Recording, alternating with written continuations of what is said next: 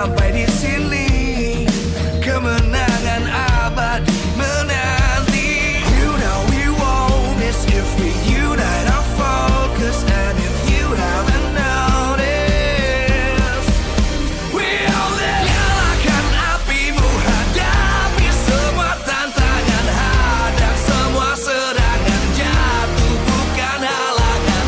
Bakar semangatmu, janganlah engkau menyerah. Kita akan buat sejarah. We all this, we won't miss. We all this, we won't miss. Saatnya beraksi, jalani ambisi.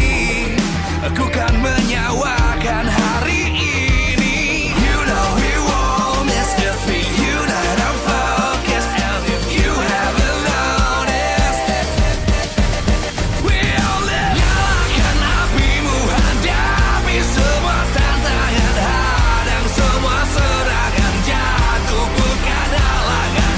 Bakar semangatmu, janganlah engkau menyerah. Kita akan buat sejarah. We all this, we won't miss. We all this, we won't miss. We all this.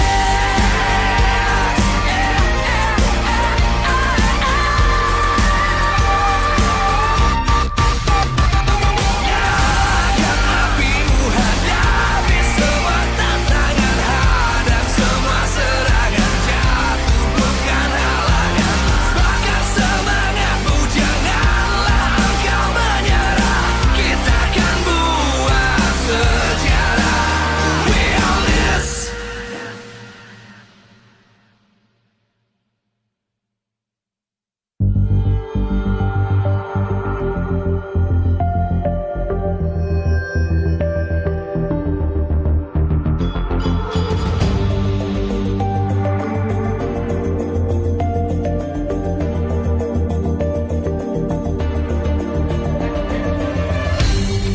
Aku kan berdiri dan terus berlari, terus ke arah puncak tertinggi. Ku takkan berhenti, hanya sampai di sini, kemenangan abadi menanti. You know we won't miss if we unite our focus. And if you haven't noticed, we all live. Nyalakan apimu, hadapi semua tantangan, hadang semua serangan, jatuh bukan halangan. Bakar semangatmu, janganlah engkau menyerah. Kita akan buat sejarah. We all this, we won't miss. We all this, we won't miss. Saatnya beraksi, jalani ambisi. Aku kan menyawakan hari ini. You know we won't miss if we unite our focus. And if you haven't noticed, we all live. Nyalakan apimu, hadapi semua tantangan, hadang semua serangan, jatuh bukan halangan. Bakar semangatmu, janganlah engkau menyerah. Kita akan buat sejarah.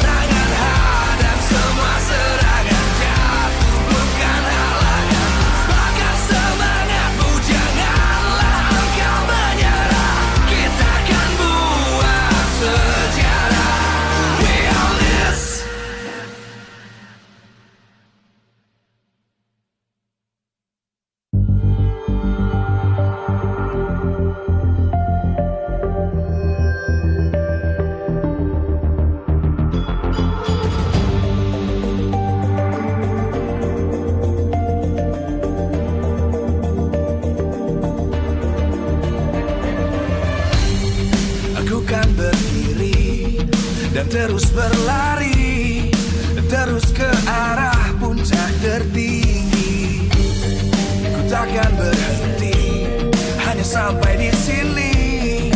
Kemenangan abadi menanti. You know we won't miss if we unite our focus. And if you haven't noticed, we all live. Nyalakan apimu, hadapi semua tantangan, hadang semua serangan, jatuh bukan halangan.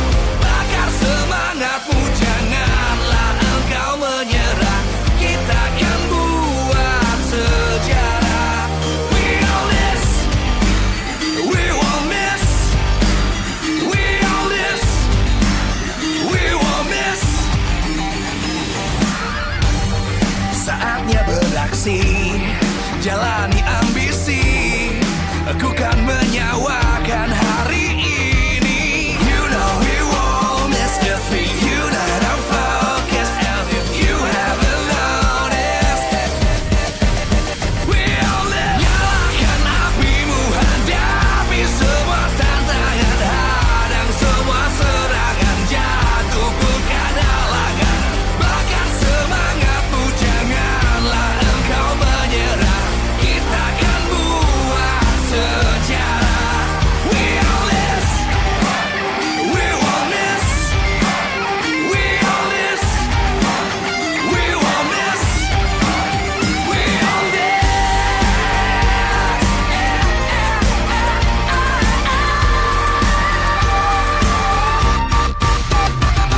Nyalakan apimu, hadapi semua tantangan, hadang semua serangan, jatuh bukan halangan. Bakar semangatmu, janganlah engkau menyerah. Kita akan buat sejarah. We all this.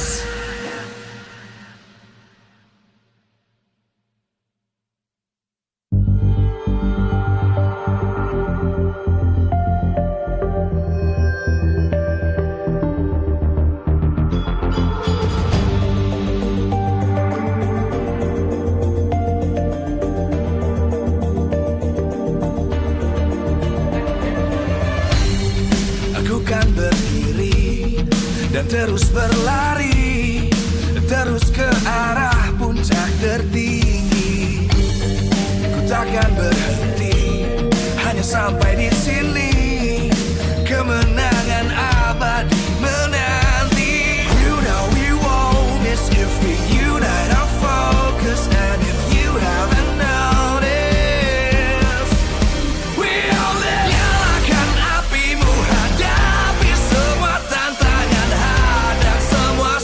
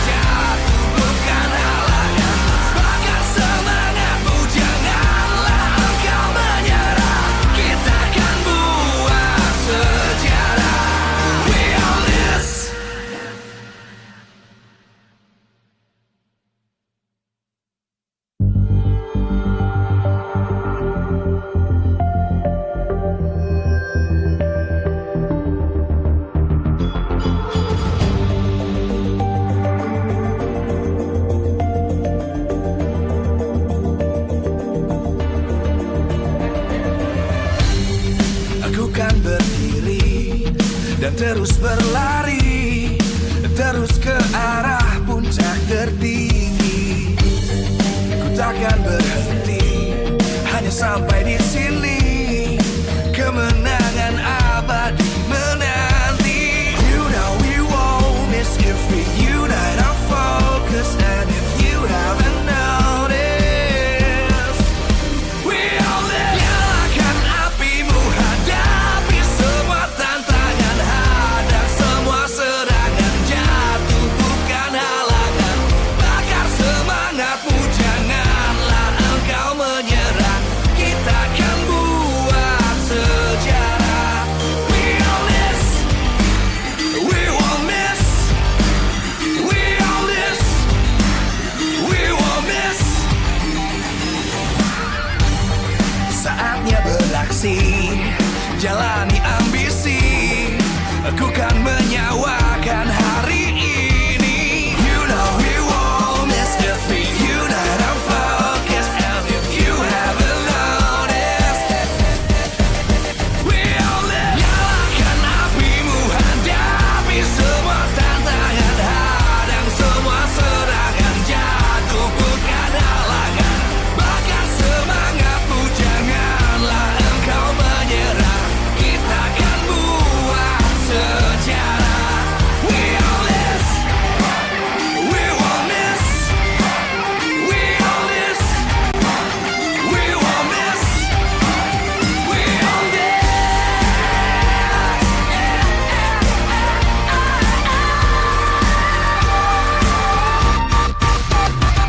Nyalakan apimu, hadapi semua tantangan, hadang semua serangan, jatuh bukan halangan. Bakar semangatmu, janganlah engkau menyerah. Kita akan buat sejarah. We all this.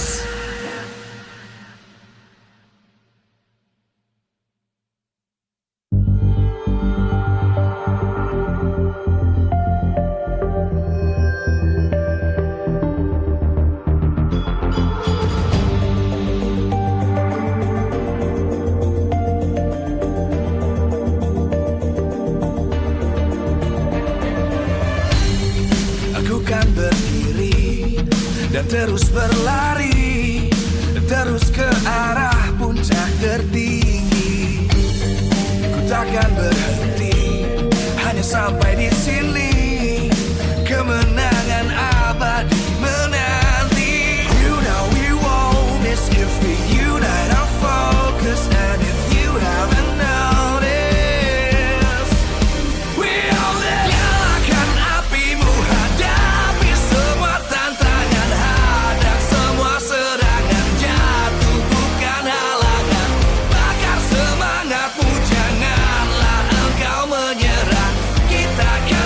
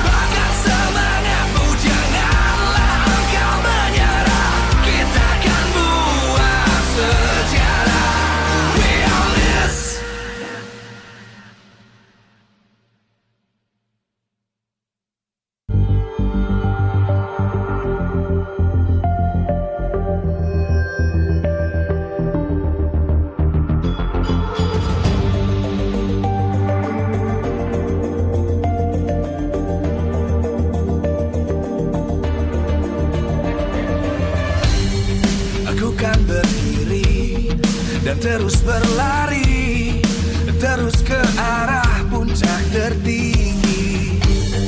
Ku takkan berhenti, hanya sampai di sini. Kemenangan abadi menanti. You know we won't miss if we unite our focus. And if you haven't noticed, we all live. Nyalakan apimu, hadapi semua tantangan, hadang semua serangan, jatuh bukan halangan. Bakar semangatmu, janganlah engkau menyerah. Kita akan buat sejarah. We all this, we won't miss. We all this, we won't miss. Saatnya beraksi, jalani ambisi. Aku kan menyawakan hari ini. You know we won't miss if we unite our focus. And if you haven't noticed, we all live. Nyalakan apimu, hadapi semua tantangan, hadang semua serangan, jatuh bukan halangan. Bakar semangatmu, janganlah engkau menyerah. Kita akan buat sejarah. We all this, we won't miss. We all this, we won't miss. We all this.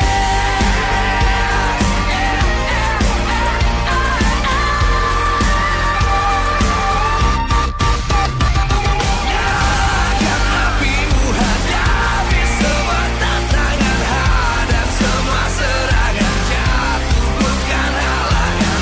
Bakar semangatmu, janganlah engkau menyerah. Kita akan buat sejarah. We all this.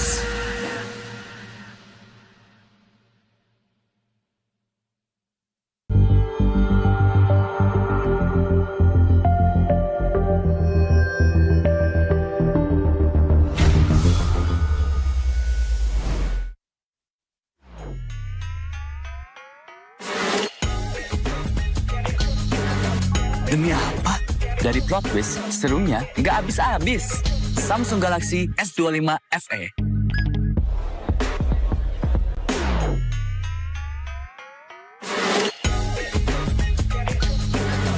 Demi apa? Dari plot twist, serunya nggak habis-habis. Samsung Galaxy S25 FE.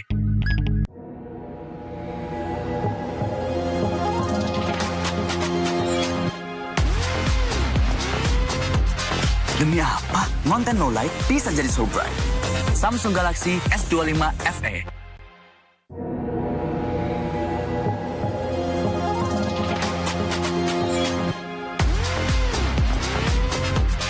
Demi apa? Konten no light bisa jadi so bright.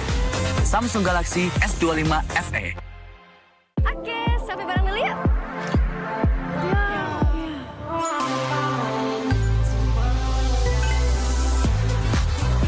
Demi apa? Selfie jadi bebas fotobom. Samsung Galaxy S25 FE. Oke, sampai bareng dulu yuk.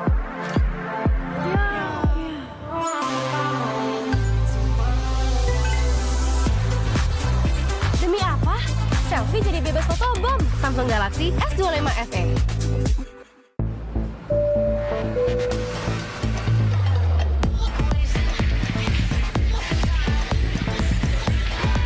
Demi apa?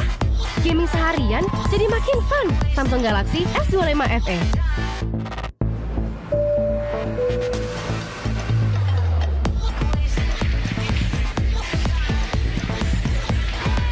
Demi apa? Gaming seharian jadi makin fun. Samsung Galaxy S25 FE.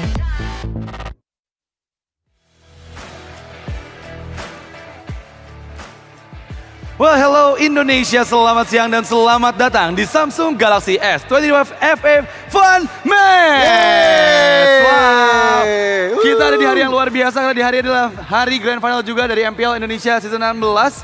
Yang pastinya Fun Match kali ini dipersembahkan oleh official turnamen smartphone Samsung Galaxy. Dan teman-teman semuanya, Fun Match kali ini bakal seru banget. Karena kalian gak hanya bisa menyaksikan aja, tapi juga bisa ikut serta nih yo. Demi apa? Gaming pakai Samsung Galaxy S25 series dan Samsung Galaxy terbaru. Oh my god. Samsung Galaxy 25 FE yang benar worth it. Performanya nggak kalah keren teman-teman. Dengan harga yang menurut gue tuh ramah banget di kantong. Dan demi apa? Bisa mabar no limit, bisa no overheat. Berkat sistem vapor chamber yang lebih besar dengan baterai 4900 mAh yang dilengkapi dengan super fast charging 45 watt, bikin gaming tahan seharian. Terus prosesornya juga udah improve, bikin gak nge-lag. Pokoknya gaming pakai Galaxy S25 FE ini beneran worth it. Worth it banget ya Dit ya. Ya. Dan tentu saja karena ini grand final. Ya. Tentu saja kita nggak main seharian dong. Betul. Nanti ONIC sama AE nggak main tuh nontonin kita kan. Ya. Tapi kita akan main one game to decide all. Dan kita memang bakal bilang sama kalian bisa ikut serta. Tapi masing-masing tim akan ada yang ngelit nih. Kira-kira siapa ya yang bakal ngelit mereka ya? Wow, menarik nih ya. So, tanpa berlama-lama kita akan segera panggilkan dari sudut merah dengan rank mitik perbatasan. Berat, gak berat-berat banget, tapi juga gak ringan. Karena yang tipis dan ringan itu ya Galaxy S25 FE, nyaman dipakai gaming seharian dan gampang dibawa kemana-mana. Gak ganjel di kantong celana. Dan daripada kita promosi terus, langsung saja kita panggilkan Diko! 10 kali bermain, 10 kali WO. Wah. Diko sudah hadir ke dalam stage kita. Dan tentu saja, iklan lu boleh juga tuh gue denger tadi ya. Cakep ya. Yoi, tapi tenang, karena dari sudut biru sedang membuktikan diri sebagai worth it dirinya bermain Mobile Legends. Karena yang benar worth it ada di Samsung Galaxy 25 FE. Ini dia, Mas Kendi. Oh, bermain 10 kali, 5 kali menang, 5 kali tidak tahu kemana. Inilah dia Mas Kendi yang sudah hadir dari sudut biru. Candy mah permen, Dit. Oh, Bukan Mas Candy, Candy. Oh, Candy. Sama aja. Iya, ingat omongan tuh nggak bisa diedit. Tapi kalau butuh yang bisa ngedit foto lebih estetik, Samsung Galaxy S25 FE jawabannya bro. Karena didukung fitur generatif edit dari Galaxy AI. Kita bisa hapus objek mengganggu, ubah ukuran, dan bikin gambar objek yang lucu dan estetik yang bisa bikin konten sesuai kreativitas kalian semua. wow, luar biasa ya pasti ya Gemini ini ya. Tapi yang pasti kita ngobrol-ngobrol dulu Boleh. sama Boleh banget. kedua petinju kah? Salah. Oh, salah. Petarung ya. Oke. Ya akan bertanding juga sebagai leader dari kedua tim nih ya. Benar. Dari tim merah juga dari tim biru nih. Gimana kabar kalian berdua? Mantap. Baik, Sangat baik, sangat baik. Sangat baik. Sangat Mas baik. Sandy masih sibuk ya sepertinya nih ya. Lumayan ya. Alhamdulillah ya. Alhamdulillah. Diko gimana? Aman, sibuk Aman juga. ya? Sibuk juga ya. Ini kan kita ada di fun match nih Diko dan juga Mas Sandy nih. Kira-kira kalian udah berlatih belum sehari sebelum gitu? Kita nontonin MPL terus ya pokoknya ya. Kita nontonin MPL tapi kayaknya kita nggak perlu latihan lah. Udah jago kita. Woi. Nice. Cocok. Yalah. Apa itu? Oke, udah pada jago ternyata Dit. Yap. Cuman kan teman-teman di sini yang bakal kalian pilih nih, Diko dan juga Mas Sandy. Coba lebih marketing diri dong. Lu Iya. harus masuk tim gua. Oh. Ah. Ya simpel aja sih. Ya kalau mau menang juga sama gua aja udah. Wah, Ya. simple, Tahu lah padas. pick hero gua tuh pasti udah paling terbaik. Udah kayak kan Saper itu X-nya Sandy. Oh, Boleh ya? Benar. Itu Masuk, X dong. masuk. X Masuk, tapi masuk, tapi masuk. masuk. Boleh. Dari Diko, coba dari Diko silakan. Iya kalau nggak mau kalah jangan masuk sini. Oke, gitu aja. Lebih simpel lagi ya. Lebih simpel Lebih lagi. simpel lagi. sangat Oke. simpel ya. Oke, menarik nih ya. Karena yang pasti teman-teman semua ya, nanti Diko dan juga Sandy ini bakal jadi tim leader dari masing-masing timnya. Dan Nah. kita bakal mengundang nantinya untuk teman-teman yang sudah memenangkan Samsung Challenge. Kan dari tadi Mas Sandy megangin celana mulu, kenapa sih? Ada apa sih di celananya sih? Ini ada HP. Oke. Luar biasa. Padahal nggak kelihatan loh tadi. Iya, Tipis mata banget gue soalnya. jeli soalnya. Gede banget ya, kayak kantong tebelnya apa tuh? Oh, Heeh. Samsung. Oh. Ini Samsung S25 Ultra. Kita Ter- pakai. Langsung tuh ya dipakai Langsung ya. banget. Saking tipisnya ya. Saking tipisnya nggak kerasa Jadi pengen soalnya. masukin ke kantong juga deh. Jangan dong. Oh nggak boleh ya? Jangan. Ya, Ada maling itu namanya. Oh iya benar. Oke, dan kita sudah pastinya mempersiapkan juga untuk nantinya beberapa player yang akan menemani kedua tim leader dari masing-masing tim. So, tanpa berlama-lama kita langsung segera meng-invite untuk pemenang dari Samsung Challenge. Silakan untuk maju ke depan stage dan bergabung bersama kami. Silakan. Wih. Kita tadi dengar-dengar mereka ini dari Samsung Challenge dari hari pertama playoff, Mas. Oh, langsung datang. Iya, dari Nginep di sini. Enggak tahu. Lebih ke enggak tahu. Pulang gak sih? Halo. Siapa? Gila. Tiba-tiba kedatangan Rine ini langsung. Rine. Bukan. Yes. Rine lagi di belakang. Rine main sama gua. Rine lagi di Bener belakang juga. stage. Bener, Sabar bener, ya. bener. Dan Ini, kita samping Mas Diko. Oke, samping Mas Diko silakan. Oh ya, kita agak Siapa maju mas depan namanya, mungkin, Mas? Gio. Sorry. Rio. Nah, ini Nah. ini ada Pak Pulung. Kata-katanya hari ini, Pak. Ini tadi namanya siapa? Bio, Bio. Rio, Gio. Gio, ada Wah. nih. Gio semua ya. Kita keluarga Yo. Yo. Keluarga Yo. Marga Yo. Marga Yo. Oke, dan kembali akan kami invite Ya. untuk pemenang dari Samsung Challenge untuk bergabung ke atas stage bersama kedua tim leader yang sudah ada di bagian depan. Untuk pemenang dari Samsung Challenge silakan maju ke depan. Wih. Ganteng-ganteng banget ini. Ini dia. Nah, ini kayak kita munduran dikit biar lebih afdol nih. Kak Diko bisa agak Nah, bergeser ke belakang. Karena- Oke. Karena kan ini luas kan. Yap, biar kita bisa ke bagian spotnya semua nih pastinya. Nah, ini orang-orang pilihan nih kayaknya nih. Wah, ini para pemenangnya ya. Wah. Ini Wah, Timnya. aman. Jago nih, Wih, jago nih. Gile. Ada Kairi gila. Itu Bentar, itu bentar Diko. Kairi belum pernah mulet ya seinget aku sih. Ini Apa? mulet Oh, di soalnya. King Kong itu. King Kong. King Kong Oh, masuk, iya. King Kong Yang masuk. penting belah tengah, yang penting belah tengah. Ini King itu Kongnya kan, dua soalnya kan. Betul. Kalau dari Mas Cendi ini ada siapa nih? Ada Ini Rine ada satu. Rine, ada Brusco, ada Saikot. Ada siapa lagi itu? Lengkap ya, siap buat M7 ya berarti ya? Siap banget. Siap banget. Oke teman-teman, karena udah berkumpul semuanya juga di sini, aku bakal menginformasikan juga untuk nanti rules-nya seperti apa. Karena Ya. ini adalah fun match, jadi kita nggak ngejar seberapa kompetitif kalian, tapi ada beberapa challenge yang nanti bakal kalian lakukan ya. Benar. Jadi rules-nya yang pertama, nanti kalian hanya bermain satu game saja dan akan dipandu langsung oleh game master kita, Gemini. Oke. Gemini. Paham ya? Jadi semua peraturan ada di tangan Gemini. Oke. Yang mulia Gemini. Yang mulia Gemini, Ya. Game Master kita ya. Dan buat yang belum tahu mungkin apa sih Game Master ini, Gemini adalah dari awal akan memilihkan pick dari masing-masing leadernya. Jadi buat Diko sama Sandy itu hero-nya nanti bakal dipilihkan oleh Game Master Gemini. Oke, jadi apapun hero yang nanti dipilihkan buat kalian berdua harus diikutin ya. Bisa nggak bisa harus diikutin. Kamu bisa Oh, pakai Fanny? oke. Bisa, aman. Untung full hero-nya banyak. Woi, kelas. Boleh. Gua sih pernah main sama Diko. Boleh. Jago Diko Jago. main. Kalau Mas Sandy jujur belum pernah ada Belum. kesempatan ini main. Belum pernah ada kesempatan menang. Belum main. Oh, belum main. Ya jangan mulu kalau mau main, pasti dia udah off duluan gitu, udah pengen tidur. Oh, sengaja ngehindar Beda gitu. jam ya. Sengaja ngehindar Takut gitu. menang terus. Takut menang terus, nice. Sedih kalau WS terus kan. Tapi yang pasti ini bakal jadi menantang banget sih. Karena Ah. yang pertama Game Master akan mengatur juga untuk siapa hero yang akan digunakan oleh Diko dan juga siapa yang akan digunakan oleh Mas Sandy. Dan nantinya nggak cuman hanya bermain seperti biasa aja, karena kita bakal ada 3 challenge yang dipersiapkan oleh Game Master 3 challenge. Gemini. Ya. Nanti setiap 5 menit challenge-nya berganti.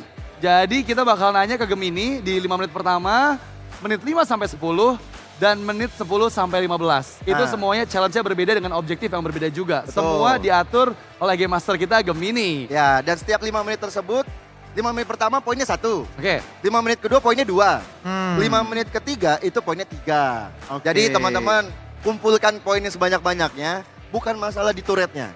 Iya. Nah, Oke, dan nanti dari poin inilah kita bakal tahu untuk siapa yang menjadi MVP of the game. Oke, jadi akan ada satu pemenang harusnya nanti bakal mempunyai poin paling tinggi. Udah paham teman-teman semuanya? Paham? Paham. Oke. Oke, mantap. paham ya? Kalau nggak paham nanti tanya sama tim leadernya ya. Sama Diko sama Mas Sandy ya. Harus paham mereka ini. Oke, dan untuk kali ini kita akan mempersiapkan juga untuk kedua tim mempersiapkan diri di belakang. Oke. Untuk di Silakan. desk yang sudah dipersiapkan juga, jadi kalian semua Monggo. udah bisa mencoba kenyamanan secara langsung se-worth it apa sih bermain Mobile Legends di Samsung Galaxy S25 FE ini ya. Karena nanti setelah mereka bersiap yuk, aku kayaknya udah gak sabar buat ngobrol sama Game Master kita Gemini sih. Buat Udah cari mau tahu. ngobrol? Aku ngobrol dong, karena kan sekarang bisa ngobrol sama Game Master kita Gemini. Wow, ini cocok sama aku yang suka kesepian ya. Waduh. Jadi ngobrol bisa sama Gemini kalau gitu. Wah bisa sleep talk kayaknya sama Gemini ya. Sleep call sama Gemini. Nice. Nice. Tapi ya, aku udah gak sabar juga sih untuk Ya. cari tahu kira-kira nanti hero apa yang akan digunakan oleh Diko dan juga oleh Sandy. Dan kita akan segera nanya langsung sama Game Master Gemini. Dan kita Boleh. akan mulai nih ya. Boleh. Untuk ngobrol langsung bersama Gemini. Boleh. Gua support sistem yang baik nih buat lu, Dit. Oke, tolong pegangin ya. Nah, Game Master Gemini, tolong pilihkan satu hero yang akan digunakan oleh Diko. Kalau hero yang Gemini pilih untuk Diko adalah Alucard. Alu- Oke Diko, semoga timmu menang. Wow, dipilihin Alucard ya, menarik nih ya. Oke. Diko, nanti kamu pakai Alucard ya, Nak? Kata Gemini begitu. Kayaknya hero pegangan sih, kayaknya hero pegangan Iya. ya. Jadi aman aja buat Diko ya. Gak afdal kalau misalnya Diko doang. Oke, Iya kan? dan sekarang kayaknya aku udah gak sabar juga untuk cari tahu nih ya. Hero apa yang akan digunakan oleh Sandy? Kira-kira apa nih? Apa ya? Kena juga nih. Oke, dan kali ini aku akan coba nanya lagi ke Game Master kita. Gas. Game Master Gemini, tolong pilihkan satu hero yang akan digunakan oleh Sandy. Oke kalau gitu, Cendi siap ya? Akan Gemini pilihkan hero-nya. Hero yang Gemini pilih untuk Cendi mainkan adalah hero Mia. Mia. Main marksman, Oke. main Mia. Aku pascol kah? Iya. Bukan ya? Bukan ya? Tapi Mia ya, oke. Oke. Nah, itu adalah challenge yang dilakukan oleh kedua tim leader. Betul. Nanti di gamenya ada di 5 menit pertama Oke. akan ada challenge lagi, di menit ke-10 ada challenge lagi, dan di menit 15 ada challenge lagi. Betul sekali. Jadi nanti akan ada 3 challenge yang tadi sesuai time frame ya.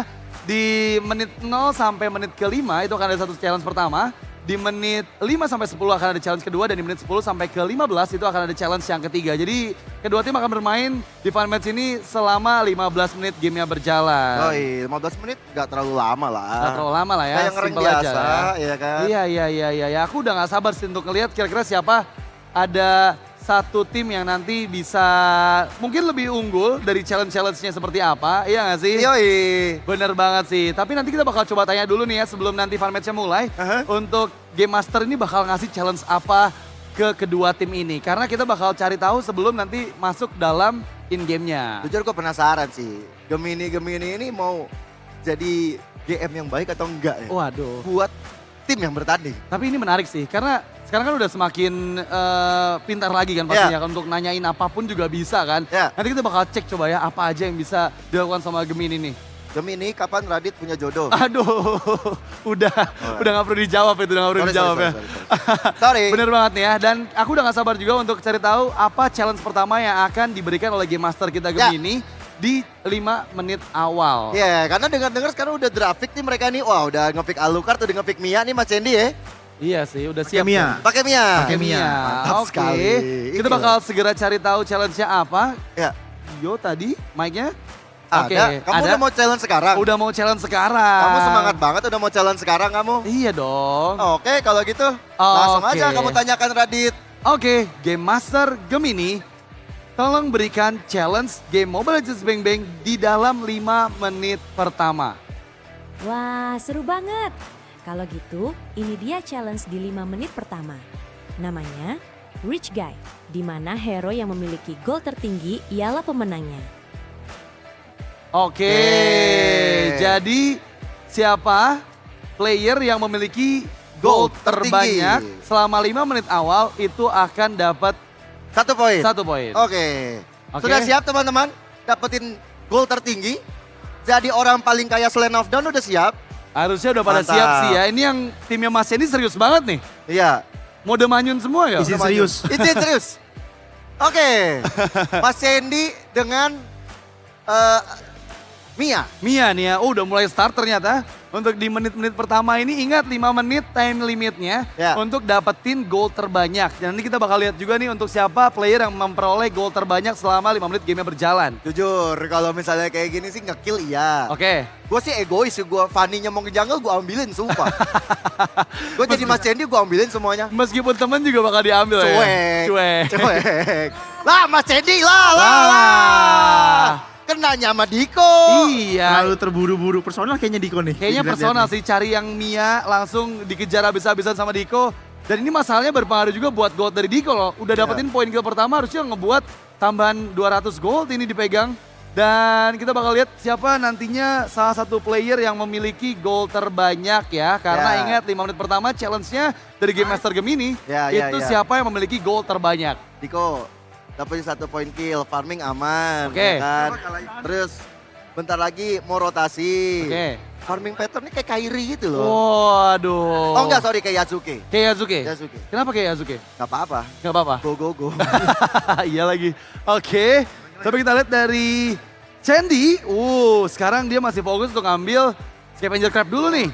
Kayaknya Scavenger Crab-nya bakal mempengaruhi juga dari gold yang didapatkan sekarang ini. Berapa duitnya? Berapa duitnya? Sekarang harusnya Mas Sandy ada di totalnya. Kita bakal lihat nanti di layar besar harusnya. Karena kan by in game-nya nggak kelihatan nih ya. Boleh. Sudah 2 menit berjalan, ada kontes di area turtle yang pertama dan sepertinya Diko tereksekusi. Ini bakal cukup beresiko nih.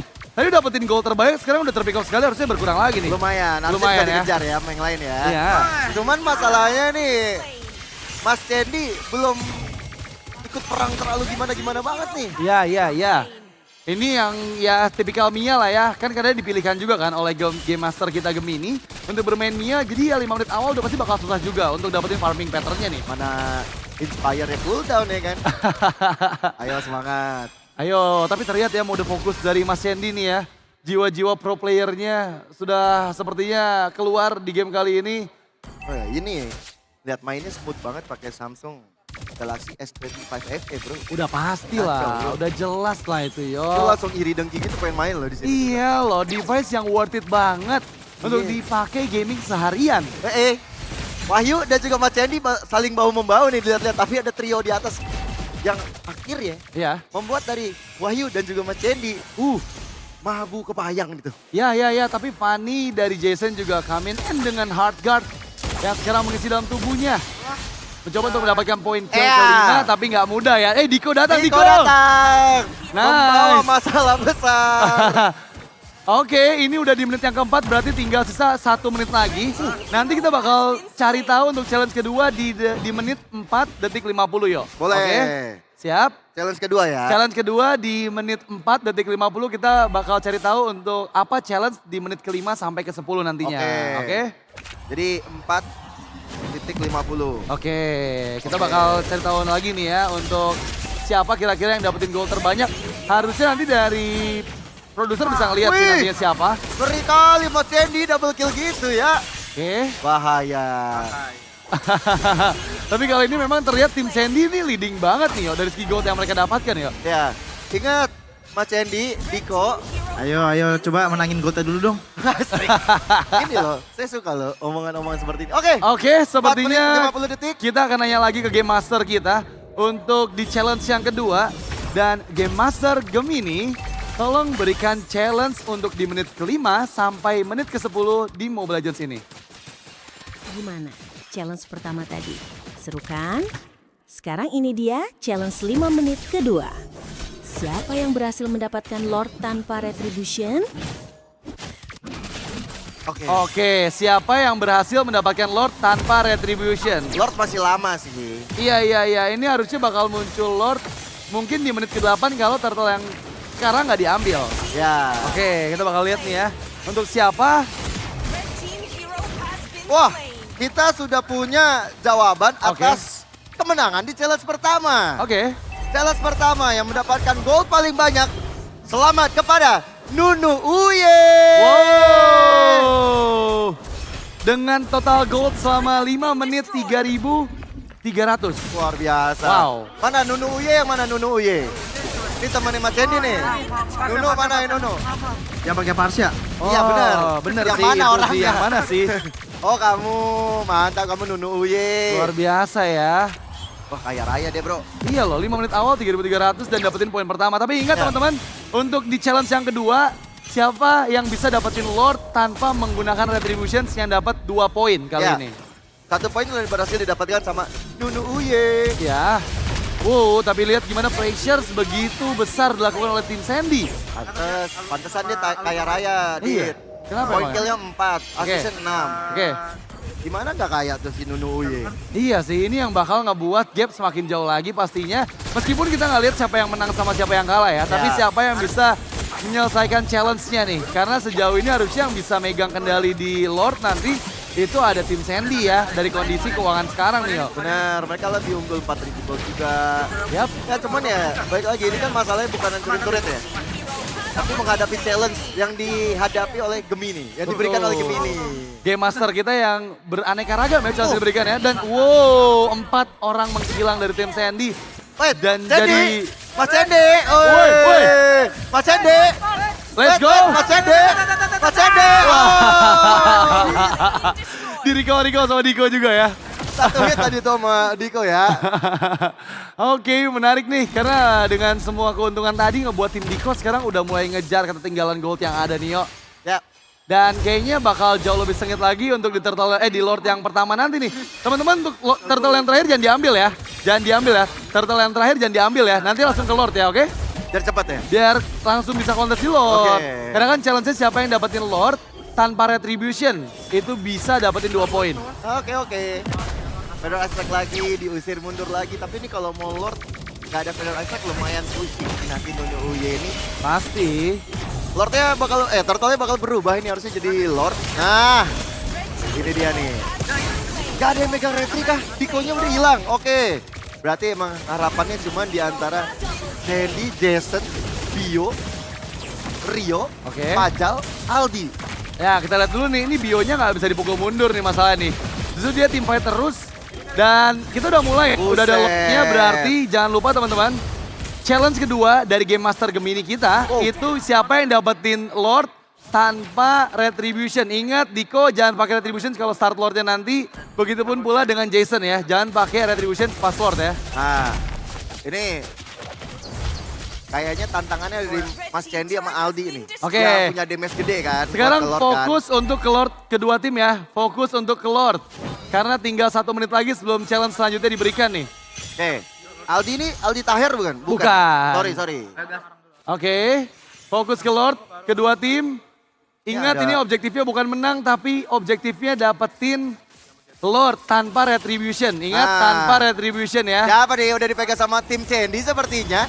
Dari Tanpa Lordnya. Retribution Gak ya. boleh retri, ayo. Wow. Jason gak pakai Jason retri. tanpa retri, Tanpa oke. retri, Jason.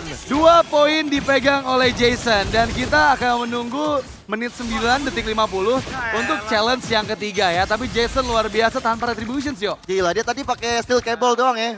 Yap, betul sama hard banget. rod itu luar biasa sekali. Ya. Gerakannya.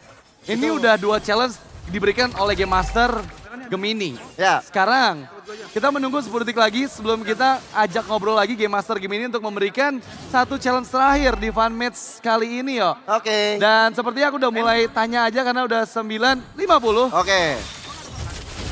Game Master Gemini sekarang berikan challenge ketiga untuk fun match kali ini.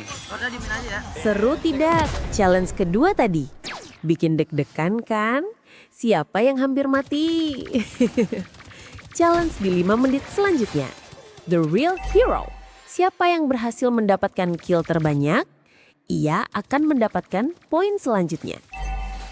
Oke.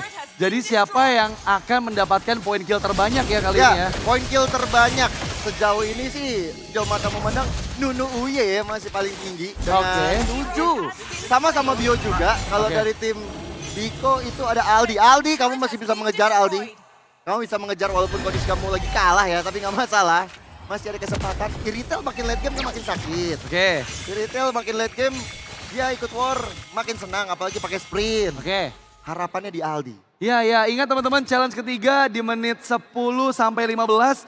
Siapapun player yang mendapatkan poin kill paling banyak akan mendapatkan 3 poin dari fun match kali ini. Jadi make sure ya poin killnya harus diperhatikan juga Diko, untuk siapa Diko. yang membalikannya. Tapi Diko, wow. Oh. Instant execute tadi Gio. Iya. Tapi nih, gue pengen penasaran sama Aldi, tapi ternyata Jason lebih berbahaya nih. Mas Hendy, double kill, triple kill. Wow. Maniac Mas Hendy, gak boleh Mas Hendy. Gak boleh. Hebat. Wah tapi Mas Hendy bisa nyusul nih, 7 poin kill. Iya, tapi Bio jangan lupa dapat. ya, masih ada 3 menit setengah detik 3,5 menit lagi. Ya. Untuk kedua tim memperebutkan poin kill terbanyak. Karena ingat nantinya yang mendapatkan total poin kill paling banyak dapat 3 poin dari fun match kali ini. Kalau gue sih gak bakal gue push ya. Gue mau nyari kill yang banyak dulu nih, masih banyak waktunya. Iyalah. Ya nggak sih, balik.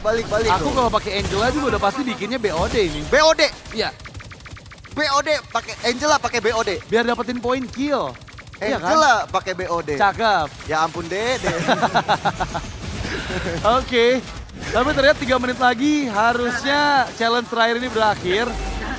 Jangan di end ya teman-teman ya, sampai menit 15 ya. Jangan di end, sampai menit 15 Diko, nih. sekaratul mangut. Diko ya. Dio ini 8, Nunu 7, Mas Sandy 7. Nih, pertarungannya sengit di timnya Sandy nih. Tadi 2 poin udah 7? dapetin sama tim Sandy kan? 7. 7. M7. Benar. 7 itu menuju juara soalnya kan. 7 juta subscriber juga MPL Indonesia. Luar ya, biasa. Oke. Kita lihat sekarang, wow masih ada poin kill yang digantongin. Yap, dan sekarang 2 menit lagi. Oke. Teman-teman yang lagi nonton di sini, kita mau kasih informasi yang sangat-sangat menarik nih buat teman-teman nih. Apa tuh yuk? Karena kita bakal bagi-bagi handphone setelah match ini. Wah, Wey. buat semua yang nonton sekarang. Buat semua yang di paling depan sampai paling belakang nih, kita bagiin. Oke, jadi Tapi ada term and condition. betul. Ya Jadi dong. nanti akan ada device dari Samsung Galaxy yang bisa kalian dapatkan nih yang udah datang ke match grand final hari ini. Pastinya kita apresiasi juga ya. Luar biasa. Terima Oke. kasih. Yap, dan Oke. kita balik lagi untuk ngelihat gimana menit 13 sudah terlewati. Ya. Sekarang tinggal 1 menit lagi dan so far 8 poin kill dipegang oleh Bio dan juga oleh Sandy. Bio 9. Bio 9? Oh iya udah 9 ya sekarang ya. Beda 1 nih sama Mas Sandy. Mas Chen, mau dikasih poinnya apa gimana Mas Chen? Mau ngasih poinnya ke Bio atau gimana Mas Chen? Kita sih nahan diri ya, biar dapat poin. Kelas. Nice. Kompe banget ya. Kompe. Ini Gio, panas, Gio, saudara. lihat nih. Apa, coba. Guys, baris. Baris, disuruh baris. Disuruh baris. Baris, recall. Bio gak solid. Parah Bio. Tapi Ya. Bio nih udah mau tumbang sepertinya. Oh enggak deng, ada hard guard soalnya dia selamat. Bio galak banget. Tershutdown Bio, tapi poinnya udah 9. Mas Sandy bisa ngejar, Nunu Uye bisa ngejar. Oke. Setengah menit lagi, tapi Diko membalaskan dengan 2-3 bahkan yang hilang dari tim Sandy. Sekarang lihat gimana Nunu. Dikejar oleh Diko. 1v1. Nunu Uye. Jangan serius-serius sama bang. Tapi nih Bio sama Sandy poin killnya sama sih. Sama-sama 9 ya. Gile. Sengit nih. Tapi detik-detik terakhir dua-duanya ini Dit. Iya, tapi masa sekarang udah habis time limitnya di 3, 2, 1. Selesai. Yeay. Wow, luar biasa nih ya. 3 challenge dari Game Master Gemini sudah dilakukan. Dan poin so far harusnya dipegang sama teman-teman dari tim Sandy nih ya. Jujur kalau by KDA ya, Iya, Bio megang karena 9 kill 10 assist. oke. Mas Sandy 9 kill 6 assist. Oke. Kalau dijumlahkan banyakan Bio. Yo. Tapi kan tadi Gemini bilangnya killnya doang. Iya. Gimana nih enaknya nih? Oke, menarik nih ya. Ntar coba kita ajak ngobrol dulu kali ya teman-teman di belakang Lu lihat ini tuh, ya. mukanya Bio dah, aku bang. Aku mau. Teman-teman boleh maju lagi ke depan teman-teman. Kita lihat Boleh, ke depan. bergabung. Oke, tadi yang pertama tuh Nunu aja ya. Nunu. Parsha dapetin gold paling banyak. Nunu Uye. Oh Nunu Uye, Nunu aja. Oke, Nunu siapa yang Nunu aja? Siapa yang Nunu aja? Oke, tapi Nunu Uye yang dapetin 1 poin Nunu Uye dari 1 poin. challenge Game Master Gemini kita. Terus Jason. Jason dapetin Lord tanpa retribution, meskipun dia Ya, jungler juga ya. Tapi betul. luar biasa, dapetin 2 poin juga. Ya. Dan terakhir untuk kill total terbanyak selama 15 menit, dipegang oleh Bio. harusnya. Luar biasa ya ini. Itu loh. Ya. Ini timnya Diko ada masalah apa Ini- kalau boleh tahu? Ada internal kah yang terjadi sama kalian? Ngantuk. Ngantuk. Oke. Oh, jadi ngantuk. matchnya hoam ya? Oma. Oke, tapi gimana nih teman-teman semua, terutama dari kedua tim leader kita nih, rasanya bermain dengan Samsung Galaxy S25 FE gimana nih caranya? Jujur nih, Iya, gak kerasa enteng banget. enteng banget kan? Enteng tadi kalau kalian lihat dari Iya. ulang itu, tadi ada adegan tuh gue tuh gini-giniin HP karena emang gak berasa saking entengnya. Demi Enteng banget apa? Ih beneran, Beneran? beneran. Wah, Worth it Cobain banget sih, ya. buat worth it experience baru ya. banget sih. Worth it banget. Tapi kalau dari Diko, Wah, itu tadi adem banget. Biasanya kita megang game, megang HP, panas, ini iya, adem bener. banget. Tahan lama-lama, pusing sampai pagi lagi. sampai pagi lagi. Sampai pagi lagi terus. Ya udah, ntar kita malam puser sampai pagi Oke, lah kalau gaskan. gitu ya, kasih Diko ya kan. Worth it banget kita main sampai pagi kalau begini mah. Iya itu Oke. se-worth it itu loh ya. Tapi aku penasaran sih dari teman-teman yang lain mungkin challenge dari Game Master yang paling seru menurut kalian yang mana? Yang pertama, yang kedua, atau yang ketiga? Tadi ke... Yang Boleh. Lord kali ya. Boleh Lord. kan? Itu Itu yang paling susah sih menurut. yang Ya. Lord. Iya, Ya, karena nggak pakai Lord, nggak retribution pakai sih. retri. Bener, nggak pakai retribution. Kita Iya. harus cepet-cepetan siapa yang dapet nih. Ya. Hoki juga itu gede sih. lumayan. Hokinya gede, benar. Hokinya gede. Siapa tadi? Rine itu tadi ya? Bukan. Biasa, biasa Rine. namanya. Oh yang itu. Masa sombong. Yang mana sih? Masa sombong banget ya. Langsung tinggiin Bener, dagu bener. tuh. Malah aura farming dia. Tinggiin dagu. Sama mewing dia begini tadi. Oke. Dan mungkin pertanyaan selanjutnya, aku penasaran nih. Buat yang lain mungkin ya, mungkin tadi ke sebelahnya mungkin boleh dipegang dulu. Tadi main menggunakan Samsung Galaxy S25 FE, menurut kamu nih, itu yang paling enak tuh di bagian apanya sih? Di bagian performanya sih. Performanya? Performanya itu smooth banget tadi pakai S25 FE ini. Jadi di in game-nya kelihatan lancar. Kelihatan Wah. lancar ya. Oke, sekarang Ya. kita udah punya poin-poin tertinggi dari challenge yang dikasih sama Gemini. Oke. Jadi kita bakal membacakan siapa-siapa saja yang punya poin paling tinggi. Wah, challenge pertama. Yang paling tajir selain off down Ya. adalah Nono. Dengan total perolehan gold 3.200 ternyata untuk detailnya dan berhasil mendapatkan 1 poin juga. 1 poin.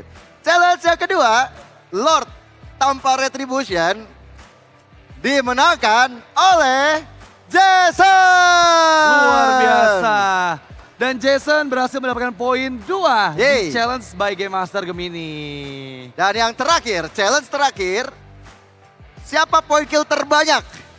Sama-sama mengumpulkan 9 poin. Oke. Tapi kita hitung dari KDA bersama dengan asisnya. Selamat kepada Bio. Wow. Dan berarti pemenang dari Samsung Galaxy S25 FE Fun Match, Bio. Tiga sendirian. Luar biasa ya, Mantap, mantap. poinnya 3 sendirian nih ya. Gak sia-sia dia dari hari Rabu udah di sini dia. Ngapain dia? Gawe. Ikut rehearsal. Itu Selasa Mas. Oh, Selasa ya? Selasa. Oke, Dia oke. katanya dari Rabu kan udah di sini kan, kamu udah ikut challenge Samsung kan? Ya dia tadi bilangnya gitu. Standby dia, udah prepare. Udah prepare. Ah. Kayaknya kalau misalnya kenapa-napa, gue bisa jadi jungle AE katanya gitu. Waduh, gantiin Kazuki? Hah? Jangan. Jangan. Oke. Mungkin kita boleh ngobrol-ngobrol dulu sama Bio. Betul, Bio betul. boleh pegang mic-nya. Bio gimana nih barusan berhasil dapetin poin kill terbanyak juga di challenge ini. Dan gimana nih perasaannya ketika menggunakan Samsung Galaxy S25 FE ini? Kalau pribadi saya kan lawan di sini. Izin abangku. Iya. Pertama terima kasih banget bisa lawan sama Diko dan bisa kerja sama Bang Sandy, Bang Diko juga. Ya pas saya nyobain main dengan Samsung, HP bener-bener stabil sih buat perform. Terus juga HP-nya emang fleksibel. Tadi saya pegang tuh, size-nya pas banget di kantong, mana-mana dibawa. Wow. Bagus banget, Mantap ya? mantap banget. Oke. So worth it apa sih Samsung Galaxy S25 FE ini? Worth it banget sih kalau buat pemakaian daily biasanya. Bawa kemana-mana buat kerja, buat sekolah, buat macam-macam, pakai bagus banget. Kamu masih sekolah apa? Udah kerja apa? Saya LPK. LPK tuh? Saya ngikut pemagangan Jepang. Wih, Wow. arigato gozaimasu. Konnichiwa, Radit des. Konnichiwa. Giodes.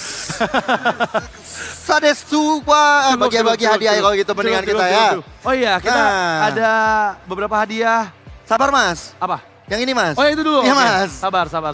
Buat teman-teman yang sudah berpartisipasi, terima kasih banyak. Wow. Ini masing-masing hadiah untuk kalian. Bisa dibawa pulang. Walaupun kalah nggak masalah. Yang penting bawa pulang hadiah. Wih, Iya kan ya? cakep. Itu pantun ya? Sama-sama. Bukan pantun Mas. Oh bukan. Nggak ada cakep-cakepnya tadi. Nah. Ini Mas. Ini buat saya. Bukan buat semuanya dong di sini. Sama-sama Mas ya. Terima kasih. Oke. Nah, buat teman-teman yang sudah bertarung tadi, terima kasih sudah bisa kembali lagi ke tempatnya masing-masing. Kecuali Diko dan juga Mas Sandy. Oh kecuali aku sama Diko. Kecuali. Karena Ya, kamu ini juga akan masih nemenin ada Bude dan nih, juga jadi. Alisa di sini nanti. Waduh. Enggak, bercanda. Sampai Tiala. Sampai Angkat M7 ya lah. berarti. Sebentar. Nah, ini nih, kita juga ada kado nih. Ini kadonya apa ya? Aku juga penasaran deh. Ini buat siapa ya? Ini buat Coba kamu kita bukan? intip dulu. Bagus lagi. Bagus ya. Iya. Bagus lagi ya. Bagus Oke, lagi. kita bagiin dulu ya. Bagiin dulu Oke, deh, Dit. bisa dipegang kakak. Langsung. Silakan. Gimana nih? Nah, gini dia. Nah. Pegang dulu kakak. Hati-hati Dit, Silakan ada yang beda diterima. Dit. Dalamnya Dit. Emang iya kah? Iya Dit. Sabar, aman. Akan dipegang ya kakak ya. Nah, GG itu Ini dia. juga buat Mas Cendi. Terima kasih MPL juga Samsung. Oke, tapi karena yang poinnya paling banyak, Iya, tentu saja akan mendapatkan hadiah yang lebih spesial. betul. Ya kan? Waduh, Apalagi waduh. nih? Kenapa? Enggak. Oh. Gue kayak mendengar suara-suara apa gitu tadi. Enggak. Oke, karena pemenangnya sudah ditentukan, akhirnya Bio yang mendapatkan poin terbanyak. Jadi Bio berhak untuk mendapatkan 1 unit handphone Samsung.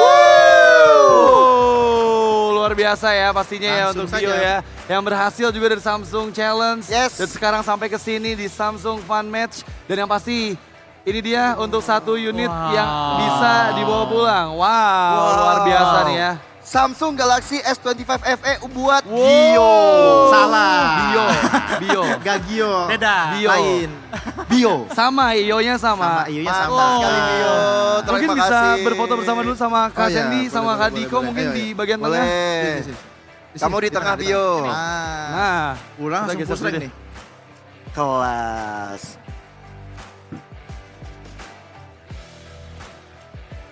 Pulang-pulang bawa HP. Cakep. Kenyataan itu bukan pantun. Oh, oke.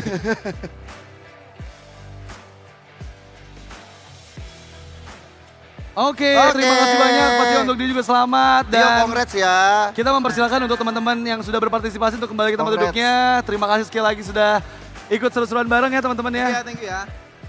Kita ngobrol-ngobrol dulu sama Diko sama Sandy Oke, sebentar. boleh.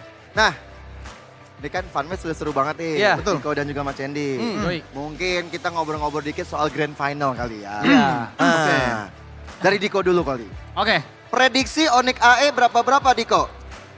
prediksinya Ya, secara logika ONIC. secara logika. Ayo. Jangan dipikirkan pakai logika. Jangan dipikir pakai logika. Ayo. Nyambungnya ke sana. Tapi kalau secara hati, Ya. kalau di black isinya keluarga di sini. Wah, Woi. El Familia. Berat, Kirain di Black berat. luar Kodelwin. Kaget. Gede Kaget, sih. iya. Gede sih. Lu orang mau gitu. Sorry. Ngomelin ntar. Iya. AE, Alter Ego. berapa? Kalau ngelihat dari gameplay, Ya. ONIC pasti kuat. Alter Ego draftnya unik-unik banget. Nggak ada yang bisa dipakai sama ONIC. Oke. Ya, hero-nya beda-beda. Nggak bakal bisa, variatif kayak Alter Ego. Prediksi gue tipis 4-3 deh. 4-3. 4-3. Oke, menarik kita ke 4-3. Sandy. Gimana ngelihat match grand final ONIC versus Alter Ego dan kira-kira prediksinya berapa? Jujur deh, kalau kita semua tuh setuju bahwa memang ONIC kuat. Ya. Tapi kita juga semua setuju, kita pengen lihat Alter Ego menang. Wow. Yup. Setuju. Gitu. Wow. Setuju. Kita pengen lihat Kodelwin diangkat. Kodelwin yang diangkat tapi bukan bola lain. Boleh. Kalau prediksi sih, kalau menurut Seper ya, Oh, Seper. Enggak. Kalau menurut gua harusnya sih karena ini BO 7, Ya. 4-2. 4-2. Untuk Alter Ego. Alter Ego, oke. Luar biasa. Luar biasa ya Kak Diko sama Kak Cendi, sekali lagi terima kasih banyak. Thank you Diko. Terima kasih sekali lagi. Terima kasih, thank you banget. Thank you sekali lagi. Sampai ketemu lagi di kesempatan lainnya pastinya. Siap. Silakan kembali ke tempat duduknya Kak Diko sama you. Kak Sandy. Thank you. Wow, seru banget nih ya barusan nih ya. Ya, Dan yuk, ini kan udah selesai tadi kita bagi-bagi juga untuk Betul. teman-teman semua yang berpartisipasi di Samsung Galaxy S25 FE Fun Match ini. Mhm. Dan sekarang waktunya buat kalian semua nih ya, karena ada redeem code Ya. yang bisa kalian dapatkan. Di mana nanti akan kita tunjukkan juga di LED yang ada di bagian belakang kita. Jadi make sure teman-teman semuanya ini cuman singkat aja. Jadi kalau bisa difoto dulu biar kalian semua bisa dapetin redeem code-nya. alright. Nih ya, langsung keluarin handphone kalian sekarang. Angkat tinggi-tinggi karena QR code-nya akan segera kita munculkan sekarang juga. Ini Silakan dia. teman-teman untuk dapatkan redeem code-nya. Ini dia beberapa redeem code yang bisa kalian dapatkan. Ini kalau pakai Samsung Galaxy S25 FE sih udah bisa di zoom sampai deket banget sih yo. Sampai bulan juga bisa di zoom. Sampai bulan ya. Makanan. Iya. Dan itu banyak banget redeem code-nya, sumpah. Iya lo banyak banget loh. Gokil. Nah itu kalian bisa langsung dapetin ya. Untuk redeem code-nya. Ya. Semoga beruntung. Semoga beruntung ya. Jangan lupa di capture dulu untuk redeem code-nya. Nanti kalian siapa tahu bisa dapetin lebih dari satu mungkin. Siapa Amin. tahu ya kan? Amin. Iya kan? Siapa tahu bisa Amin. dapetin lebih banyak lagi redeem code yang memang dipersiapkan juga oleh Samsung Galaxy S25 FE. Jatuhnya maruk ya.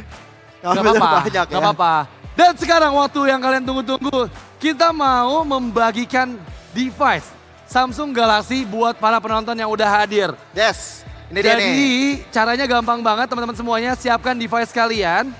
Nanti kalian buka browser kalian.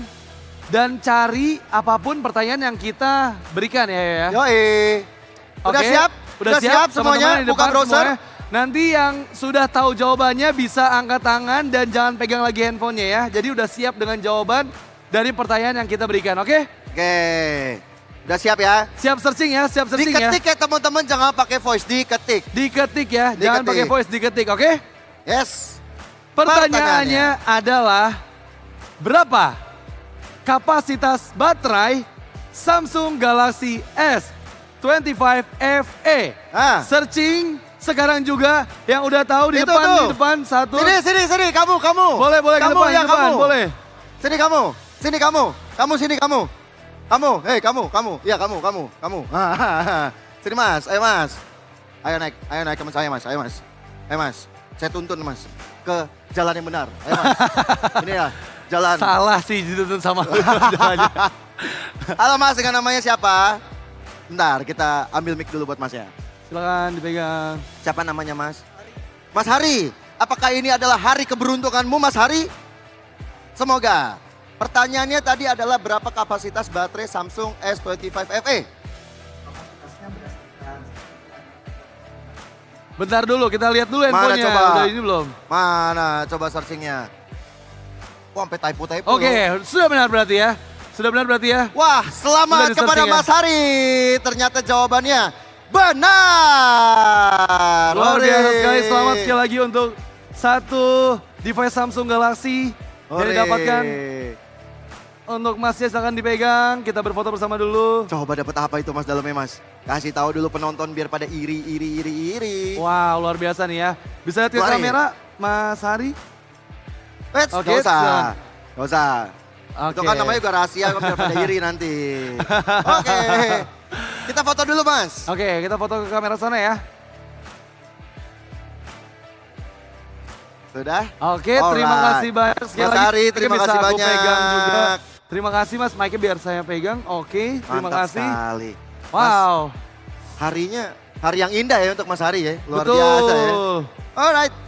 Wah ini ternyata udah selesai juga Dit kita ya. Betul, Udah panjang ya. nemenin teman-teman semua yang ada di sini. Kita Iya. udah seneng banget. Pastinya. Udah bisa fun match juga sama Diko, sama Mas Cendi. Kita bisa bagi-bagi hadiah dan nantinya kita akan menemani kalian juga di festival. Ya. Dan juga di sini sama teman-teman kita yang bertugas karena nanti akan ada babak grand final Dit. Betul sekali. Dan yang pasti Di hari ini juga kita bakal menyaksikan ya untuk apakah sejarah baru terukir atau dominasi yang akan kembali dilakukan oleh ONIC. Yes. Jadi kita seperti harus undur diri kalau begitu ya Dit ya. Kasih tahu Dit yang bagus-bagus tentang Samsung Dit. Ya pastinya karena teman-teman semuanya jangan lupa ya kalian semua bisa dapetin Samsung Galaxy S25 FE karena memang ini adalah device yang beneran worth it banget buat gaming. Yap. Yang pasti buat kalian semua yang pengen langsung nyobain, bisa langsung nyobain aja mumpung lagi ada promo spesial juga.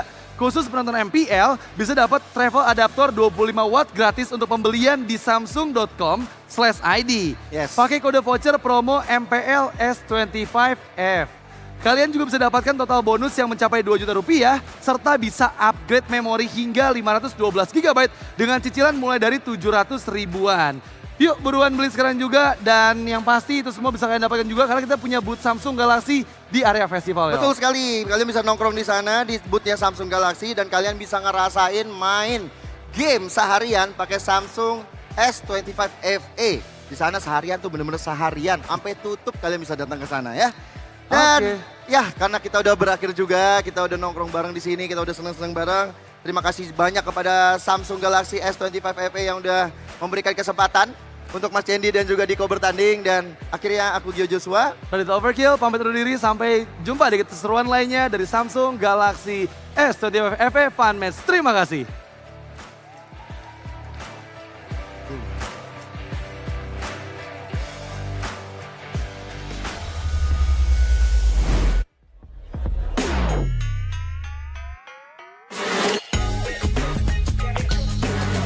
Demi apa?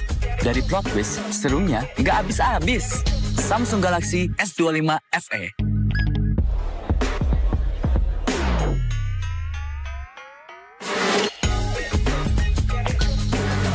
Demi apa? Dari plot twist, serunya nggak habis-habis. Samsung Galaxy S25 FE. Demi apa?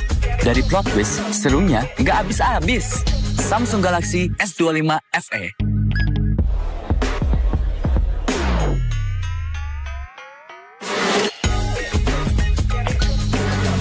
Demi apa?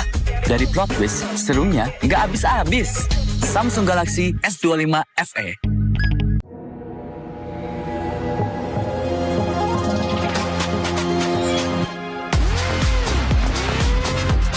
Demi apa? Konten low light bisa jadi so bright. Samsung Galaxy S25 FE.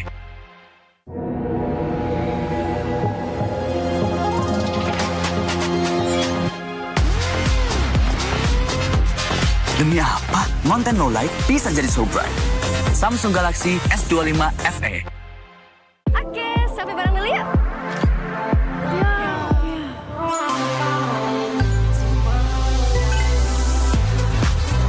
Demi apa? Selfie jadi bebas fotobom. Samsung Galaxy S25 FE. Oke, sampai bareng dulu yuk.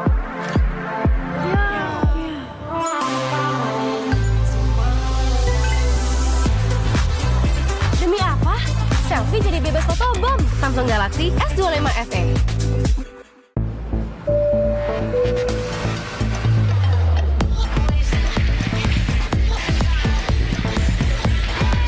Demi apa? Gaming seharian jadi makin fun. Samsung Galaxy S25 FE.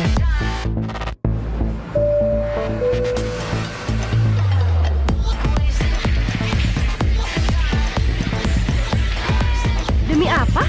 Gaming seharian jadi makin fun. Samsung Galaxy S25 FE.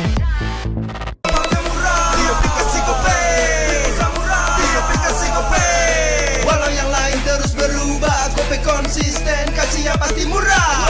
Tagihan murah di aplikasi Gope, transfer 100 kali per bulan. Download aplikasi Gope baru, nggak pakai lama. Dompet andalan gamers banyak damage-nya.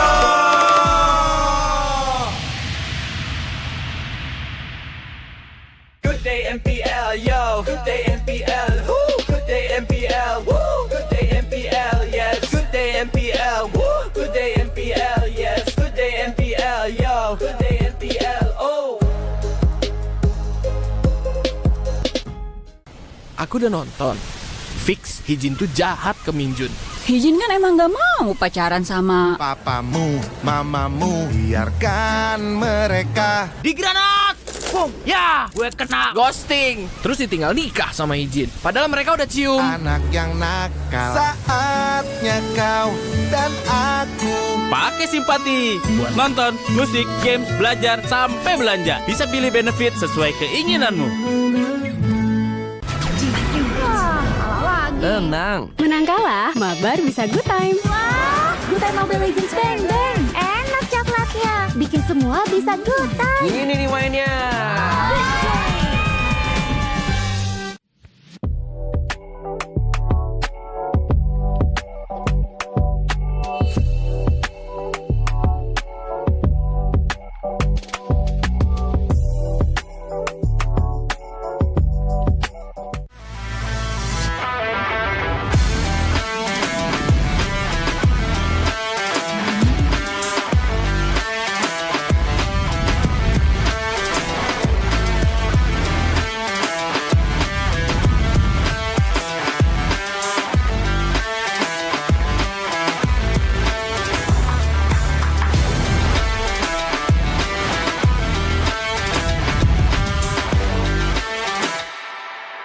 Ini kesempatan terakhir kalian.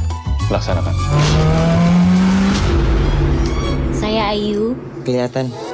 Itu teman kamu siapa namanya? Orangnya ada loh bang ini. Oma dan opa sekalian, kita kedatangan keluarga baru nih. Mungkin lah aku nyaman jadi kakek-kakek. Kacau. Kenapa? Kuping lo kacau, Acem. Luar biasa. Kalau kalian gagal, penyamaran kalian terbongkar, bukan hanya karir kalian yang selesai. Menyalep pantiku.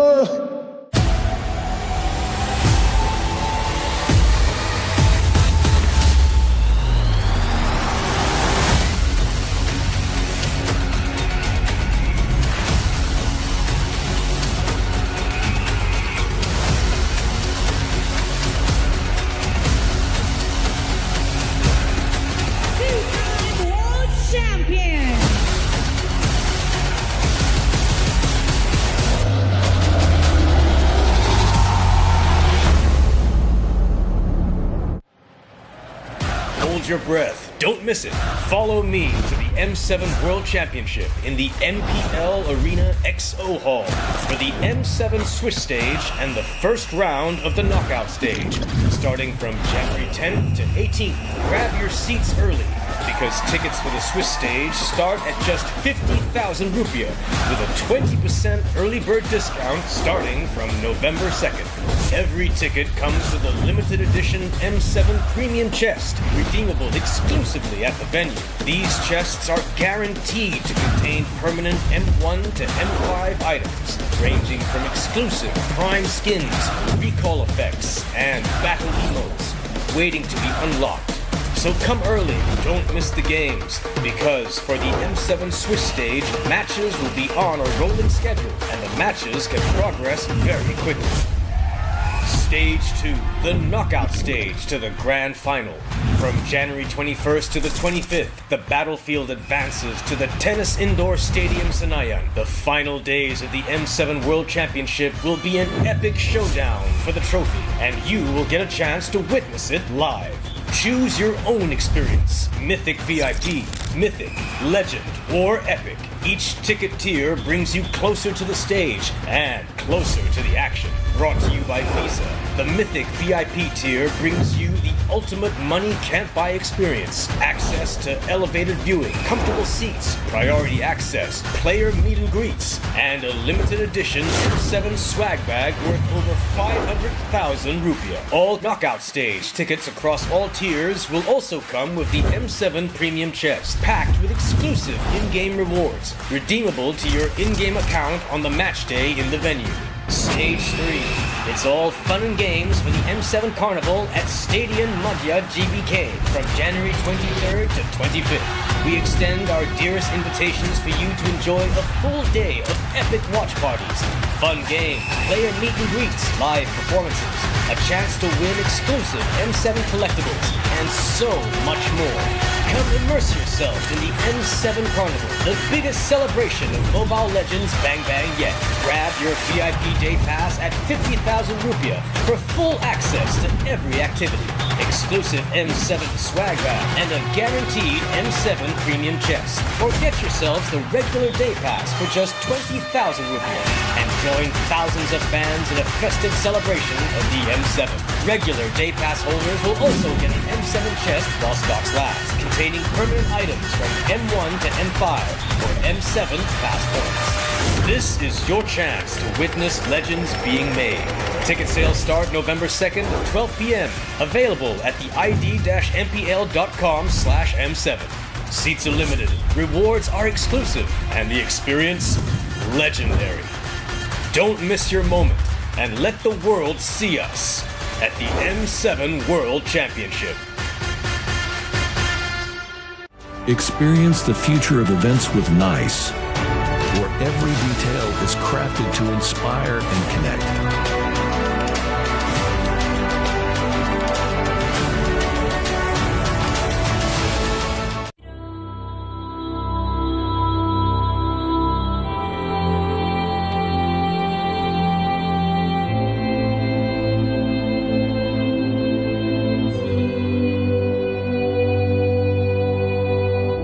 In the heart of the archipelago lies the story of Nusantara, a discovery of a great nation, rich in culture, history, and boundless possibilities.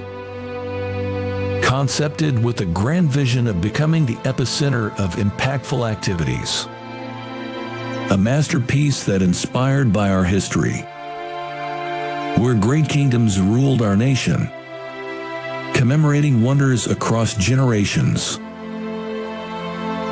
Embark on a journey to discover a place of billion opportunities, crafted thoroughly to relive the greatness of Nusantara.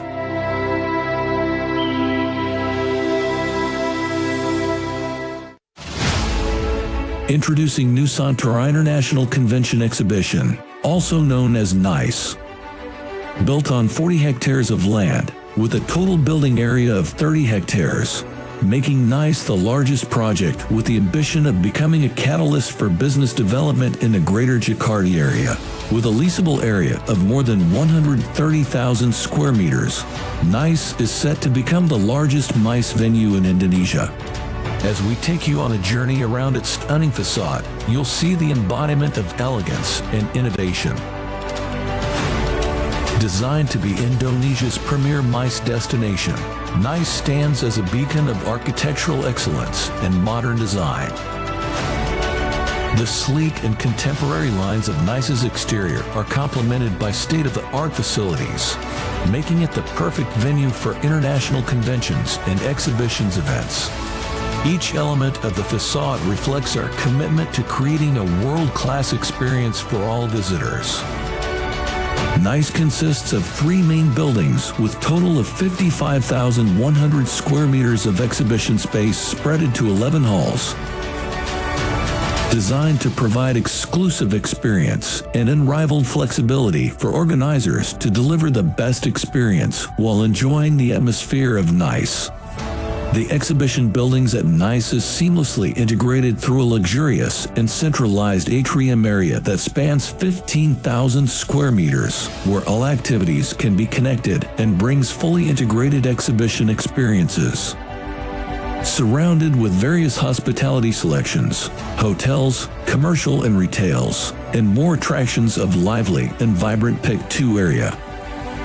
NICE is set to become not just MICE destination, but also a tourism excellence.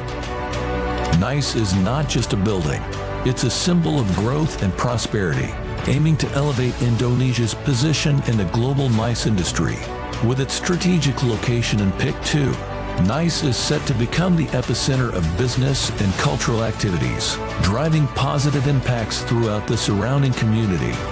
Experience the future of events with NICE, a masterpiece by Industri Pameran Nusantara, a joint venture company of the esteemed Dagang Sedaya Group and Saling Group, where every detail is crafted to inspire and connect.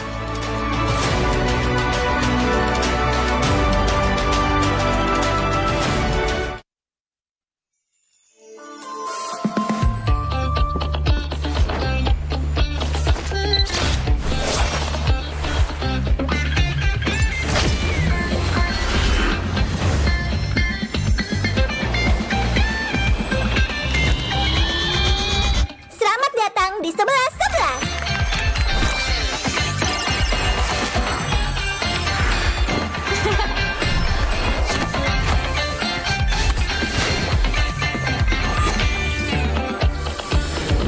Makin gaya, tetap hemat.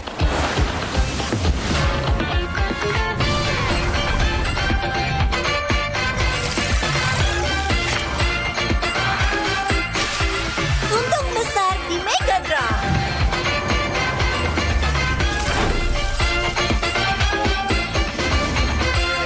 Harga terendah, keuntungan tertinggi.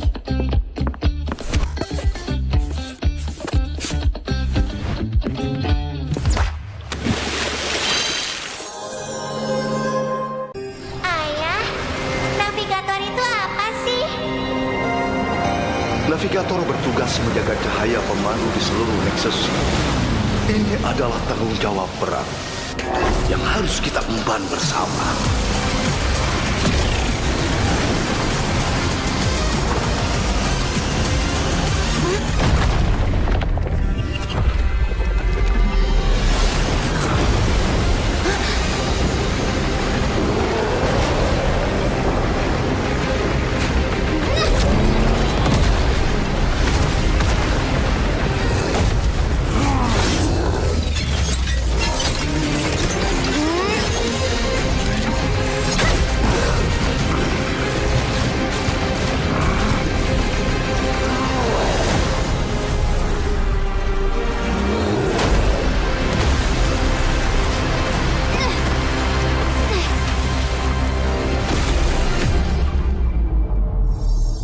Ayah, Ayah akan selalu menjagamu.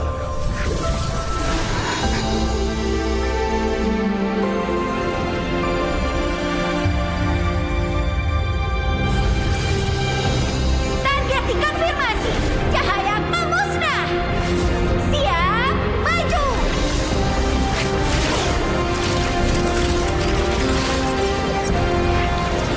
Demi semua layla di dimensi lain.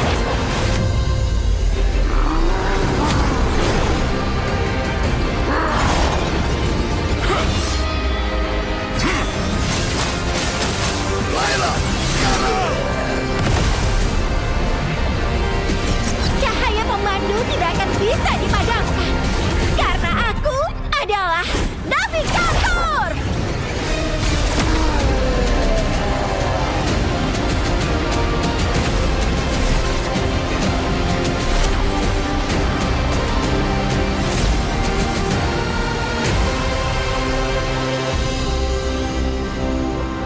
Aku akan jadi navigator terhebat sepanjang masa. Kamu pasti bisa. Kupikir semuanya sudah berakhir. Sampai kehampaan berbisik padaku.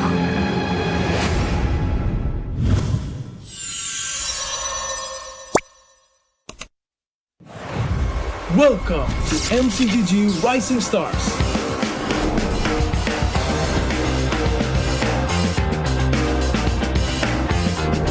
From September 12th to October 19th, take part in the regional contest, open to all players. Step up and prove your strength.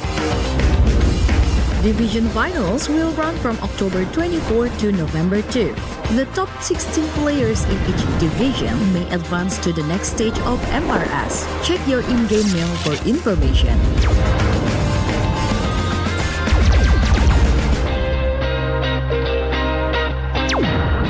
The S3 Finals group stage kicks off from November 8 to November 9. The top 6 players from each group will qualify for the S3 Finals semifinals.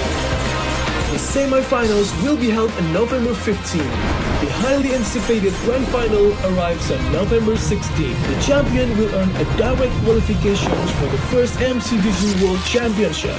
The battle is on and the world is watching.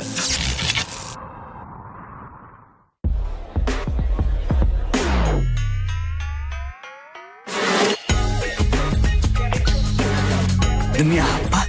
Dari plot twist, serunya nggak habis-habis. Samsung Galaxy S25 FE.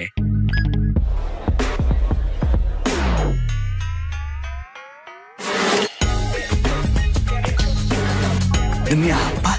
Dari plot twist, serunya nggak habis-habis. Samsung Galaxy S25 FE.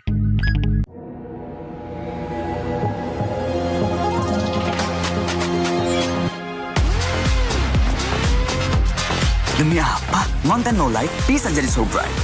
Samsung Galaxy S25 FE.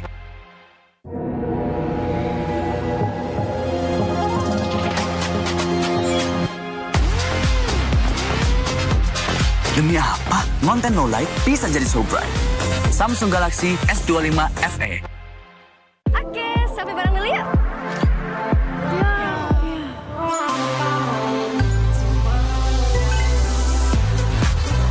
Demi apa?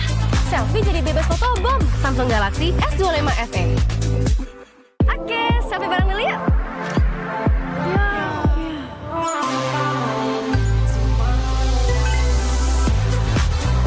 Demi apa? Selfie jadi bebas fotobom. Samsung Galaxy S25 FE.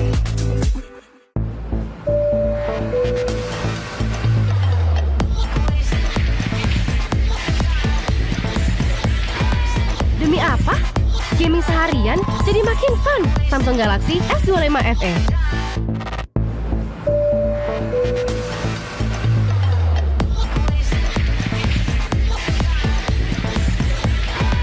Demi apa?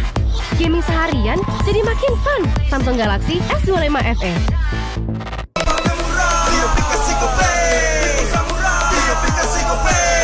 Walau yang lain terus berubah, Gope konsisten, kasih yang pasti murah. Bayar tagihan murah di aplikasi Gope, gratis transfer 100 kali per bulan. Download aplikasi Gope baru, nggak pakai lama. Dompet andalan gamers banyak damage-nya.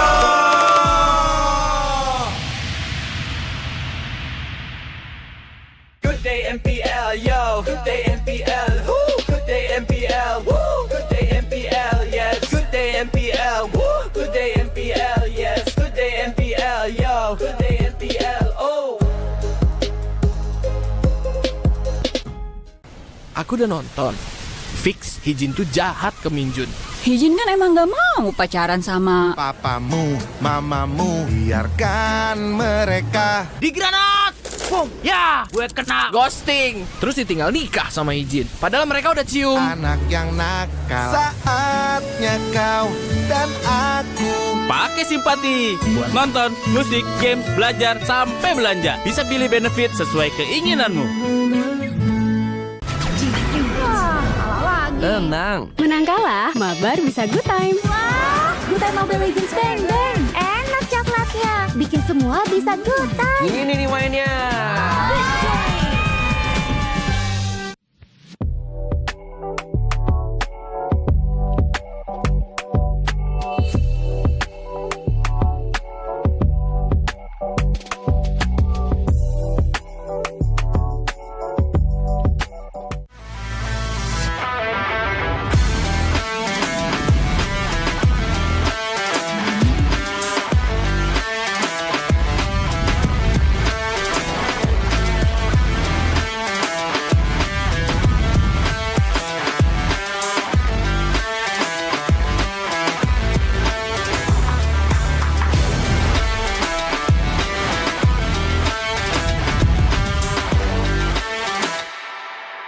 Ini kesempatan terakhir kalian. Laksanakan. Saya Ayu. Kelihatan. Itu teman kamu siapa namanya? Orangnya ada loh bang ini. Oma dan opa sekalian, kita kedatangan keluarga baru nih. Mungkin lampunya mah jadi kakek-kakek. Kacau. Kenapa? Kuping lo kacau, Acim. Luar biasa. Kalau kalian gagal, penyamaran kalian terbongkar, bukan hanya karir kalian yang selesai. Menyala pantiku.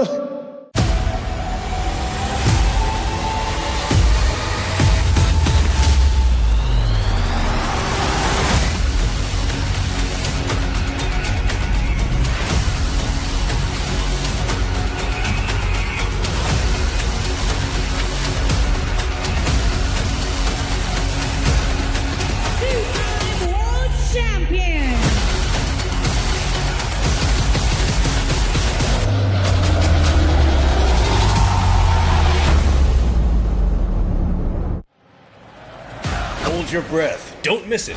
Follow me to the M7 World Championship in the MPL Arena XO Hall for the M7 Swiss stage and the first round of the knockout stage, starting from January 10th to 18th. Grab your seats early, because tickets for the Swiss stage start at just 50,000 rupiah with a 20% early bird discount starting from November 2nd. Every ticket comes with a limited edition M7 premium chest, redeemable exclusively at the venue. These chests are guaranteed to contain permanent M1 to M5 items, ranging from exclusive prime skins, recall effects, and battle emotes, waiting to be unlocked. So come early, don't miss the games, because for the M7 Swiss stage, matches will be on a rolling schedule, and the matches can progress very quickly.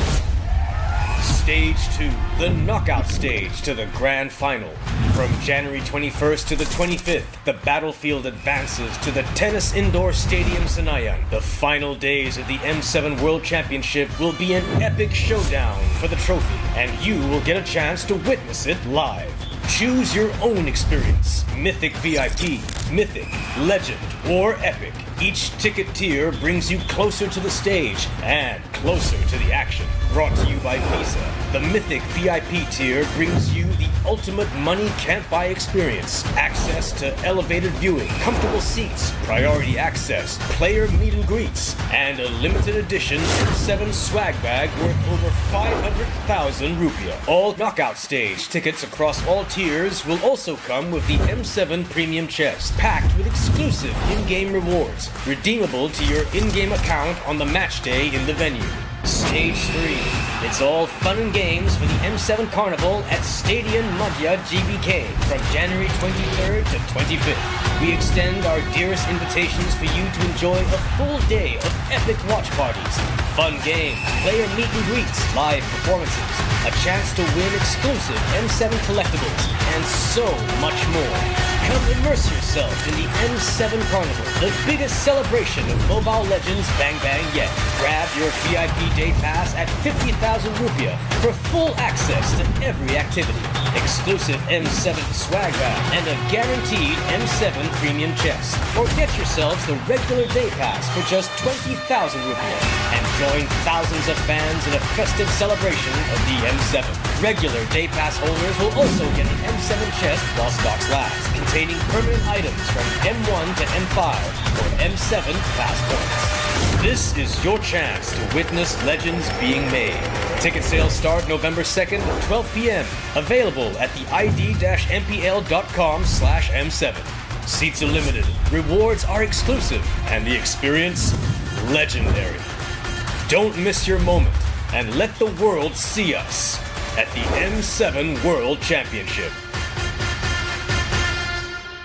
Experience the future of events with NICE, where every detail is crafted to inspire and connect.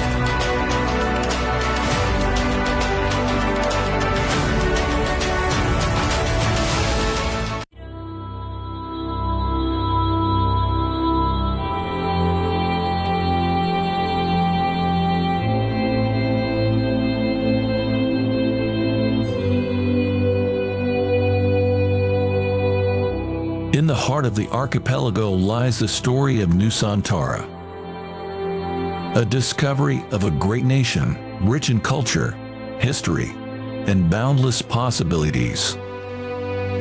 Concepted with the grand vision of becoming the epicenter of impactful activities. A masterpiece that inspired by our history, where great kingdoms ruled our nation, commemorating wonders across generations.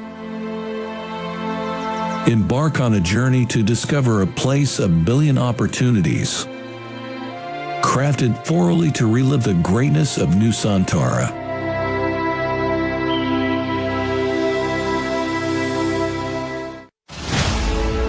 Introducing Nusantara International Convention Exhibition, also known as NICE. Built on 40 hectares of land, with a total building area of 30 hectares, making NICE the largest project with the ambition of becoming a catalyst for business development in the greater Jakarta area. With a leasable area of more than 130,000 square meters, NICE is set to become the largest MICE venue in Indonesia. As we take you on a journey around its stunning facade, you'll see the embodiment of elegance and innovation. Designed to be Indonesia's premier MICE destination, NICE stands as a beacon of architectural excellence and modern design. The sleek and contemporary lines of NICE's exterior are complemented by state-of-the-art facilities, making it the perfect venue for international conventions and exhibitions events. Each element of the facade reflects our commitment to creating a world-class experience for all visitors. NICE consists of 3 main buildings with total of 55,100 square meters of exhibition space spread into 11 halls. Designed to provide exclusive experience and unrivaled flexibility for organizers to deliver the best experience while enjoying the atmosphere of NICE.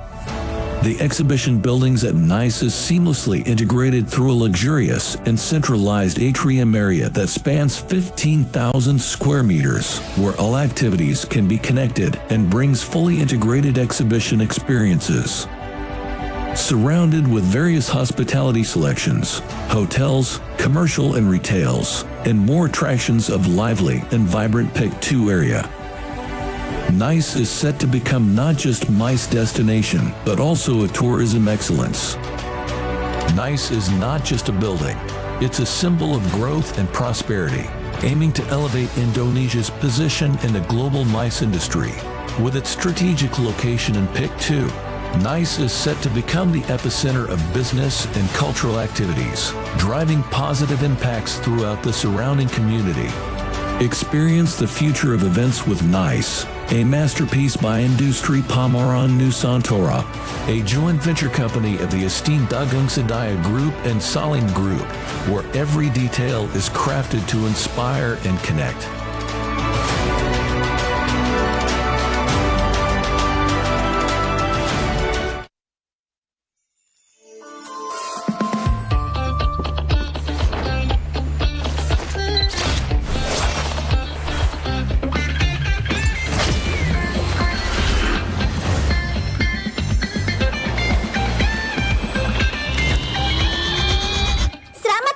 di 11-11.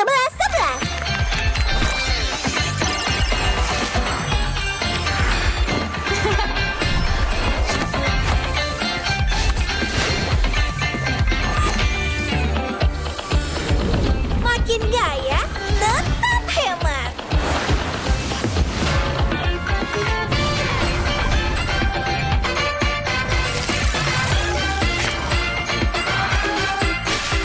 Untung besar di Mega Draw.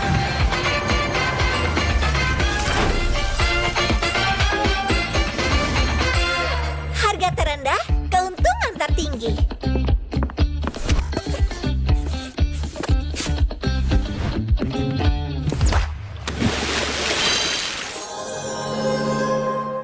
Ayah, navigator itu apa sih?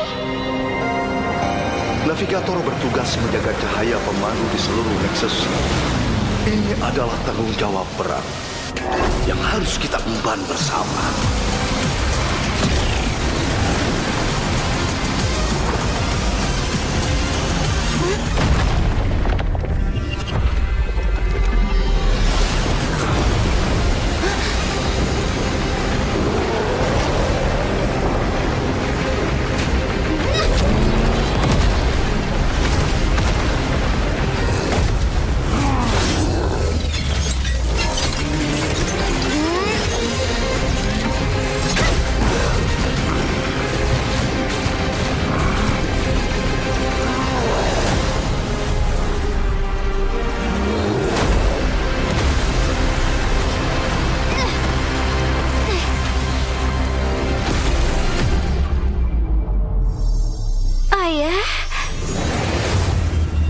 cahaya akan selalu menjagamu.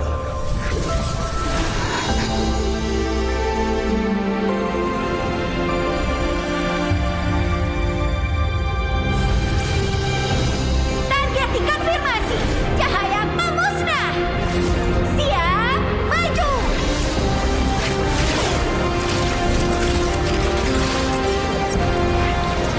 Demi semua layla di dimensi lain.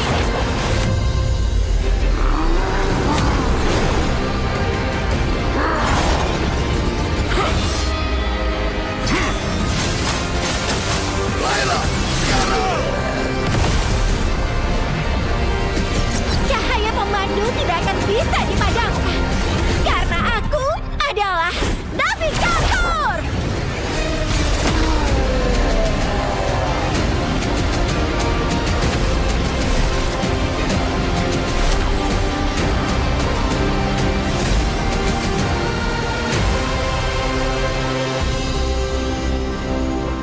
Aku akan jadi navigator terhebat sepanjang masa. Kamu pasti bisa. Kupikir semuanya sudah berakhir. Sampai kehampaan berbisik padaku.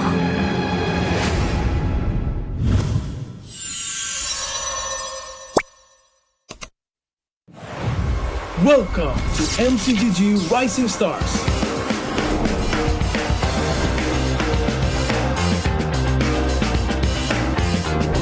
From September 12th to October 19th, take part in the regional contest, open to all players. Step up and prove your strength. Division finals will run from October 24 to November 2. The top 16 players in each division may advance to the next stage of MRS. Check your in-game mail for information.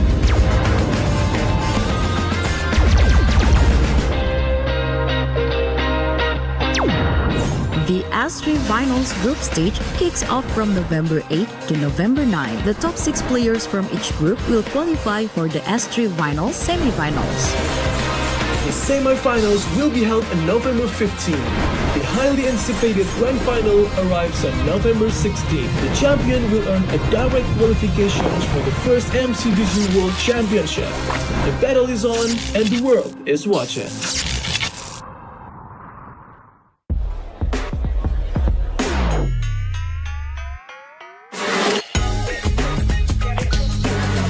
Demi apa?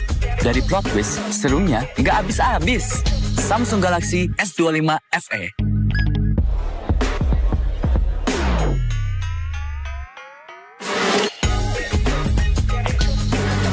Demi apa? Dari plot twist, serunya nggak habis-habis. Samsung Galaxy S25 FE.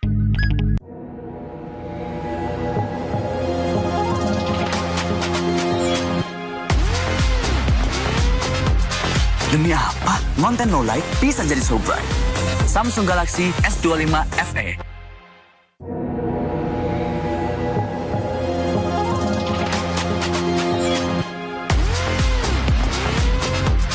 Demi apa? Konten low light bisa jadi so bright. Samsung Galaxy S25 FE. Oke, sampai bareng dulu yuk.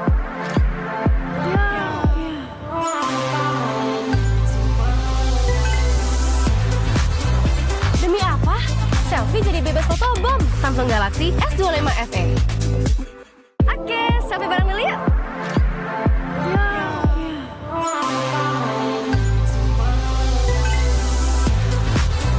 Demi apa? Selfie jadi bebas fotobom. Samsung Galaxy S25 FE.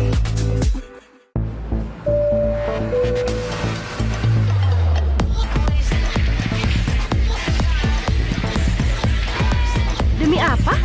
Gaming seharian jadi makin fun. Samsung Galaxy S25 FE.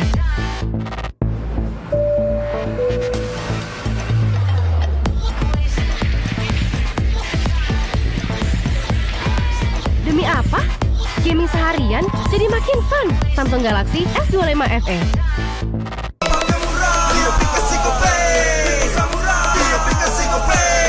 Walau yang lain terus berubah, Gope konsisten, kasihnya pasti murah. Bayar tagihan murah di aplikasi Gope. Transfer 100 kali per bulan. Download aplikasi Gope baru, nggak pakai lama. Dompet andalan gamers banyak damage-nya.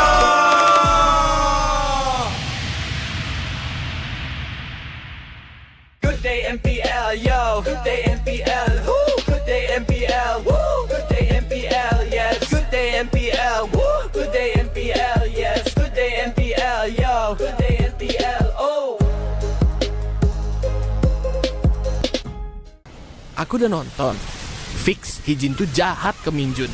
Hijin kan emang gak mau pacaran sama Papamu, mamamu, biarkan mereka. Di granat! Boom! Ya, gue kena ghosting. Terus ditinggal nikah sama Hijin. Padahal mereka udah cium. Anak yang nakal. Saatnya kau dan aku. Pakai simpati buat nonton, musik, games, belajar, sampai belanja. Bisa pilih benefit sesuai keinginanmu. Tenang. Menang kalah, mabar bisa good time. Wah, good time Mobile Legends bang bang. Enak coklatnya, bikin semua bisa good time. Ini nih mainnya.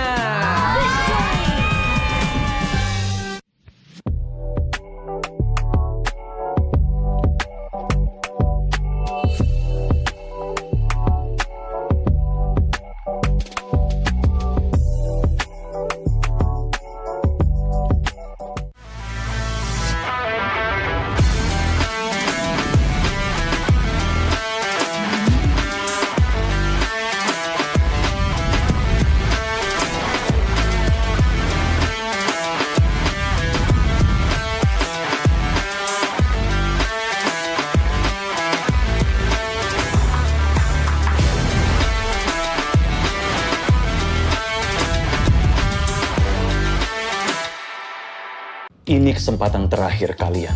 Laksanakan. Saya Ayu. Kelihatan. Itu teman kamu siapa namanya? Orangnya ada loh bang ini. Oma dan opa sekalian, kita kedatangan keluarga baru nih. Nggak mungkin lah aku nyaman jadi kakek-kakek. Kacau. Kenapa? Kuping lo kacau, Acem. Luar biasa. Kalau kalian gagal, penyamaran kalian terbongkar, bukan hanya karir kalian yang selesai. Menyalak pantiku.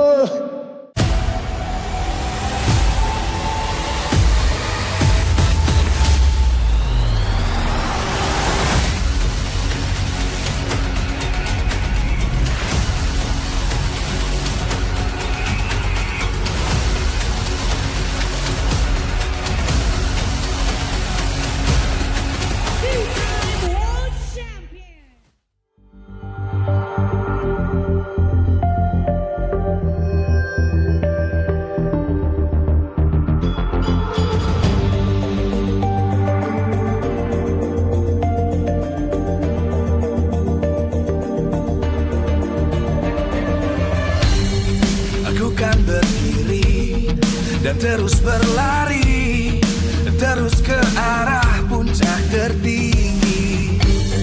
Ku takkan berhenti, hanya sampai di sini. Kemenangan abadi menanti. You know we won't miss if we unite our focus. And if you haven't noticed, we all live. Nyalakan apimu, hadapi semua tantangan. Hadap semua serangan, jatuh bukan halangan. Bakar semangatmu, janganlah engkau menyerah. Kita akan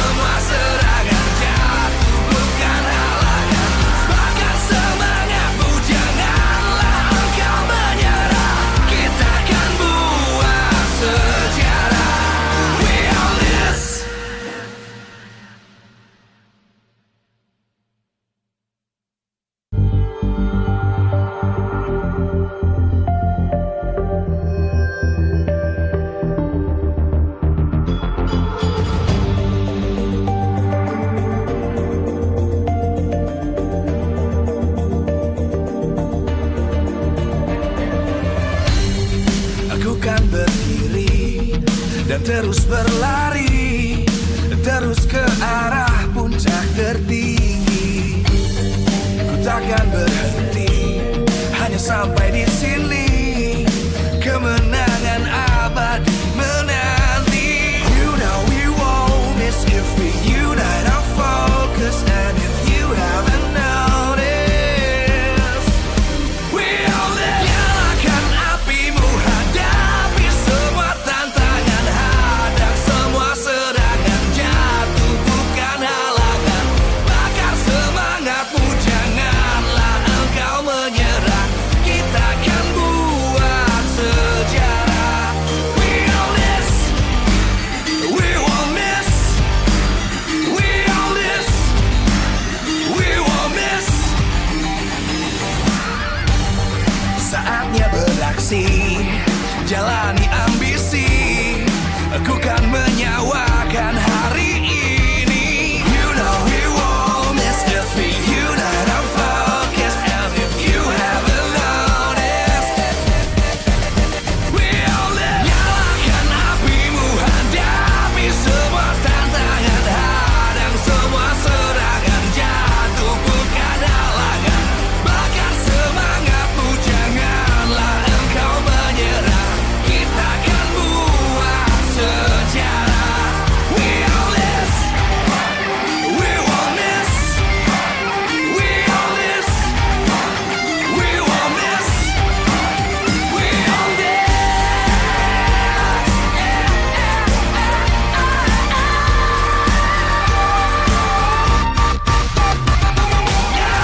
Nyalakan apimu, hadapi semua tantangan, hadang semua serangan.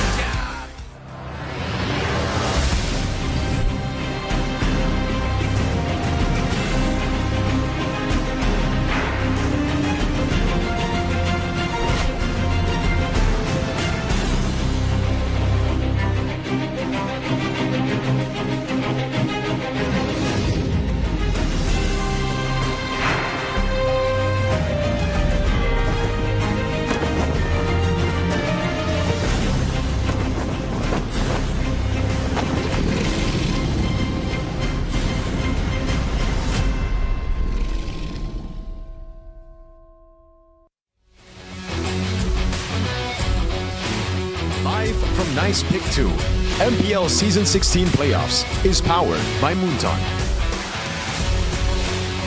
Supported by Esports Federation of Indonesia. Presented by official tournament smartphone, Samsung Galaxy. Official e-wallet, GoPay. Official coffee, Good Day. We own this.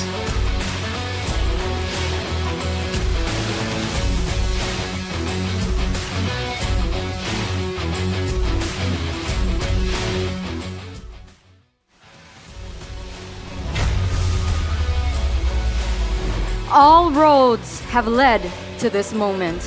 9 weeks of sweat, blood, and tears, of struggle, of sacrifice. The defending champions, ONIC, have made it clear from the very beginning that the trophy, the throne, belonged to them.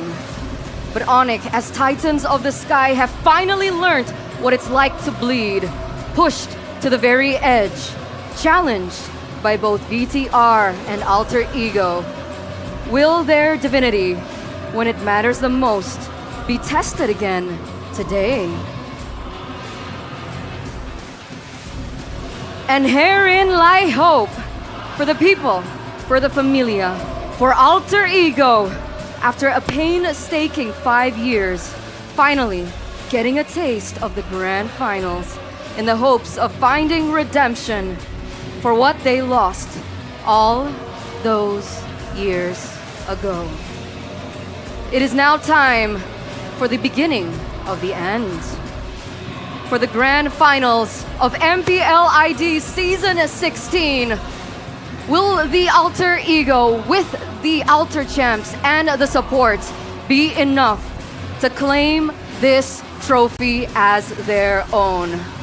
Ladies and gentlemen, boys and girls, once again, welcome to the English panel for the MPL ID Season 16 Grand Finals. Back with me, Eterna, as your desk host, alongside with Shepin as well as Arashi. But this time we have Coach Joe as our guest panel. Welcome, Coach. Hello. It's an honor to be here. It's an honor to have you here once again. When was the last time you were on panel with us? Season 13. Season 13. It's been 3 seasons. Yes. Wow. 3 seasons Doesn't ago. feel like it.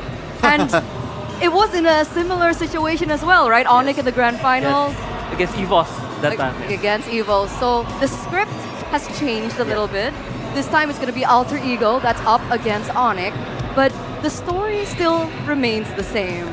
ONIC looks like really strong right now, challenged by Alter Ego. What are your thoughts over the course of the playoffs here?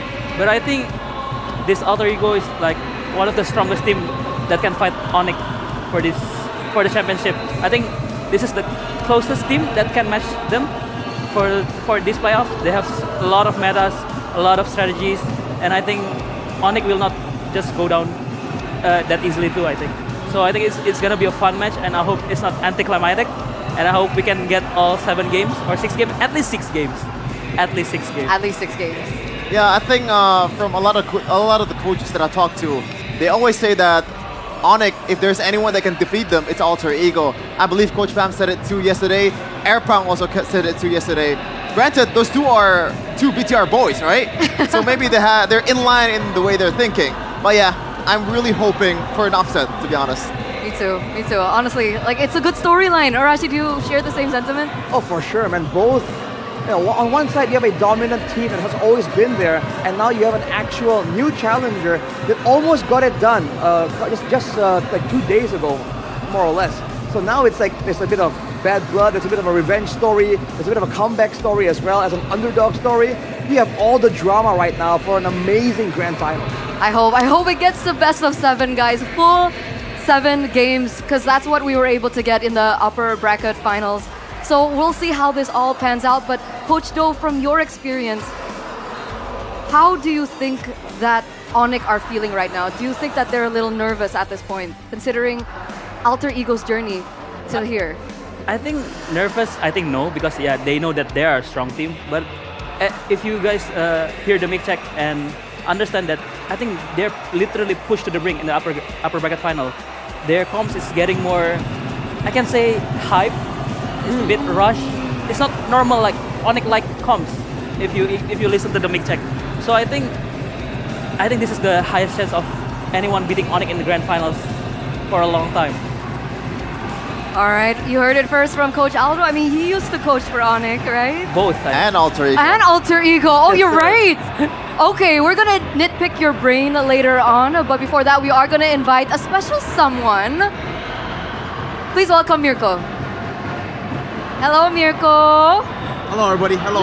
Hello. How y'all doing? Okay, we finally get Mirko here on the panel before he does his cast. Hey, man. I was supposed to be casting, but I can't miss the panel segment because someone very special is coming. Huh? Who? I don't know, but I was told someone very special is coming. Someone special is coming. Is it someone from Bigatron? He is a GOAT. He is my GOAT as well, but he's not from a red team, no. Not a red team? No. That's a new one. It's always been, Bigatron members.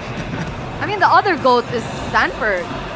Should I just invite him? Is it time for me to invite him, or do we wait a bit longer? Is it Stanford, actually? Is he on standby? I don't know, actually. Like, he can do whatever he wants. It's almost like he's won 2 times the World Championship. Is he a busy guy? It's alright, off season he's not that busy. Well, Mirko, now that you're here, you're going to be casting for this best of 7 later on. Can we get your thoughts before we head into the grand finals? I mean, man, again, like, it was really crazy to see the road for both these teams. Alter Ego and also ONIC. For ONIC, I think we all kind of expected how good they were coming into the season. Everybody knew they were going to be in M7. Even Sanford, he said he was going to uninstall MLBB if ONIC didn't make it somehow.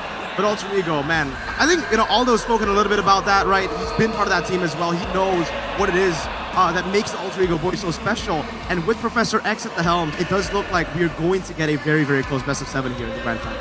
So do you think this could be the moment that we finally see ONIC falter? I think so. If there's a moment, if there's a chance in time right now that a team that is not named ONIC wins MPL Indonesia, it's now. What was your prediction, by the way, heading into the playoffs? Can you say that again? What was your prediction heading into the playoffs? My prediction? Yeah. We don't talk about my prediction, Okay, man. okay. We can tell by that. We can tell by that. But it looks like our guest is ready. We're going to be talking to him really, really soon. And I believe not just us, but also with the Indonesian desk. So let's welcome Carl Tizzy and the Indo panel. Welcome, everybody. Hello, Carl. Hello, panelists from English. Hello. Thank you for inviting us. Thank you so much. Hello, Carl. Hey, man. Hey, this is the guy I was talking about, right? We are going to be in the presence of greatness. The GOAT of MLBB is here. Carl, how you feeling, man? You've been watching a lot of MPL ID recently. It's okay now. You've been watching a lot of MPL ID recently, Carl. What do you think about MPL ID so far in the playoffs? Is it different or is it exactly what you've expected? It's very different, but it is what I expected from MPL ID. It's like a brawl match, and it's really entertaining to watch. Oke, Ji. Jadi kata Carl Tizzy, so far seru banget, entertaining banget untuk ditonton, Ji. Oke, benar-benar emang Indonesia ini entertainment banget. Dan tentunya, Eterna boleh dong minta tolong tanyain ke Carl Tizzy. Kira-kira Carl Tizzy, apakah mereka udah siap melawan dua perwakilan dari Indo nih di sana nih? I'll let Mirko ask that one. So Carl, we got a question here from the Indonesian panel, right? Are you ready to face ONIC and ALTER EGO, our two representatives from Indonesia later on at the M7 World Championship? Right now, not yet, but maybe soon because we haven't practiced yet because we take a rest. Oh, jadi dia bilang dia belum siap ya? Belum siap, Ji. Gimana nih, Ji? Ada chance kah untuk kita, Ji? Sebenarnya kalau ngomongin ada chance, kita bakal ada selalu chance. Tapi ini Tas kayaknya akan mau nanya ke Carl Tizzy nih. Nanti boleh ditranslate, Mirko. Silakan, Tas. Yeah, I got a question for silakan you. ngomong aja. What do you think about Indonesian gameplay? Indonesian gameplay is very unique. The only region where I can see everyone is like fighting everybody, you know. They always love to take clashes that's unnecessary, but I love the way they play it, you know. It's a very mechanical region, and I feel like the players in Indonesia have really high mechanical skill. Oh, okay. Okay, I think you can move on, Mirko. Yeah. I'm going to ask you, Carl, again, looking at these two teams, we expected ONIC. Hey, Stanford even said he was going to uninstall MLBB if ONIC don't make it to the M7 World Championship. But I think to a lot of people, and I don't know if it's for you as well, you didn't expect ALTER EGO to make it. Nah, gue mau nanya nih untuk Carl Tizzy sendiri ya. Semuanya kayaknya udah expect untuk ONIC masuk ke babak grand final, untuk masuk ke M7. Tapi untuk ALTER EGO, ekspektasi sangat beda lah ya. Mereka bisa menghancurkan ekspektasi beberapa analis pada season ini. So Carl, what do you think about ALTER EGO and their rise to success this playoffs? I feel like they're a really good team and they have done it very well in the match already. And I feel like they also deserve to be in the World Championship based on how they're playing. And I also want to face against the rookie. He's a very good jungler. I see. Ya untuk Carl sendiri dia nggak expect juga sih ya mereka kuat, tapi ya masih ada hal-hal yang mungkin bisa dikeluarin oleh mereka. You guys have any questions for Rushing? You got a question for the GOAT? What do you think about Yasuke, man, the man of the hour here, the crazy rookie that has been shattering everyone's expectations? Is he a real threat? Yeah. Carl, what do you think about Yasuke, the rookie monster for season 16? I feel like he's a really good jungler, but I didn't see much any other heroes except Poison. So I want to see more of him like than other heroes. Oke, jadi menurut Carl Tizzy, dia ngerasa udah jago ya, tapi dia pengen ngeliat lebih banyak lagi dari dia untuk hari ini, apalagi di Grand Finals. Now I want to ask the GOAT for some winning conditions. You know, you've been watching a lot of ONIC, a lot of ALTER EGO. Hold on, wait, before that, Carl, I heard from a lot of viewers that you were laughing while watching MPL Indonesia in the first few days. Now, what do you think about the gameplay of the other Indonesian teams? Like, is it different to the grand finalists? Was it just kind of wacky for you? Because they do some unnecessary things that don't need to do in game, but it's very entertaining. I'm just happy watching them. Oh jadi kemarin tuh Kaltisi tuh sempet ketawa-ketawa ngeliat gameplay kita di MPL ID. Katanya tuh gara-gara banyak banget momen atau kejadian yang terjadi yang menurut dia tuh nggak seharusnya terjadi gitu. Jadi menurut dia entertaining, makanya dia ketawa. Oke, memang kalau gue denger dia Kaltisi ketika stream ya, dia tuh kayak ngerasa banyak objektif yang bisa diambil padahal tapi kok kenapa nggak diambil? Nah kali ini gue juga pengen nanya ke arah ke Kaltisi ya, minta tolong untuk para panelis Inggris untuk ditranslate. Kaltisi, ya kan? Kita tahu Indonesia ini salah satu region yang besar, tapi apa sih permasalahan dari region Indonesia yang ngebuat Filipina ini selalu berada di atas dari region Indonesia? Alright, Carl, so what do you think is the reason as to why Indonesia hasn't been able to find success internationally? We're a big region. We won at the M1 World Championship. We've always been competitive, even in scrims. But what's the difference between Indonesian players and Filipino players? What's the difference between the regions? Why can't we perform, in your opinion? In my opinion, because Philippines is much more disciplined team, unlike Indonesia. And I feel like that's the only reason that Indonesia hasn't been winning. Jadi ya secara simple disiplin Ji yang kita nggak punya Ji. Gimana nih? Oke, kita ngomongin disiplin ya. Boleh nggak sih dari playernya sendiri nih, Rachel dan juga Mirko? Tas, gimana menurut lo dengan tanggapan dari Kaltisi yang bilang kedisiplinan para player Indonesia memang harus lebih diperbaiki? Kalau gue sih lumayan setuju ya sama yang Pak Dia omongin ya. Karena kan gue cepat ngerasain juga dan memang yang jadi masalah di bagian disiplinnya sih. Karena rata-rata kita udah menang early tetap bakal kalah juga akhirnya kan. Oke, jadi Rachel dikonfirmasi langsung Rachel bersama playernya. Okay, so even Taz agrees that we lack discipline. Well, I got another question for you. Nah, untuk Kaltisi sendiri nih, kan lu main bersama dengan player yang seluar biasa Sanford ya kan, XP laner yang bisa dibilang di Indonesia dari dulu tuh kekurangan kita XP lane yang selevel begitu. Nah, apa yang menjadi kayak perubahan lah dari Sanford sama perbandingan Sanford sama Lutfi sama Nino? So Carl, you have had the pleasure to play with someone as talented as Sanford in your team, an XP laner who, I mean, he's for me the best XP laner of all time, but right now, we actually finally have some XP laners ourselves in Indonesia who I think have a chance to get to that level. Now, what differentiates Sanford from the XP laners that we have in Indonesia? I feel like Sanford right now is very experienced, and I think Sanford's mechanical skill right now is on par with other Indonesian players too, and also he has a macro that is very high. So, jadi kalau dari Kaltisi sendiri dia bilang pengalaman yang menjadi kekuatan Sanford sekarang ya. Bukan cuma mekaniknya yang dulu mungkin di M4 mekanik, tapi sekarang udah dengan makronya, udah dengan disiplinnya dan dengan dia lebih mature pengalaman yang didapatkan dari beberapa international turnamen. Makanya dia bisa di atas dari XP lane kita. Buat ada follow up question nggak Ji? Ada. Dia kan udah main dan ketemu region Indonesia dari dulu banget Mirko. Nah, kalau kita ngomongin makro dan mikro memang kita tahu ya kan pemain senior biasa lebih tinggi. Ada nggak satu nama player yang menurut Kaltisi ini orang jago banget sebenarnya di masa jayanya? Alright Carl, you've been playing for a long time man. We saw you go crazy at M2 all the way to today. Now you've faced a lot of Indonesian players. Now, which out of the very many Indonesian players you faced stands out? What name? Which name stands out? Indonesian player? Yeah, it could be just from MPL Indo. You could say Kyrie, you could say an import. Yeah. I feel like Kiboy. Kiboy. Why? Is there a reason? Why? Yeah. Why? Yeah, because I think he has a very, very high skilled player, and he always gets me in scrims. Oh, jadi alasannya tuh karena dia merasa kalau misalkan mekanik Kiboy itu luar biasa banget dan ternyata di scrims Kiboy selalu menang lawan Kaltisi. Wow. Gimana Profesor? Bapak ada mau disampaikan? Nah, mungkin kalau aku bisa bilang apa perbandingan antara jungler PH dan juga jungler ID?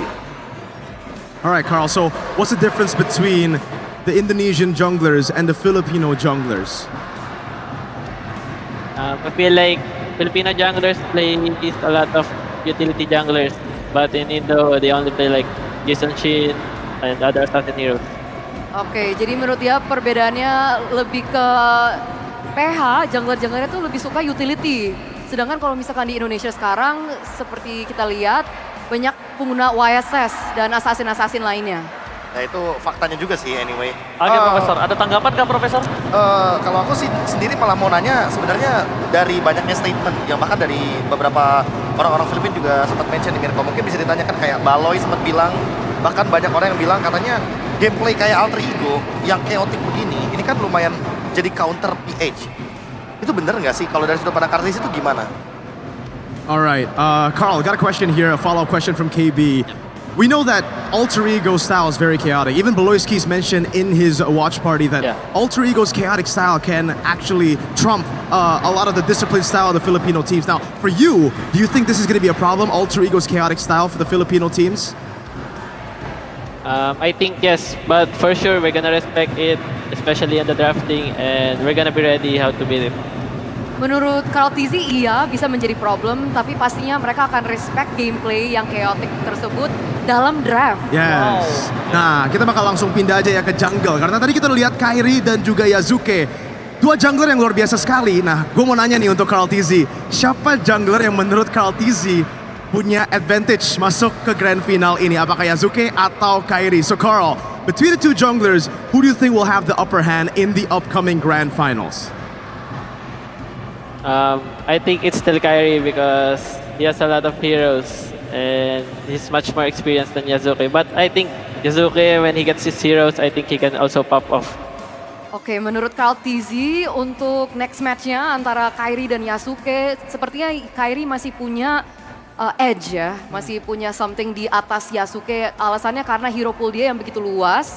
Tapi kalau misalkan Yasuke itu bisa mendapatkan hero-hero comfort-nya atau hero-hero power-nya, dia akan bisa melevel Kairi atau bahkan bisa melampaui Kairi. Oke, Rachel, kalau begitu menurut Kartesi, draft siapa yang mungkin paling menarik dan menurut dia paling kuat untuk di Grand Final? Apakah draft yang sering dikeluarkan ONIC atau draft yang sering dikeluarkan oleh Alter Ego? Alright Carl, we've seen two different drafts here. From ONIC Comfort, from Alter Ego, we got some crazy stuff. So which drafts do you think will have the upper edge? Will it be Coach Zephyr and Alter Ego or Coach Adi with ONIC? I think it's much easier with Coach Adi, especially they already saw how Alter Ego play, but I don't know what Coach Zephyr is gonna bring out today.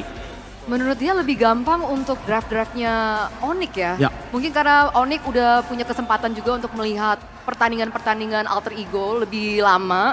Tapi dia juga nggak yakin Coach Zephyr tuh akan ngeluarin hero apa lagi ya hari ini. So I got a question again, Carl, Red. I want to see your power rankings. I want to see whether you think the power rankings that we have here is accurate or not. Jadi kita bakal menuju ke segmen berikutnya ya. Udah bahas jungler, udah bahas hero pool juga dengan draft. Nah, sekarang ada power ranking nih. Kita bakal lihat juga untuk Carl sendiri apakah dia setuju dengan power rankingnya. Karena kita bisa lihat banyak banget tim-tim yang udah masuk. Bahkan gue udah dengar dari coach, tim Myanmar bisa menjadi tim yang serem loh. So Carl, power rankings M7 World Championships by the GOATs, by you. Who do you think is the challenger? Who do you think makes it to watch list and underdog? So let's start with underdog first, Carl. Who makes it to your underdog for M7? My underdog for M7 is Team Spirit. Ooh. Team Spirit ya menurut dia ya. Okay, do you have a why? Why is Team Spirit your underdog? I feel like they just got unlucky on the EWC tournament and I feel like they can do more. Okay, menurut Carl Tizzy berarti Team Spirit sendiri cuma unlucky ya, nggak hoki aja, kurang hoki pas di EWC X MSC 2025. Oke, next question kita bakal tanya watchlist. Siapa yang bakal masuk ke watchlist dari Carl Tizzy? Carl, who will make it to your watchlist category for the M7 Power Rankings? I still feel like it's still ONIC ID. Wow. Bukan challenger ya? Yeah, not challenger ya, because we have one more segment where it's challenger. So why did you put? Oh, do you want to change that, or do you think you're still gonna put them at watch list? I feel like right now watch list. Okay, watch list. Any reason why that ONIC is on the watch list, not challenger? Because I feel like they're lacking in so many ways. and I didn't expect them to go like in game 5 or 7 like that. Yeah. Oke, jadi menurut Carl Tizzy, kenapa dia taruh ONIC di watchlist bukan challenger itu karena dia agak kecewa ya dengan performa Ngeliat banyak ONIC. kekurangan. Betul, banyak kekurangan di playoff season 16. Oke, terakhir challenger. Carl, who would you put in the M7 World Championship Power Rankings as your challenger? Aurora PH. Okay. We don't need to ask you why. I think we know after hearing those answers. But Carl, jadi untuk Carl Tizzy, dia taruh challengernya adalah tim PH yang kedua, Aurora. Okay, thank you so much, my GOAT, our GOAT, Carl Tizzy, for joining us. Thank you to the panel. Thank you, everybody. We'll see you later at M7 in Indonesia, Carl. See ya! Dadah, Indo. We buy one later ya. All right, that was a really fun discussion, but we have to say goodbye to Mirko right now. I just got here, 'Cause dude. He has to prepare for the grand finals. He has to prepare to cast. So busy. He just doesn't like me, man. Also Just that, doesn't also like- that, okay. also that. I'll yeah. go. See ya, man. See ya, man. See ya, Rashi. Absolutely. Yo, Aldo, my GOAT. This is my GOAT, Sheffin. See ya. Eterna, TL are 9th place. Hey, at least we didn't come to the playoffs only Oh to my God. participate, right? Ooh. So, Is that a dig on me? I mean, no. Coach, no. Coach, no. this is a TL fan. This is a geek. Ego right now. That's not a diss. They absorbed it. Because that's their branding right now. Every time Yeah. you ask Cordell win, how did you win? How do you feel about the win? Just lucky. Just lucky. Got Just lucky. lucky. Even Zephyr in his interviews, it's just lucky. It's just like It's It's just like a lucky. customary. There's always like at least one sentence. Got lucky Got lucky. before answering everything else. But what did you guys think about that interview, right, with Carl Tizzy? Especially you, Coach Do, after hearing what Carl Tizzy was able to say. I mean, he's the final boss. He's the final boss of MLBB. I think every time he went to the international, almost every time, he won it, I think. M4, M2, and he's going again for M7. So let's see. I think he is the final boss of MLBB. I think if you want to win international, it's not, you need to face him first, for sure. All right. But before we dive into that a little bit more, let's take a look at the clash of the finalist masterminds. Now, Coach Do, you're a coach, right? And looking at this, how do you differentiate the style between Coach Adi and Coach Zephyr? Yeah. So for ONIC and Coach Adi, it's all about comfort picks. It's about hero that, yeah, you know, it's hero powered, the hero that the player can maximize the most. But for Coach Zephyr, it's all about flexibility. Like almost the side laners have, oh my god, they're so flexible. You pick Lapu, you don't know where to go. You pick Esmeralda, you don't know where to go. Even you pick Uranus, you don't know where to go. So it's two different styles that is very exciting. We've seen it in the upper bracket final. I think that's just a glance of what's to come today, and I think it's gonna be exciting. Oh, okay. So one is more for comfort for ONIC and one more on flexibility. But if we're talking about flexibility, it seems like Alter Ego are always drafting in a way where they want to make sure that their trio mid wins. Yeah. Is this something that you observe too? Yeah, I think it's almost every game that their first 3 picks is their trio mid. Yeah. It's a strong trio mid, and they want to win the matchup in the side lanes by countering the enemy or just picking strong heroes in the side lane. So yeah, it's a way of Alter Ego's drafting trio mid strong, and you can win the game. What do you think, Arash?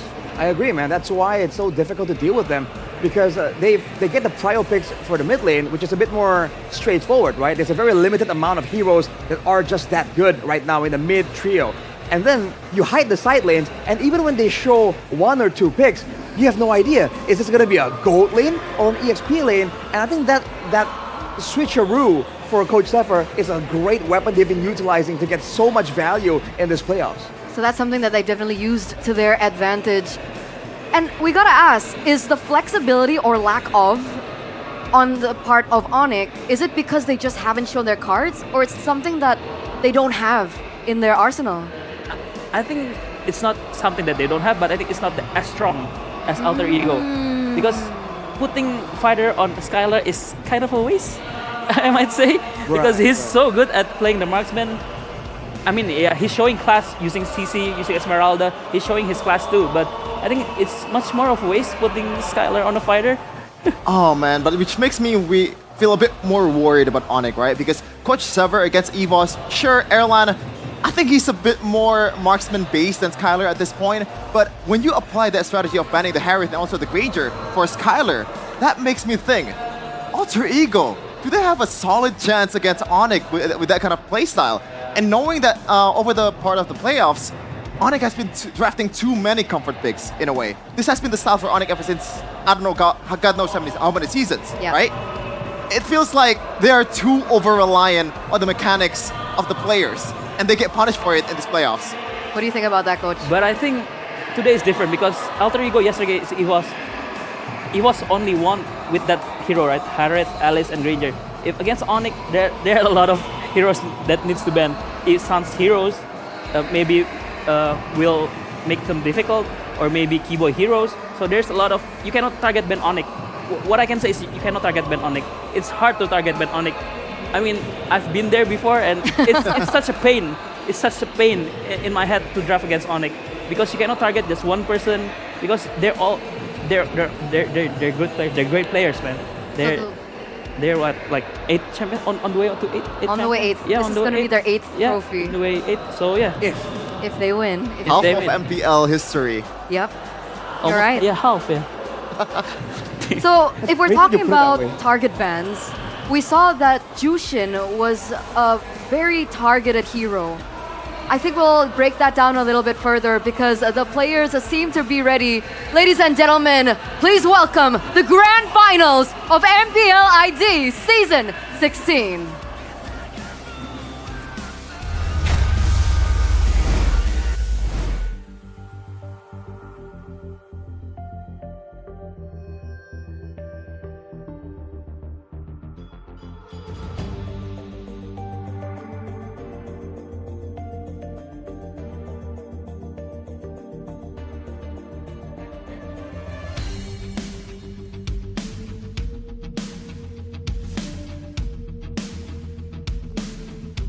History, that's the big question here today. Or will ONIC make their own history by going back-to-back again?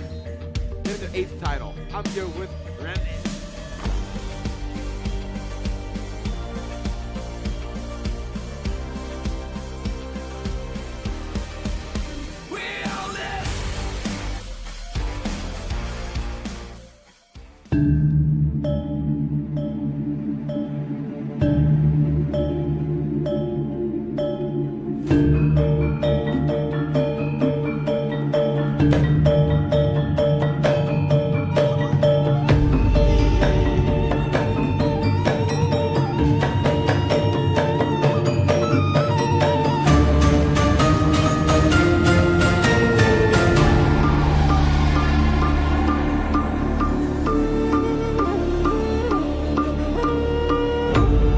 Tarung semesta pertama, kita pernah berjaya.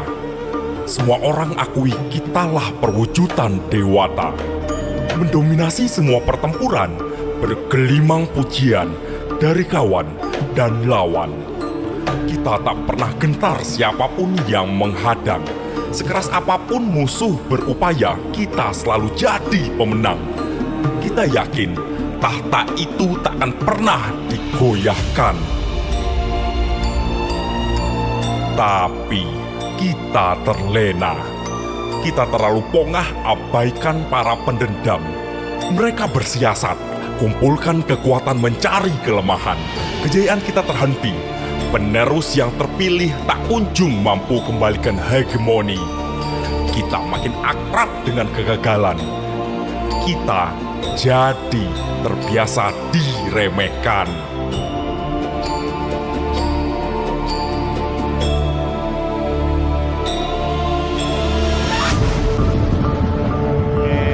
Dari reruntuhan kegagalan, kekalahan menumpuk kekecewaan, jati diri hilang kepercayaan, yang tersisa hanya murka dan penyesalan. Rahwana mendongak angkuh saksikan upaya kita. Tawanya makin mekar seiring duka kita kian lebar. Semua yang sudah dilakukan seakan percuma. Perlawanan tumbangkan Rahwana tampak sia-sia. Tak sedikit kelompok pengabdi yang berpaling muka, pasrah dengan keadaan, membiarkan Rahwana pegang kendali. kekuasaan.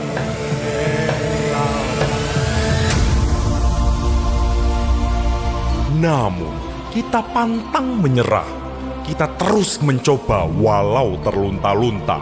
Kesabaran menahun terus kita pendam. Api perjuangan kita masih belum padam. Kegagalan tak hentikan narasi kebangkitan. Anoman lancarkan tarian perang memimpin pasukan. Terus melawan, lincah mengatur serangan, cerdik antisipasi hujaman, persiapan datangkan ketenangan. Hanoman melompat dengan keyakinan, kita akan kembali. Pada waktunya, kita akan di puncak lagi.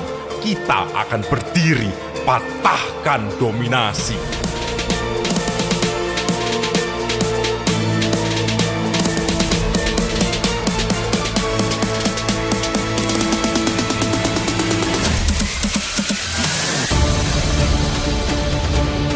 Sekali lagi, pertarungan semesta berkecamuk. Rahwana dan Hanoman bersanding saling mengamuk. Harga diri dipertaruhkan, jurus-jurus bergesekan, saling elak bergantian serangan. Sayangnya, satu hantaman buat Hanoman hilang keseimbangan. Apakah memang sudah suratan? Kekalahan kita adalah takdir tak terhindarkan.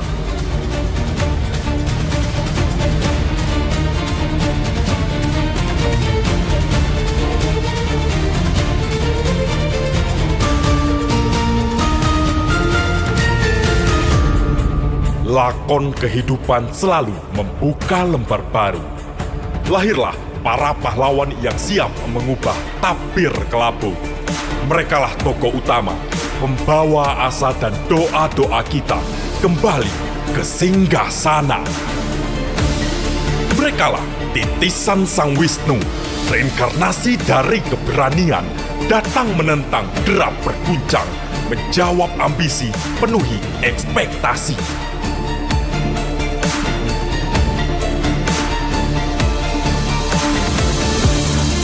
Tak gentar diremehkan, mereka buktikan bisa bersaing dan bertahan. Halangan tak jadi rintangan, kini mereka bersanding dengan lingkaran para pejuang.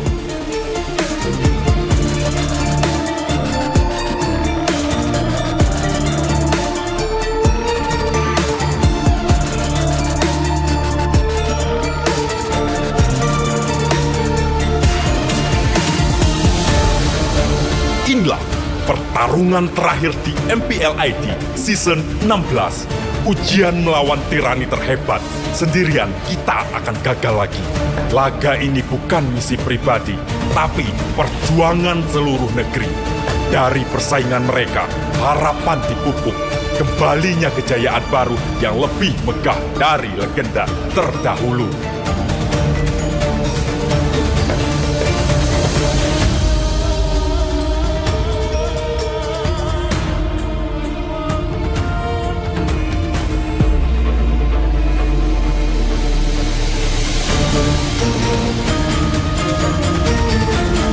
Dengan bersatu, tembok kegagalan runtuh. Dengan semangat, putus asa luruh. Karena harapan kita bangkit, optimisme yang hilang telah kita rakit.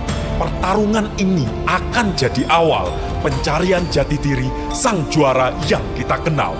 Dunia menanti, jagat bersaksi. Inilah lahirnya era baru, para pahlawan yang lama dinantikan. Mereka yang akan rebut kembali kemenangan.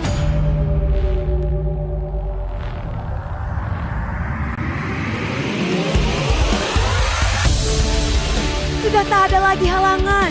Inilah kedua tim terakhir yang terkuat di antara semua dalam ambisi menuju juara. Tak cuma itu, musim ini adalah kesempatan langka karena mereka telah buktikan kelayakan jadi perwakilan Indonesia di pentas dunia. Semua rintangan telah mereka hadapi, tim impian sudah teruji. Kini saatnya mereka tampil memberi bukti, tunaikan janji. Perjalanan mereka akan kita iringi bersama. Semua super fans telah menyatakan menghimpun satu dukungan untuk kejayaan mereka di M7 Indonesia. Karena di M7 Indonesia, tempat kita akan pulihkan kembali masa-masa jaya. Ibu kota siap menyambut semua superfans bergumul bergemuruh. Piala M-Series akan pulang ke pangkuan. Inilah babak pamungkas, pertarungan terakhir untuk tentukan siapa penyandang the next Raja Galaksi. Superfans, sambutlah Grand Final MPL Indonesia Season 16. We own this.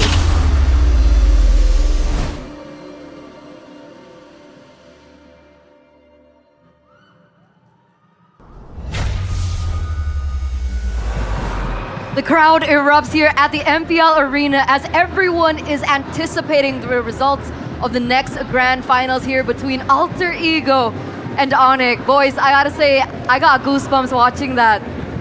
It's always W production for Indonesia, man. Every time, every grand finals. Last season, I got tears. This time around, like, I just amazed, you know. Shout out to all the people that's working in the back, all the people that's in the stage, dancing around. I cannot do that. I cannot do that. The switcheroo, the dab into like the players, that was so cool. Man. Skylar and ONIC, Skylar and Nino, sorry. Skylar and ONIC, what? Skylar and Nino, that was, I like that. It's like a symbol of the veterancy between these two players. Obviously, for the side of Alter Ego, Nino is still considered as one of the main pillars. Do you agree with that statement? Yes.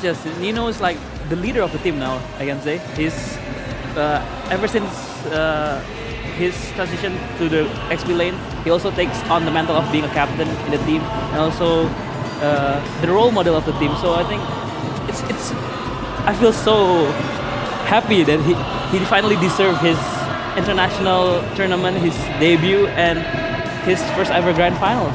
So you got the chance to actually coach for Nino then, right? Yes. How was that? How was he back then? What was he like? He is always like the bubbly type, the cheerful type. They always pick his friends when they're down, and yeah. But he's also very emotional. He's very sensitive, but yeah, he's a very great player and also a great person for sure. We can kind of see, because we don't know Nino personally, right? We're just casting over his games, seeing his interviews, but we've seen the growth of Nino. Yeah. It feels like a matured version of Nino. Do you agree? Yes, Do you see the same thing? I agree. I even messaged him last night. I said, I'm so proud of your improvement and yeah, I'm just so happy to see my ex-players now like this in the I mean, I think this is the stage is like the most hype, the most crowd, I think, I feel like. And yeah, and for them to experience this, it's a night to be remembered, I think. Oh, what was your reaction when you saw the winner's interview, man? When that was such an emotional moment. You know, we were tearing up here on the panel. I imagine for you, knowing them more personally, must be even more wow. Yeah, I messaged them personally. Like literally after they win, I messaged them and telling them so proud of them and hopefully they can give their best for today. That's one of the aspects I think that's quite underrated for a player, right?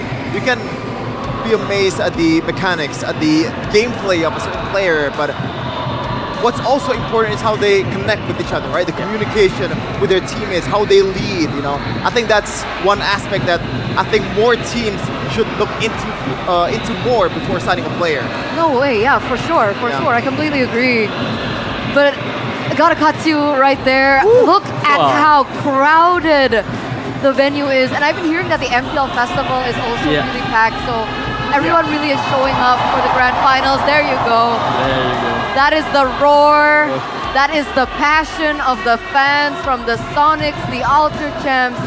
And I'm pretty sure from the other teams as well, whether it be, the Cavalry, from the Navi Nation as well. Amazing. Such a great to see this turnout for the grand final. I mean, dude, if you want to see real energy, you want to look at the festival and see the wave of human beings that always comes every single playoffs. That is why this event is such an awaited moment. But here, just take a look at the champions of MPL Indonesia. And it's funny, right? Because we're looking at so much yellow. Season 1 up until this point, whether or not it'll be for ONIC or Alter Ego. But this is a really good way of representing of the two different journeys that these two teams have underwent, right? This will be the 8th trophy if ONIC win this. This will be the first trophy for Alter Ego. Someone comes second though, Arashi. RRQ with how many trophies is that? 4 trophies? 4. Respectable. Very respectable. I mean, you know, you gotta be proud of your achievements, man. There is a lot of yellow, but I'm happy to see some orange there. Hopefully we can get even more. But hey, if a new face shows up here, a bit of red here and there, you know, maybe a bit of a different yellow, I'll be pretty happy, man. We want a diverse, competitive region. For sure. Like what we've been seeing from MPLPH. I mean, other than the back-to-back championship, right? Yeah. It feels like TLPH is kind of inevitable in the Philippines region, man. Aurora winning or like losing only one in the regular season does not matter at all. 4-0 in the grand finals, but now we're looking at the history of the finals MVPs. Man, such a throwback. Look at some of the names there. Yeah, there's I Am Jaco, there's Weedy. Rock from season 1 as well. So far from ONIC, it's been CW, Kyrie, Sans, Keyboy, and then Sans again. Yeah. And I think if you see the names that most of the, like, a lot of the names is now being a coaching staff now. Oh. Yeah, Rack, Bin, Chewe now. Rack as well. Yeah. So they're transitioning career from players to coach, and yeah, they're smart people. They're smart players, and even now. Meanwhile, Albert. Oh yeah. You don't have to point that out, man. No, I'm just saying, like, Yeah. this guy's longevity needs to be studied. I man. know. When everyone else is transitioning, this guy was performing out of his mind after a role swap. I gotta keep telling people that, because what the heck, dude? It doesn't seem real. I feel super bad though, especially after what happened in the last match. He was carrying EVOS in his bag, man. Do you agree with that, Coach? Yeah, I agree, Albert. I also messaged him last night, like, nice try. You messaged a lot of people last night, huh? Yeah, because that game was amazing to watch. Like, you need to cherish the moment, you know. Like, congratulate the people that win, and also give a heads up for the people that lost. But encourage them. Yeah, encourage them, yes. And now it leads to this moment here. We're looking at the meta check now for ONIC. 41 unique heroes, which is quite surprising because when we're looking at the heroes that everyone has played in the team, I don't feel like it's as much as what we've seen from Alter Ego. Yeah, for sure. I mean, look at the asset there. It's literally 9th. It's literally dead last in MPL Indonesia. So this can be abused by Alter Ego, but I hope that Alter Ego is not going to be overwhelmed by how much heroes that they can play. So they kind of like overloaded, right?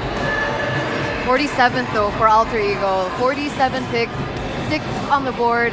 And we've seen so many weird things coming out from Alter Ego. Coach, was this something that you thought could work in this meta? You know, the Matilda in the mid lane, Helker, That was and crazy. then we saw Uranus in the gold lane. If the Matilda in the mid, I have no comment because. Okay. But if the Uranus in the gold lane is a good way to answer the CC, because CC cannot win against Uranus up until she built the Sea Halberd. So Uranus will win the tempo against the Chi-Chi before she built the 3-item spike. So Uranus gold works, export gold also works. I think Alter Ego is about the flexibility, right? Once again, they can pick one hero and can put it anywhere. So that's what makes them special. Does that mean that ONIC don't have that ability? We're not seeing it. We're not. That's true. Not as much as Alter Ego. The range, the big topic here. ONIC have flex picks of their own, and they have great EXP players too. Talking about fighters, Ludwig has been insane, especially on the Lapu. It leaves an impression, man. When you can dive in and solo kill the mid lane and the gold lane, what are you, an assassin in the EXP lane? That's crazy. But we don't see how far the flex can go for ONIC. Maybe because their power heroes are just that much more impressive. So which is why earlier we got that opinion, right? Hey, it's about flexibility against power picks. That's why it's so unsettling. Because we're not sure about ONIC. Is it because exactly the statement that you mentioned earlier, Arashi? Is it that they don't have it? Is it that they just haven't taken it out? Are they saving strats for M7? Right? It could be. I mean, other teams could say that, and I wouldn't believe them. but it's ONIC. That might be possible. They're still saving strat until M7. An excuse that Beer can always say. Or Bigatron. Yeah. Let's see if it works out for Bigatron for M8. Right? We're waiting. So here it is, ladies and gentlemen, the drafting phase for game number 1 presented by the smartphone Samsung Galaxy S25 FE. And before the opening, I really wanted to discuss on the Jushin, but it looks like ONIC are going to go for the instant respect, taking away one, the YSS that Yasuke has found success on, especially yesterday in the lower bracket finals, alongside the Jushin. Coach, thoughts about this? I think ONIC just wants to ban out the comfort hero for Alter Ego. Like we talked about that earlier, like the trio mid, the trio strong mid, because Zuxin and Yusanshin is very strong, right? Yusanshin have that ultimate to open the map, and Zuxin can just win the mid lane. So I think they want to ban it out and put it more in a even place. And don't forget, yesterday Coach Bam was very vocal, saying that each match has its own meta, and the meta was, in yesterday's match, the Zushin. Whoever got the Zushin had so much of an advantage that it had to be respected. Now Coach Adi, though, immediately with the respect, the Zushin that has been used so much by Yasuke, Zushin and the Fanny, they have done their homework. Yeah, the Fanny meta thing is a bit unexpected in this series, especially for opening it up, right? Because we haven't seen a single Fanny game from Mr. Yasuke versus EVOS. So it feels like Coach Adi knows that if Alter Ego wants to strike first and catch them off guard, Fanny would be the answer. But speaking of an answer, this is a lot of coach would say this might be the best move to pick. Fanny is one of his comfort heroes, his power picks. Yeah, but it didn't show up at all versus EVOS. Oh, versus Evo. Maybe hiding it. Maybe they still have some PTSD because they beat them with Fanny. ONIC, But yeah, the first pick, Grok, is I think the best roamer in this meta right now because it has a lot of usage, not just the ults, not just but the most important thing is the barrier for level 1 to freeze the wave. That's very important in this meta, in this winning matchup meta. Oh, and they open up with Yuzong and Hayabusa. Signature Hayabusa here for Yasuke. I mean, flashes to that moment where they were behind and he was able to get a triple kill without the shadow kill. What the heck, man? Along with that, the Yuzong, we haven't really seen it flex over in the gold lane, I believe. Some people are saying, though, that could be an option, depending on what the response is from the opposition. It is definitely, maybe it severs Arsenal, but I don't think it's going to happen, man. Yuzong is too much of it's too valuable to leave out in the gold lane because you want him to be there in the XP lane, winning on the retry battles, or not retry battles, the objective battles. But yeah, I think the Hayabusa wouldn't be as successful as before just because of the fact that it's a drop. Yeah, for sure. And yeah, look at that. Alter Ego picks up the Kimi and ONIC picks up the Lancelot and Harriet, which is very strong. Back again, it's comfort picks for ONIC. As we can see, Grok is very comfortable with Kibo is very comfortable with the Grok, Kyrie with his Lance, and Skylar with his Harriet.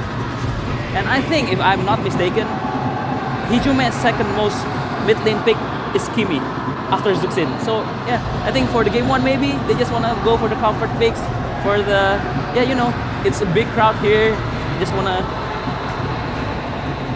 suit it up. Yeah. Put on the show.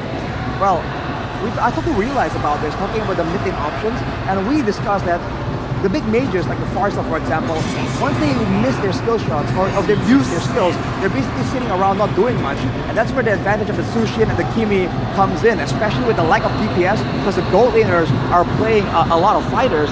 That's why it's showing up so frequently for Alter Ego, because they really want to have that presence in the gold lane. Now I gotta ask, we talk about how important the mid prio is. With now Alter Ego getting their hands on the Hayabusa and Kimi, what do ONIC have to do to level out that playing field? Well, first of all, it's gonna be the bans towards the roamer, right? Because that trio mid, the roamer plays a huge role to control, to zone, to be the first CC that's gonna come in and stun some of the opponents and win out on the damage trade. So that's why they banned the Katokacha. It might be another ban towards roamer as well for ONIC. Something that comes into mind in this kind of scenario probably would be a Hylos. But I think it's dangerous grass, so maybe ONIC wants to bet the hell card. Oh, Hilda, yeah. Maybe. But yeah, I think it's kind of weird to see Alter Ego not drafting their trio mid at the first 3. Maybe they're hiding something for the last 2 picks. I think they want to hide it, and that's why they pick up the Yuzong and they ban out a bunch of different EXP laners because they know Ludwig is a pivotal player for the side of ONIC right now. CC ban here though might be thinking that they want to play the Uranus, maybe? Something like sustain. You know what? You're right. Or the Arlet maybe. The Arlet? Arlet for Alter Ego? For ONIC, I'm thinking. Oh. Possible. Arlet is a bad matchup against the Yuzong. With the Grok also, maybe they can block. Maybe it can help the first wave, but I think it's still a pretty hard matchup for the Arlet against the Yuzong. Maybe they should have picked their roamer here for Alter Ego. If they don't pick their roamer, but they're hiding something for sure. Could it be a Hellcurt? Yes, the Grangers, yeah. Oh! Now, I think the Hellcurt is out of question by this time, man. Yeah. There's not much body in the front, so it's gonna be some tanky boys in front. And this is super scaling composition from Alter Ego. Interestingly enough, we are going back to the old gold laner matchup with its Granger and Harith. So the point is, if Granger and Harith is still available, it's gonna be the old meta for sure, because that's the strongest gold laner right now. I mean, the traditional gold laner is only Granger and Harith. If they both win, I think we're starting to shift into the fighter gold lane. And Farsha. It's just comfort heroes for ONIC, man. Farsha Suns. Nice call, Arashi. You mentioned the Uranus earlier on. Did make a bit of sense, but now this is concerning for Alter Ego. Remember, when we see other teams bring out the old meta with the DPS backliners, they have a lot of protection. Now for Alter Ego, it's a Hayabusa, it's a Yuzong. There's not a lot of tools here available to protect the Granger and Kimi from a Farsa, from a Lancelot and Harith. There's a lot of dive available from ONIC to really zone out the backline. I'm afraid they might have to go for something a little bit more passive for Alec. Are we thinking the Hylos here? I think Hylos is the best pick, but if they want to go crazy, maybe a Cho. Wow. Or double down on the aggression? Yeah, double down on the aggression. It's Alter Ego, man. Oh, and or the Halid. Or the Halid. Yeah, that works. Great call. Okay. It looks like the composition has been set in stone. We're going to throw it over to our casters for game number 1 in the grand final. Alter Ego's redemption meet Onyx. Reign up in the skies. Alter Ego wants to etch their names in the history. But ONIC, they want to be the sole rulers of the skies. Welcome to the grand finals of MPL ID Season 16. It's Realize alongside Mirko. What do you think of today's grand final? Well, we expected a 4-3 in the lower bracket finals. Now, I want to say I expect a 4-3 here, but I think that'll curse some things. I say it's going to be 4-0 just so that we get the opposite. It's 7 games in the grand final, 7 games to determine whether Alter Ego can truly, after a long wait, after being denied in Season 6, etch their names into the history books. One last ride for family, yet for the Sky Kings, another rebellion to quell. It's ONIC against Alter Ego in Game 1 of our grand finals. Just take a look at the Clash of Eras, Youngblood against veteran Lutpi. By the way, this guy I want to highlight has been stepping up huge for ONIC in the playoffs, but for Nino as well. This guy was doubted, especially with the Yuzongna that is picked up. He would usually be seen as a, mid Yuzong player, but he has been proven to be the player who steps up. Alec flickers away. Early aggression from Alter Ego.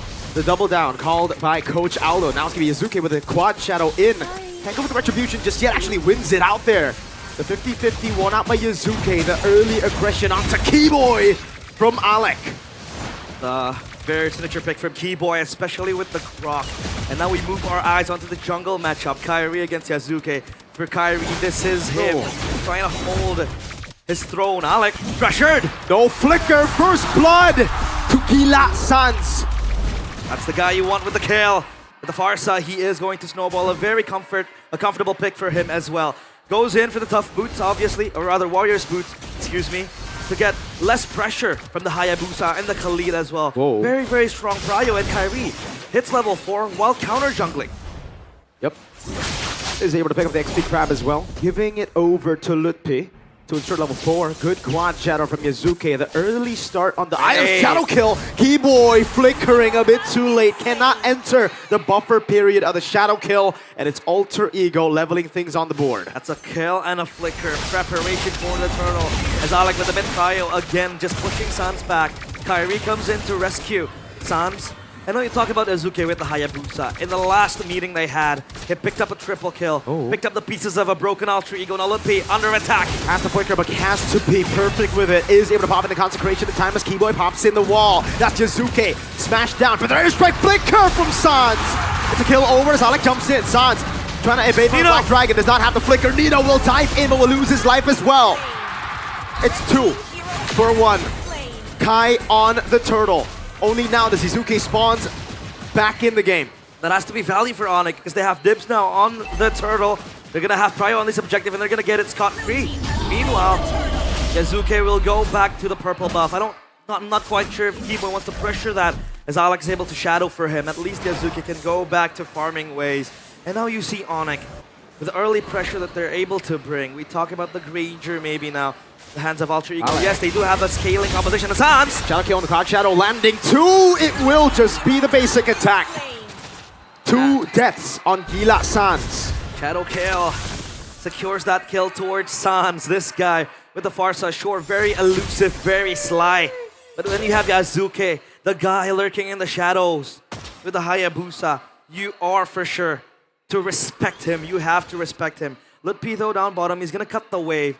And then, back to my point, Alter Ego with their scaling composition, obviously with the Kimmy and the Granger, is going to be a pest for Alter Ego to, or rather for ONIC, to deal with in the late game. So that comes down to Kairi. If he can get the execution down in the backline, if he can get that dive, that's going to be good. But then you have Nino with the Yuzong, always ready to split up the formation for ONIC when it comes to the dive composition. Time predictions by Gope.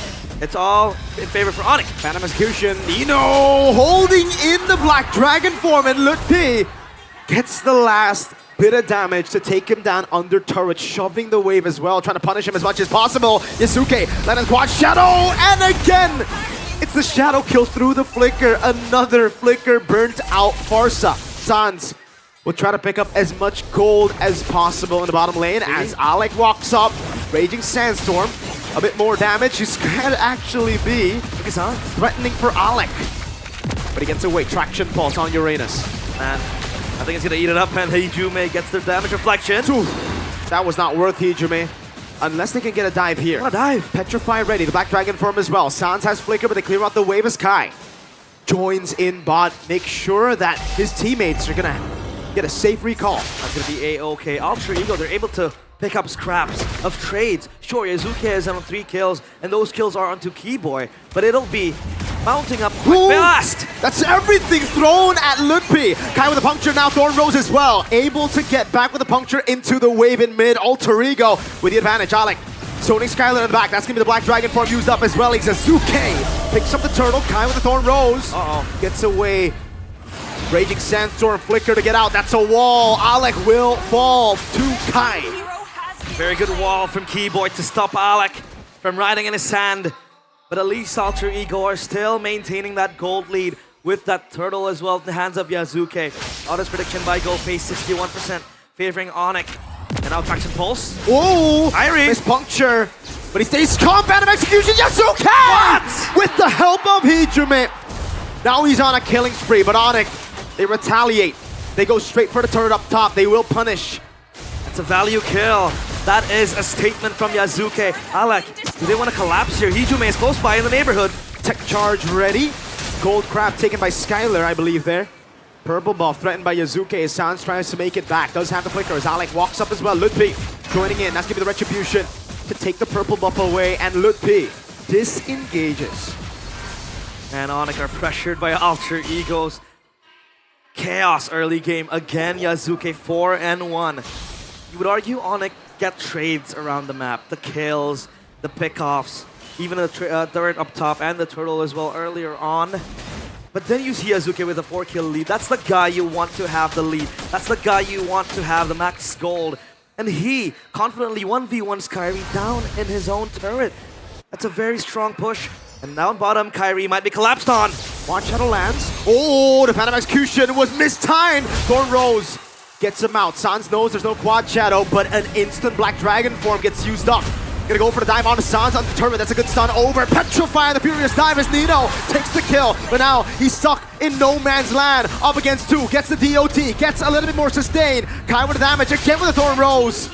It's Nino for the price of Sans. Skylar up top, threatened by Alec and Arfi for the turret. He is gonna dash it forward, has to purify, pops in some on force. Gets gunned down a bit, but has enough sustain, but he will have to give Yazuke. Quad Shadow doesn't land, Shadow kill will! Mega kill for the rookie. Shadow Prodigy again with the Hayabusa. Finds so much value in isolating ONIC when it comes down to cleanup duty. And obviously now they have man advantage inside of the objective for the turtle as well. Now Alec and Arfi will collapse onto this. Keyboy, he will have that flank charge ready, but Alec in the back will try to zone out Sans. That's a red tree from Kai, getting it. It was a bit off as Raging Sandstorm was used up by Alec, but Sans was able to evade from it. It's just a clean neutral objective take as they get a structured 2 alter ego. Despite the technically giveaway for the turtle, they still get a trade and Alec walks out. Gonna be fine, Yazuke. Shadow kill!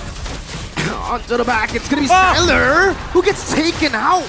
Arfi taken low, but Kai misses a puncture.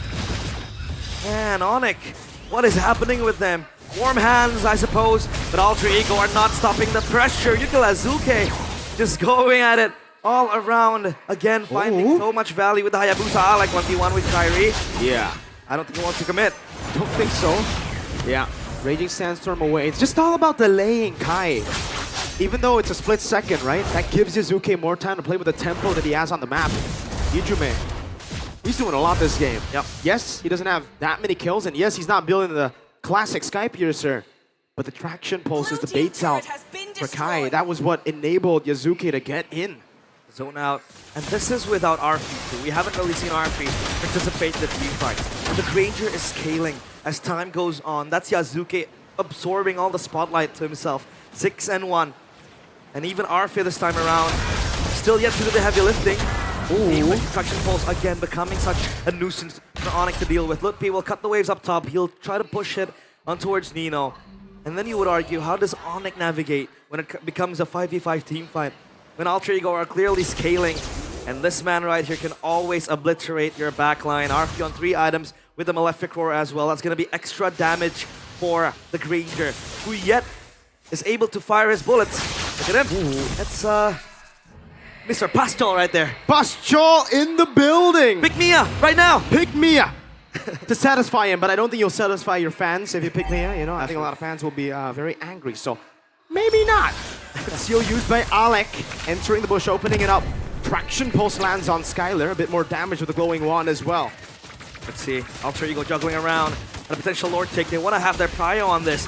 But look at ONIC's wave clear. I think it's pretty good to try to stop the pressure again with Skylar and Sans.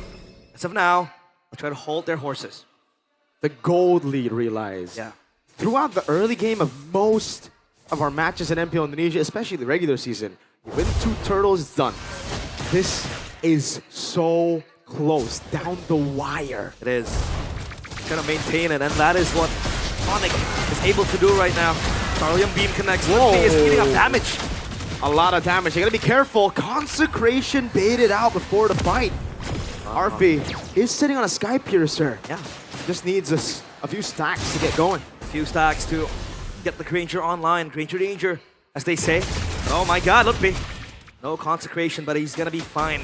As of now, he's the one soaking up the damage, has the regeneration to go past Alter Ego. Kyrie will go in with the puncture. Nino. Oh, that's scary. Yes, the petrified too. Yeah, a bit of a jump scare there for sure, but I think they know that Kai has tough boots. I think the Brute Force breastplate already completed too, so it won't really lock him down for that long. Yeah. They'll end up having to waste some resources, but they see Lancelot in the bottom lane. That means Sans will have to get position. Wings by wings, already utilized. Immobilization lands on Lutpi as the Lord will be reset. Bottom wave already cleared by Kai. Kyle, the waves are pushing, but it's gonna be a freeze down bottom. They're gonna let that happen. Because as of now, Alter Ego are the ones dictating the tempo. They have the tempo. Shadow kill! Oh, he translates it over to the Lord. So, no Quad Shadow. That's a wall down. Keyboy tech charge. Suns goes in. They dive on the assassin. Keyboy gets a shutdown now. Is asking the Black Dragon from with the help of Alex. Suns with the flicker out, but Nino follows through. It's a kill over as a traction pulse locks him down. Meanwhile, Lippy zoning RP in the back line. Kai with a walk up again. Hijume doing a whole lot. Nino! 3-man petrifying against the double kill. Scholar has to run away for his life. Will he survive? Skylar goes back in. It's Nino with a triple. The beast is having a field day and he wants a maniac. Lutpi, too sustainable, too tanky. 3 for 3 at the end of the day as Lutpi tries to push it forward. RP has Sky Piercer. That does a little damage to Lutpi though. Kyrie is still in the purple buff, and he won't be able to get it as Yazuke will be the one to secure that. Meanwhile, ONIC, they go for the 3 for 3 trade, but RP is still alive and well. And as of now, it's Nino carrying the entire team fight with the 3-man Petrify. The beast shows up in time. And Alec, he has prior for the vision spot, especially with the Khalid. But ONIC, they want to try to bait Alter Ego into the fight. They want to try to get Alter Ego going into the Lord Pit. E-Boy might try to look for a target, but the traction pulse again. It's a very valuable tool for Alter Ego, especially in the hands of the Timmy. RP has the Sea Halberd, so that's going to exert much more anti-regen up towards the Uranus, who, by the way, has been very much pushed down. That's Sally Boy. The Miracle Boy here as well.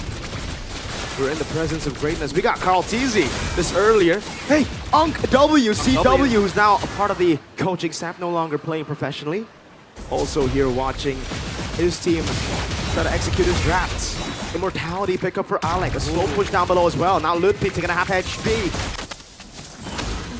He is fighting all the bullets, but he's gonna be okay. He's a Uranus after all. He'll regen quite quickly. That's not gonna be the good item. But oh, he's gonna be fine. Traction pulse again with the pressure that is mounting highly on ONIC. Alter Ego, they know they have the rage advantage, so they're just gonna try to poke around ONIC until they blow their resources out, and then they can go for the jugular. Meanwhile, Alex still on the back line. He is looking for a flank angle. ONIC, they want to try to rush this, but I think Alter Ego needs to respond to this. Yeah, ONIC want to try to force it as much as they can just because of slow push in the bottom lane. Alec, he had Immortality, just bought it. I don't think it's worth to have it pop instantly. To get some healing back. And it is back to the Lord Dance. Man, such a slow game as we got into the double-digit timer. Twilight armor picked up. Yeah. And I really like to see it, man. Carl, in the interview just earlier, said that Indonesian players lack discipline, and I'm glad to see the discipline now showing both teams. They're playing through the macro control, through the advantages. Alec, conceal. Gonna go for the Beijing Sandstorm, doesn't land on anyone. Oh, that's a big mistake, but there's no punish just now. No lockdown to lock Alec. They need to wait for the resources to be used over to Yazuke, who's in the bush right now, has a position, goes over the quad shadow, just a bit of poke over to Kai. Feather airstrike will take Yazuke to half HP. And we're back to the Dawns. Insane. Malefic Roar completed for Kyrie. Damage, damage, and damage is the name of the game when it hits this mid-game to late-game spike as well. Meanwhile, RP gunning down Lutpi, trying to push him back. And Alter Ego, for a team known to be so chaotic, they like to play the very, very disciplined position. Is that? Oh, I think it is. I think it might be. Go Tesla. Keyboy! Oh! Gets a two-man. Kai with a jump in, but he misses the puncture. Alec holding it in. Traction post landing. Keyboy still there. Nino doing a lot of damage as Lutfi walks up. Big moments, but not a big reaction from Alter Ego. They stay composed. Feels like a bit disconnection. And yes, it is. We get information. That's Joe Taslim. At the siege, though, completed. Shadow Kale. With the quad shadow over the Sans. He gets away right as Mr. Joe shows up. They go for the fight. Feather airstrike as well. RP picking up the first guy. Piercer stack of the game. As Skylar is able to go for the Saman Force. But yes, okay! Walks up and it's a double for RP. Alter Ego take control. Traction pulse and even Sans not given space to recall. The re-engage from Alter Ego is perfect. Nino goes in for the backline, but RP is free to shoot his bullets. 3 kills.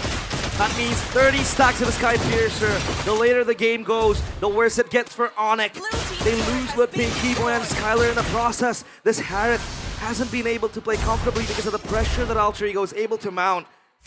Man, Alter Ego dictating the tempo for almost 10 minutes now. And you would argue this is a case of the mortal players, Alter Ego, the normies, the eyes of the Sky Kings. But now they stand on par, they stand toe-to-toe, and even above them in at least game one. Item check so far, Wager full stacks, or rather full items. He has the rose gold for extra protection. Other than that, Twilight armor stacked by Keyboy too. Heptasis for Alec, extra damage because he knows that he has to assist Arfi in trying to go in for the cleanup duty. Alter Ego, they want to try to get a few structures in. Wow. The instant capitalization, Yasuke! Again forcing the flicker out from Sans. So lethal. Just a small window and he takes it. Even Lutpi disintegrating to the damage of the bullets of Hiju and Arceus Kai. Jumps over the puncture, going through over to Alec, but Yasuke again. That's Keyboy in the backline, able to find two, but then there's no follow-up. Black Dragon form zones into the backline as Keyboy's the one isolated. Arfi picks another Nito with a Petrify on the Furious side. It will lose his life. Raging Sandstorm from Alec. ONIC hold, but Yasuke is your shadow kill! Very low, but everybody staying alive. A feathered airstrike just to zone. Alter Ego unable to crack open the far lane, but they have gotten one. Base turret. The hold is good from ONIC. Nino dive and gets two. In the process, at least the stun goes in, but Alter Ego are way too hard to follow up. Real-time victory rate for Alter Ego, 88% by Samsung Galaxy S25 FE. ONIC, man, their engagement has been good, but there seems to be a disconnect in which there has no follow-ups been done for ONIC. Traction pulse against Pam to try to give leeway for Alter Ego to make their way onto the backline. But Lutpi, I think, is one of the foundations that's keeping ONIC alive. At least he's the one absorbing all the damage, absorbing all the bullets. And Yasuke, the sheer pressure you have as Alter Ego with this man on the Hayabusa. He doesn't even need the shadow kill to really do damage. With the shurikens, he is insane. Game flagged by Gopay with a total of 4 assists in the game. Kyrie now ranks number 2 all-time jungler in MPL ID with a total of 2,000 assists. He's gonna have to get a lot more assists this game, man, if they want to win it. You saw the AI prediction. Yeah. You saw in the past matches how clean Alter Ego can be with a lead like this, and with this far lane control of the Granger, slow pushing. ONIC are put in a desperate position. Even Sans having wings by wings after getting immobilized in the bush. Oh, winner crown for Arfi. He sold his boots for, again, extra bit of safety. At least he can prolong his life and then go in for the cleanup. But again, look at the waves pushing in. It's in favor for Alter Ego. Skylar is far away. He has to clear that wave up top. And Alter Ego, they want to blitz this. Lutpi getting way too much damage. Off HP from the Lord. He has to walk up now. He has to soak in damage. Kyrie can he make a miracle play. No, he cannot. Yasuke pops in the shadow kill. Has Punch out as well. Kai rising mortality, but will lose out his life to the Sky Piercer. He has him in the crown. Keyboy fails. Kyrie. Iconic charge. RP gets the unstoppable. And it's Lutpi next to fall. The Sky Kings are running back to their castle. Alec in the back with Hijume gunning down. Alec with the slash. Now it's just the Prince. Can he defend RP? Forcing out the winner crown by the immortality is Yasuke, who slays the Prince and takes the lead in the best of 7. Alter Ego invoke chaos up in the skies as ONIC, the Sky Kings, concede game number 1. Cool, calm, collected, discipline shown by the masters of the chaos. So much contradiction, but they get it done. So calculated. As going toe-to-toe has been the main theme for Alter Ego in this game against ONIC. Going toe-to-toe against ONIC is one thing. Going toe-to-toe, outsmarting them, outplaying them. Yasuke out-jungling Kai? Now that's a different story. Alter Ego. Even after the win, you can see the discussion, you can see the difference in mentality, the difference of environment. Alter Ego has always been the team to win out early, to have that passive strike back, them throwing in. but now the discipline is immaculate. The macro game is immaculate. And we have someone to thank for that, two people to thank for that. Yep. Professor X and Styx. Man, Zephyr has been very creative in the drafts. But shout out to the beast Nino with the Yuzong diving in, isolating members, getting a 3-man Petrify. Just becoming the heart of this blood-boiled Alter Ego lineup. And then you beg the question for these Sky Kings. What has been happening to them? Engages were found. Key Boy with his trademark moves. But it seems like the team is in disconnect.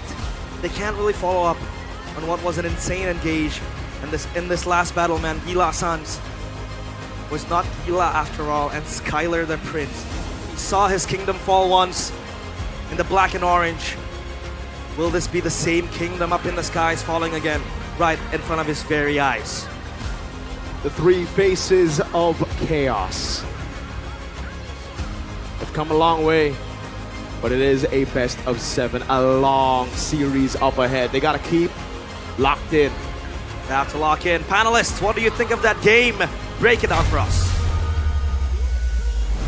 An exemplary game number 1 to open up the grand finals, ladies and gentlemen, as Alter Ego are able to lead the series 1-0. We gotta break this down from every single angle here, because I think even all of us who are watching backstage, we had so many emotions going around. The arena was going wild. Let's start with the drafts. Yeah, I think it's comfort picks against comfort picks. I mean, that's the most honest draft picks that Alter Ego has shown in this playoffs. Like, it's just Alter Ego is just showing, like, if you pick your comfort pick and you give me my comfort picks, yeah, we can beat you too. Because we were quite surprised with the Khalid last pick. Yeah, I mean, I would have went for the high loss, but in a sense, I am corrected, right, in this case, because Alter Ego played that early game super aggressively. Alec did get punished a couple of times from Keyboy and also Sans, but you traded off with 2 early kills to Sans on a Farsa. That is not something that is usually possible. You would think that wouldn't be worth it at all, but somehow they were able to turn it around. And one of the main reasons why is our player of the game, presented to you by our official tournament smartphone, Samsung Galaxy S25 FE, Nino on the Yuzong. Arashi, talk us about this Yuzong pick. Bro, he played a great game here. In the early game, he was making so many moves. He was one of the quote-unquote more dominant winning lanes. And despite the fact that ONIC were trying to make maneuvers to maybe avoid dealing with this Yuzong in the early game, he just forced his way into the backline. And the amount of times he made a play diving in was already a spectacle to behold. The amount of times he did like a clutch zoning maneuver when Keyboy went for a big engage is also part of why Alter Ego were able to maintain such dominance. This is basically Alter Ego saying, like, in order to protect your backline, you don't have to get protection. Sometimes the best defense is a great offense. And honestly, if in this game with the Khalid, if Alter Ego were not as coordinated, there were plenty of times where ONIC could potentially punish Alec for trying to zone, for trying to flank in the back line. But because the follow-up is so on point from Alter Ego, it ended up working out. And check out this play from Nino, dude. I thought ONIC definitely had the edge here. He just said no. Triple Petrify here, I think. Yeah. Oh, man. Wow. Beautiful. I think that was a triple kill picked up by him here. And that kind of kept Alter Ego from falling behind. With 2 marksmen against ONIC, they were able to maintain at least an even gold lead, and that is more than enough when you know that your backline is gonna scale so far. And I think the turning point was here when Arfi was able to get finally a couple of stacks immediately. Yeah. And look at this, Nino zoning everyone, making Keyboy's last-ditch attempt to be in vain, and he still went in. This guy's crazy. Yeah, it is such a trouble when you're playing a Farsa, especially with a flicker. I mean, like it or not, you gotta go flicker against this. Yeah. But when you pop that feather airstrike, it's an instant cancel with the whatchamacallit, what's the ultimate? It pretty much moves you back, right? When you get hit by the dragon. Yeah. And Farsa, which usually has the advantage of following it up without really being in range of the enemy's heroes, it's gone. Like, Sans cannot follow up Keyboy properly. And shout out to this draft coming in from Alter Ego, man. this Uranus becomes less and less relevant as the time goes by because it's a double marksman meta, right? Or it's a double marksman composition from Alter Ego. And also the Sea Halberd, the rush towards the Sea Halberd from Arfi. That pretty much eliminates the possibility of Lutpi man-to-man or like man-checking Arfi in the backline. I was quite surprised by how much damage Lutfi was taking and that point where he got taken down as well. Because I think for big Lutfi as an Uranus, I think he might be dizzy what items to build because Kimi hurts, Hayabusa hurts, Ranger hurts. But I think for this game, I would like to give props to Yasuke too. I think he carried the early game so much because ONIC was getting kills, right? But it's getting traded by Yasuke getting kills. He's being active, roaming around the map from bottom lane to mid lane to top lane. He get all the kills and he pretty much carried Alter Ego's early game. You even mentioned that when we were watching, behind the scenes, that Alter Ego had control over 3 lanes at the same time. Is that because of Yasuke? I think it's because of Yasuke and also Alex Khalid. Because I think he does his job so well, just zoning around, just roaming around as a Khalid with the mobility. People. Yeah, spotting people. It's like a human ward. He shows people and Yeah. And honestly, the setup, again, the coordination needs to be shouted out here for Alter Ego. The only reason why Yasuke was able to play so efficiently is that every time he reaches, the area of operation, whether it's the EXP lane or the gold lane, the kill is right there for the taking. The rest of the teammates have forced out the flickers, have forced out the ultimates. He just comes in and just cleans up. And that happened more than one time. So it's not luck. It's all calculated and set up by Alter Ego. Yeah, to further your point, Arashi, this draft is, you might see the 2 marksmen, right? So it's a more of a scaling composition. But when you look at the heroes in the front line, it's Yuzhong and also Khalid. So they're kind of playing with the timer, right? Khalid in a losing position is much, much worse than in a winning position. So the fact that they were able to take the gamble and play this composition to perfection, you're up against when you think of Kyrie, you think of Lancelot. When you think of Sans, you think of Farsa. And those 2 heroes, Keyboy the Grok and also Skylar the Harith, that's pretty much also one of the main comforts of these 2 people, right? And you beat them. And I gotta say, what the heck? Dude, if you want to talk about the impact of Nino, we said in this game, in the panel, the only target he really has that is guaranteed is Sans. Sans did only about 2,000 more damage than Lutpi on a Uranus, on a Farsa. Like, that is how much Nino had his number, dude. And that's rare to see Sans outputting that on a signature little amount of Farsa. damage. 52 damage, 54,000 damage to Lutpi's 52. We didn't see a single TP from Sans at all. At all. Not even once. Not even a cheeky. No recalls. No you got no recalls time for that, whatsoever. man. You got no time for that. I gotta applaud the mentality of Alter Ego coming into this game, right? I think a lot of people would really shudder just by the ONIC name alone. Yes. But you can see it reflected in their gameplay. Yasuke going for the 1v1s against the Lancelot of Kyrie, winning it out a couple times as well. Yeah. Also the mentality of Alter Ego. You can see in the huddle after the game, there were no hints of celebration at all from Alter Ego. All they did was huddle up as a 5, Nino as a leader. This one is the thing that we need to fix. Blah blah blah.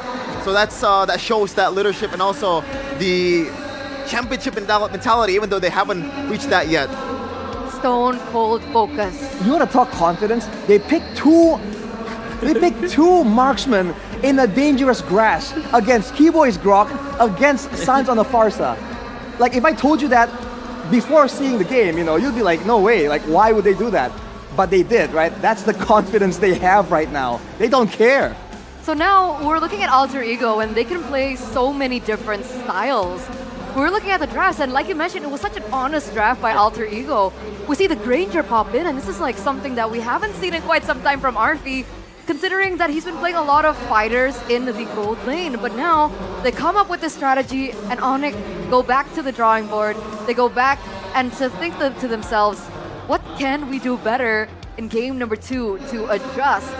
There's one thing that everyone here can agree on that they don't have to adjust on, and it's the device that they're using right now. Ladies and gentlemen, the Samsung Galaxy S25, and specifically S25 FE. Now, Arashi will talk to Aldo about the specs. So that's a 4,900 mAh battery, and it's fast charging. So generally, you don't really have an issue trying to play with low battery. On top of that, the dynamic AMOLED, 2x display with 120 refresh rate. At this point, 120 refresh rate is a must. Let's be real here. You need that performance. Don't forget, it doesn't heat up either. So with the design and the materials, it stays cool, man. And usually I would tell you, hey, you get access to that Galaxy AI as well. But honestly, I feel like the way Alter Ego are playing, it might be beyond science. I don't know if Galaxy AI can handle that. Yeah, I was about to say that maybe Alter Ego needs to use the AI feature to make themselves as the champions in this grand finals matchup after it concluded. But no, the way it's looking right now, it is very possible for them to do it without AI. Yeah. Yeah, so I'm training Arashi to be a salesperson. How is he doing? I think pitching good. well? Good. Okay, now talk to him about the prices. So, usually, sir, this is a flagship level phone. So you might be thinking it's gonna cost, what, 20, right? In this economy, 20 mil? Let's be real here. Sir, this is 8 million IDR for flagship performance. How do they do it? I have no idea. It's a trade secret. But on top of that, if you wanna channel in your Chinese heritage to save, to be a bit more thrifty, to save on the economy, you can get other deals, free upgrades on the storage up to 256 gigabytes. And just like that, you shave off the cost down to about like 6, because there's like 3 million in cashbacks alone. Not to mention, if you're an audience right here, you can get a free travel adapter too. In 2025, companies still giving you a travel adapter? For free? Samsung, bro. Wow. That's worth it, man. That's worth it. Maybe I'm Chinese. Makes you want to be Chinese, doesn't it? Gotta channel it. I mean, they call me Chi here. Oh. Because you're in thick? Chi Eterna. So you fit the description? Close enough. You got the vibe? I don't know. The pick vibe? Chi pick vibe. If you guys want to be Chi pick vibe or Coco pick vibe, you can come over to the venue, right?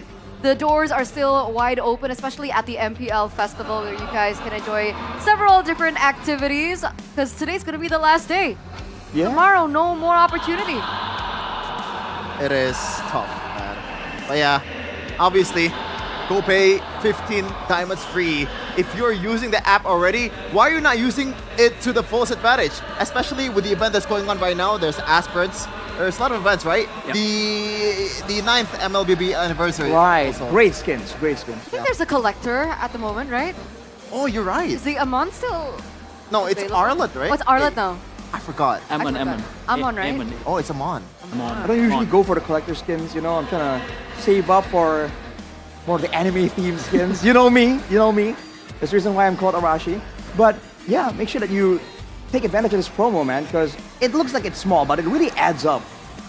Especially if you guys go ahead and check out the yellow diamond mission, you guys can get free 15 diamonds. So don't forget to check out gopay.co.id/games, or of course download the app to make things a lot easier. Because that's not the only thing you can do on GoPay. You can pay your bills, you can pay your electricity, you can buy quota, you can transfer money to each other. You name it. Because I think Aldo wants to send me money after this, right? You can use the GoPay app. What's this so deal much you guys more have? efficient, it's easier. I don't know. He's like, why? I'm using it to the fullest advantage. Exposed. Why do I owe money? Am I tricked now? Got scammed. One time, Bude Clara sent me 500k for no reason at all. It's because you screenshotted your balance, man. That's just Bude things, man. What a saint. That's how amazing she is. Honestly. Oh, God. Right. But of course, don't forget to vote for your champion as well. It's going to be the last time you can do it this season, because once again, GoPay is giving out every day up to 1,000 lucky winners of prizes worth of 2.5 million. So that's crazy. You guys can get MLBB skins, there's GoPay coins, there's headphones, there's power banks, and last time there were 7 motorbikes, I believe, as well as 5 smartphones that are still available for the taking. So don't forget to download the GoPay app, the app for MPL. For sure. Especially when you want to come over to the venue, you got to use the best in the business. Let's be real here. Yeah, sometimes when you are using a car, you get caught up in the traffic, but when you're on a motorbike, you can just slither in all those traffic. Yeah. This Jakarta, awful Jakarta traffic. Awful Jakarta traffic with the Gojek app, right? Yeah. And it's connected with the GoPay app, so things are just so much easier in terms of transportation and food. Yeah. You can also go check food. Bunch of good places here to eat. Great food places. much. In Pig, I would know. I hang out here a lot. My area. For once, we're actually in somewhere I actually know. Usually, it's way too far. All right, so let's go back to the game now, boys and girls. Era to era, right? We've been seeing a lot of different styles of alter ego. We've been seeing the old alter ego back at M2, and then we transitioned into the Sultan era, and then now we're at the new era. And it's so funny because if we take a look at all the statistics and the history of all the players, literally only Nino has been around for almost 10 seasons. Everyone else is new. Yazuke entered this season, and I think Owen was a part of season 14. But that's relatively new compared to ONIC right now. Coach, seeing these three eras, what do you think about the new era right now? And do you think this might be the prime era, the new prime era of Alter Ego? I believe this is the prime era of the new prime era of Alter Ego. Wow. Because what I see in this era that doesn't have in that era is that discipline. Yes. They are way more disciplined in this era. I mean, it's the same gameplay. I mean, the chaotic team fights, they like to fight, they like to brawl. It's been there. It's since the prime era, Sultanan era, and the new era is still the same. But what they have now that they don't have before is the discipline. They know how to close games. They don't overcommit, overchase. And we can see from that game one, it was perfect. That's crazy. And don't forget, they're doing this against teams that are better. Yeah. Let's be real, like the game has developed so much since the previous eras, and they are pulling off some really chaotic but also disciplined team fights in 2025. And by the way, this is not the alter ego that we see at the start of the season. Like, the alter ego that we see at the start of the season needs a lot of fixing, and the fact that they were able to fix that in a span of like, I don't know, 2 months is insane, man. The expectations to the reality that we have right now with alter ego going toe-to-toe, or maybe winning it out against ONIC in the finals, it is just surreal. Hard work, right? Put in the hard work. And also the patch. Yeah. And a sprinkle of luck. Yeah. A little bit. Yes, of course. I mean, yeah. Yeah, they're trying to push the luck thing further, though. Yes, agree. You see 2 posts from Alter Ego, like from the fans and all that stuff, from Cole Delwyn as well. Zephyr. Pretty much the caption, Hockey Bude or something. I think everyone from everyone from Alter Ego post that. Oh, everyone? The whole team? Yeah, even the staff, the management. Wow. I think they don't want to over-celebrate at this point, right? They're so close. They're so close to winning the grand finals, claim that trophy for themselves. A trophy that has evaded them since the beginning of the entirety of MPL ID. And that's why that factor of luck, I think, is like the main idea or the theme that they're pushing out right now. I mean, season 6, they were one hit away from the base, or I don't know. They were very close. Yep. They need that luck. Shout out Captain Vin and also Albert. Yeah. They need that luck, man. I mean, yeah. Scarred into the memory, but we're looking at the era to era from ONIC, right? Back when we had the Kage era, into the Golden era, the back to back to back to back, and then now the Dream Team era with Skylar, Prince Skylar from RRQ, strengthening the lineup of ONIC. How would you compare these 3 eras, Coach Do? Dominating, dominance. It's just, it's. I think from this 3 era, it shows it's just ONIC dominance, right, in the league, and I think they don't change that much. I mean, they know how to adapt to the patches, and they're just good players, but they're just great at MLBB. What can you ask more? Yeah, that's a great way to put it. They're just great at it somehow. Doesn't matter what changes, what patch. Actually, on that note, I had a little discussion with Mirko on the panel about the patch. And he mentioned that the losses that ONIC suffered was actually after the patch hit. So would you still consider that ONIC have fully adapted to the patch? I think they adapted in their own way, I think. Okay. Because they prio more on their comfort picks. Still. Yeah, but since it's ONIC, comfort picks is strong, But I think, as you can see, teams now already adapt to, I mean, Alter Ego Game 1, it's comfort picks and comfort picks once again. And they lost, so yeah, maybe it's because of the new patch. Which makes things kind of weird for ONIC in game number 1. You think that obviously the best role model pick right now is probably Grok, right? You win out on the mid trio, and also you have that set potential, right? That's been what's limiting ONIC in the regular season, at least after the patch hits. Keyboy does not have that Keyboy heroes. The Tigreals are gone. Yeah. The Cho is kind of gone, can still be picked, but might not be the best pick right now. And Grok is like the best of both worlds, and they still lost. So what do they do now? We're heading into game number 2, boys and girls of the grand finals here in this best of 7. And it seems like ONIC are still sticking with blue side. So we saw a lot of value from blue side yesterday. Coach, from your personal opinion, do you still see a distinct difference between blue side and red side? And whose side would it favor more? Nah, I think in this meta, in this patch, 50-50? It's 50-50. It's just how you, if you're blue side, you're setting the tempo, right? What you want to draft, and if you're red side, you just want to answer. And I think Alter Ego did answer well in that first game, but I think I want to see a more contested Hayabusa pick, because since Isunshin is banned, I think the best jungler to play in the mid lane to gank, to be aggressive is Hayabusa. So let's see. Maybe ONIC will first pick it. I don't know. Okay, we'll see whether or not this Hayabusa will get contested in the drafting phase of game number 2, presented to you by the official tournament smartphone Samsung Galaxy S25 FE. It looks like so far the bans are very similar, but Alter Ego have actually banned the glue instead of the Kalea. Shefan, talk to us about this.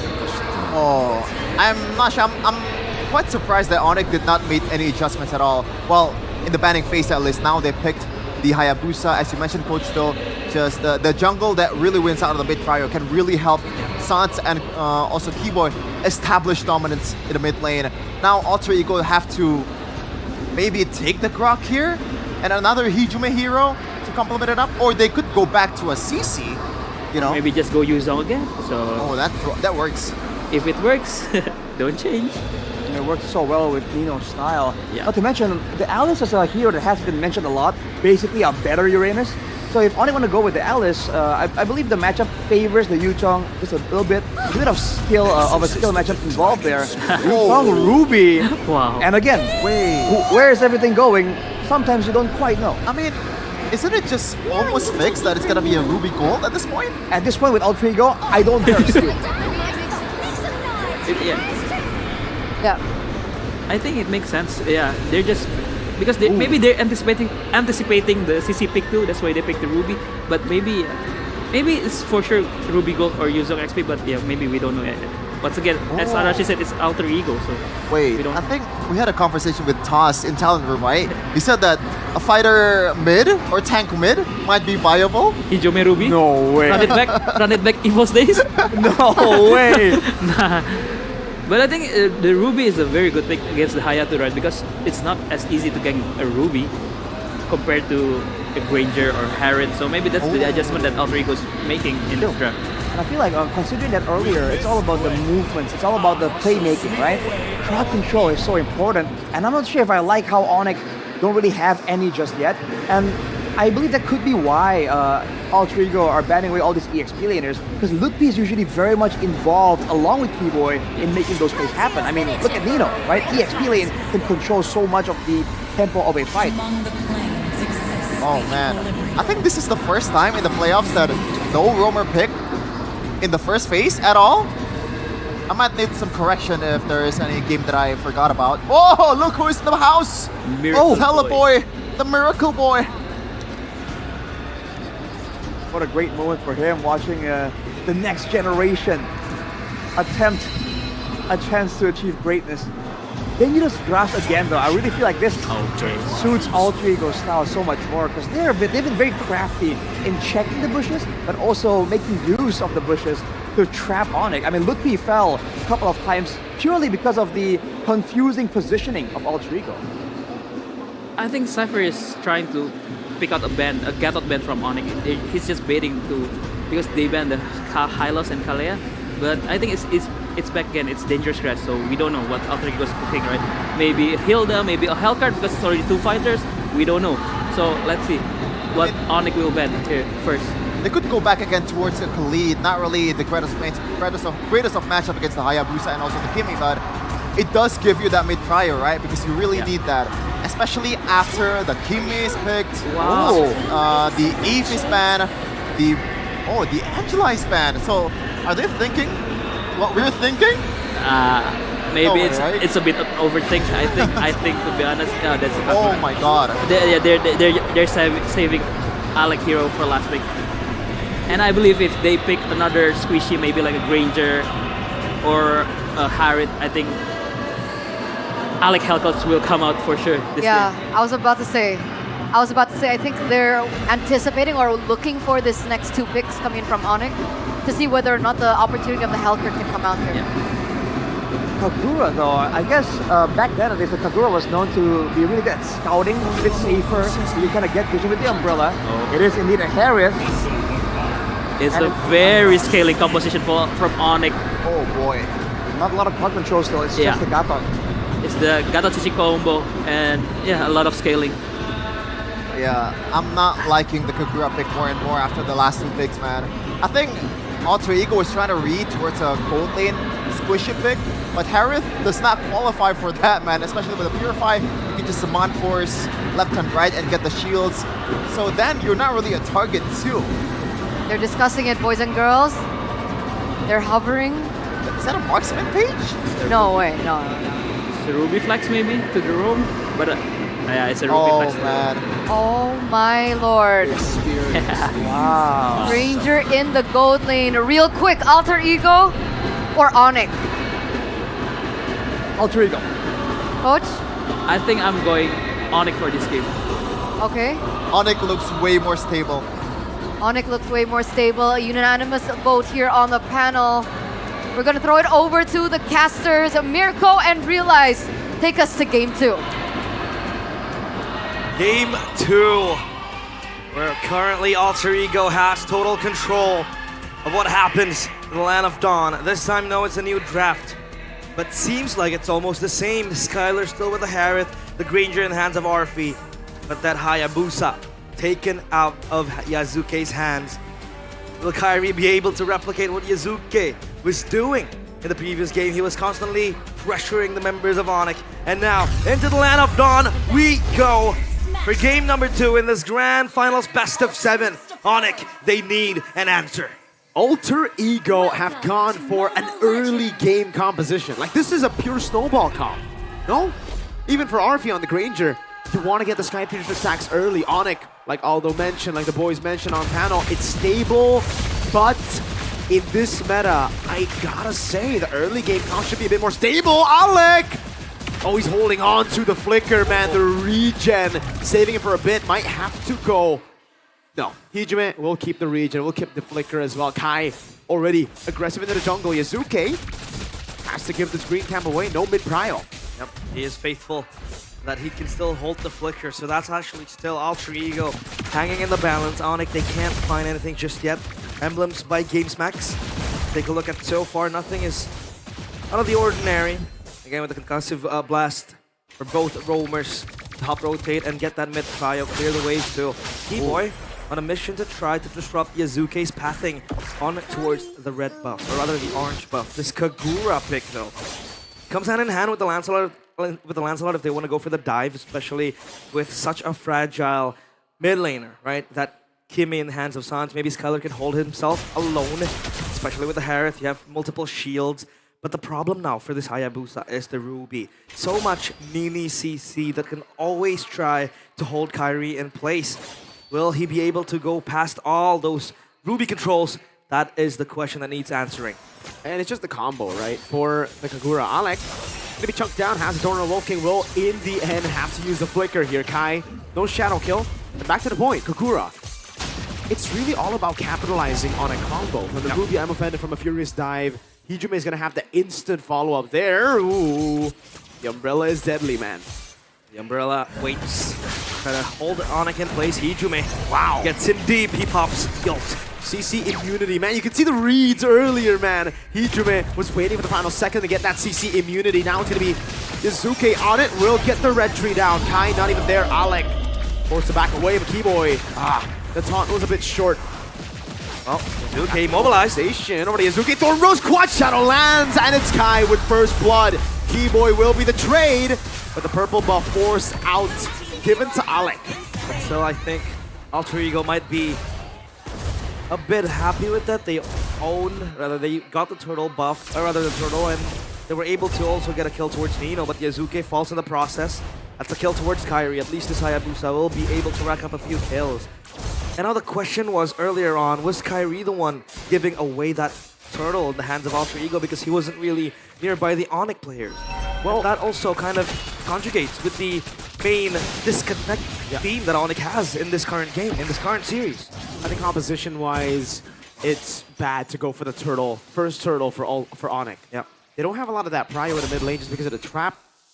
If you get shoved in like that when the Lancelot pushed in mid and Hijime gets control of bushes, as a Kimmy, you won't be able to walk up. The fact that Keyboy was so low, forced to recall, having to go bot, especially because of the matchup, Hayabusa lands, it's just tough. That's the instant kill button that I was talking about. With the I'm Offended, Yin Yang overturn, and with Yazuke, Kairi's waiting in the bush there. That's going to be Skylar with Zaman Force up top.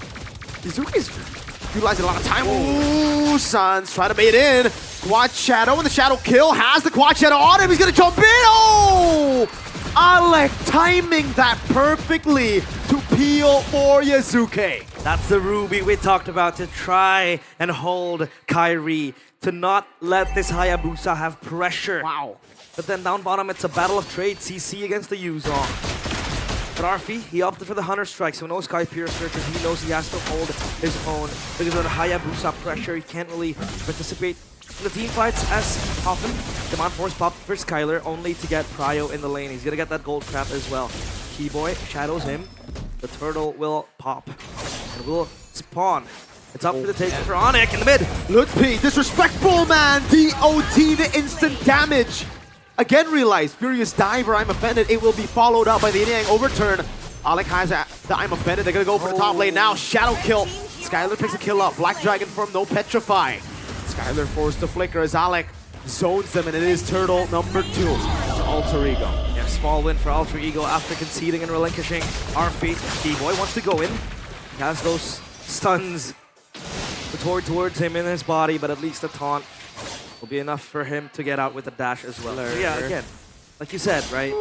That insta-kill button is crazy. Alec, he was fishing for an angle with the I'm Offended, and we have to note as well, Skylar has no Purify this particular reading. Hey! That's the GOAT. The GOAT in the jungle, Carl Teasy. Now the GOAT in the restreams. Hey, MPL ID X streamer by Good Day shows you how massive MPL ID is, man. When you have the GOAT watching, massive pull. Massive pull. We got him in an interview as well. So W Carl Teasy in the chat. W GOAT in the chat. Did you ask him about Bigatron yesterday? Listen, he laughed at my team already, all right? Let's not make him laugh even more, man. Well, I think he is focused in this game because so far, we talked about the early game being the catalyst of, you know, how the game goes for both teams. But so far, it's been very close.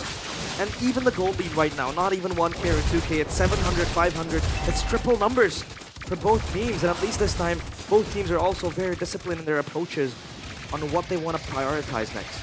That's why it's actually fine for ONIC, though. Yeah. Yes, Alter Ego have gone 2 turtles. They got a kill lead as well, but it's not over. It's far from it. ONIC are a scaling composition, so as long as they're able to keep the gold lead at, I would say, below 3K is already enough. The fact that they're down just by 600, this is impressive. ONIC, by all means, around this timing should be 2K, at least down.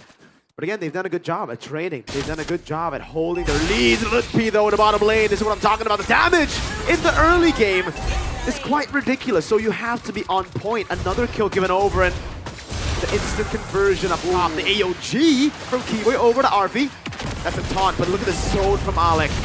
Traction pulse will land, but Alec gets away. He is going to go for the turtle, so I thought Kairi for a second there wants to go in. Oh no! Wow. Straight up with the overturn, already forcing out the Quad Shadow. He's gonna have to go for the Shadow kills. Nino wait for the timing, and he will be able to claim the turtle. Nino petrifying the Furious Dive. No ball. Alec with the Dome Run will keep flicker. Arbe! He's down, and that's gonna be Kairi gone as well. Keyboy wants to go in, but Nino is able to survive. Arfi guns them down with a double kill. Realize that's 2 Sky Piercer stacks. The dreaded snowball that ONIC have tried their darn hardest to avoid in the early game is now in the hands of Alter Ego. Skylar flickers in and solo kills him, denies him of that snowball on Skypiercer. Prince does not want to have this time around his kingdom up in the skies under threat. Shuts down Arfi. And finally, a silver lining for ONIC as to not let Alter Ego snowball with the Ranger Prio. At 2, Skypiercer stacks now on hold and mobilized towards Nino. He is going to be fine. He has that option to get out of harm's way. And yes, Alter Ego with the insta-kill button, it seems like they have so much ways to approach the fights. Kyrie, 1v1. He's not gonna quite get the range and Hijime gets out. And this Kagura is actually quite safe too up against the Hayabusa. It's very safe because it really depends on the mechanics though, right? Yeah. If you're able to CC immune yourself from the Quad Shadow before he utilizes the blink, then you get out of it. Quad Shadow gets erased. So it is very safe. Also against Keyboy, against all their lockdown, which is not many. That's the thing, right? Alter Ego are overloading ONIC with a lot of CC. ONIC have damage, they have outplay ability. And that's why for me, looking at it, at first I was like, man, that flicker is so risky from Skylar. But then you have to think about it, right? If he goes Purify, it's an easy dive for Nino. It's an easy dive for Ale. It's an easy dive for Mr. Yazuke, especially on the Lancelot. So he has to go for the high-risk gameplay here. He just needs to space it perfectly, and he comes in to clean up. Right now for ONIC, the easiest combo to time is probably the Gatot Kasha CC combo. Maybe the Truncheon for Sans. Oh no, conceal play! Oh, Sans gonna be caught in there. Alec has the flicker, but he burnt out the Purify already. It's gonna be Nino with the Petrify on a killing spree! The beast is unleashed. The Keyboy wants to turn around with ONIC. Can they get the kill out towards Nino? He's sold to the back line. That's going to be the I'm Offended, bringing Lutfi back into Don't Run Wolf King. Zaman Force already used earlier. Going to have to wait for the cycle to come back up as Alter Ego push in mid. Kai with the positioning right there, holding an angle to ambush the backliners, but the backliners are clean with the positioning. Look at how safe Hijime and RP are. And yes, Lightning Truncheon, that's a power spike for Hijime. Very worth it for ONIC, rather for Alter Ego as well. Only lost Nino in the process. Oh, I'm offended with the flicker. That's crazy right there, but a Shadow Cow! My goodness, damage! Skylar finishes him off, RP.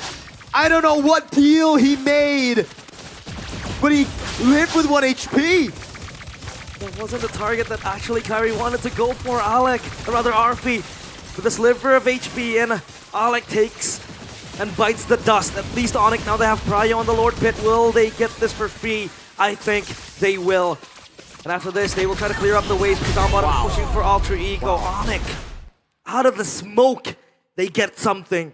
They were down and under. Lutfi has to be careful. Triple push might be open. Yazuke is close by too. And that wave is gonna crash. Oh, no, okay. No. Oh, and this is Lutfi caught in the Furious Dive and fed into the Skypiercer. They will get a turret in the mid lane as a trade for Lutfi's life. It took a bit of time there. It wasn't like a pure instant kill, and that means the Lord will get 2 charges. One in the tier 1 in the mid lane, the other into tier 2. ONIC pushing in the bottom lane. And you would connect this point to the fact that, yes, Alter Ego has that insta-button kill, and they would want to look for pickoffs back in the bush. But ONIC, they don't really have a way to open up the bushes. Maybe Keyboy will try to bring himself into the bush. So that, again, is kind of gambling. And then you have Sans try to open up that. But again, Kimi has to be in front. So then how do they open up the bushes safely? For Alter Ego, they have Arfi. They just open up and try to detect and scout where ONIC are. So now, that wave up top will be built for ONIC, and Yazuki will give that up. He's gonna let the wave crash onto him. Meanwhile, Skylar, in the bushes, Alec might look for an angle. Well, they see him, I think.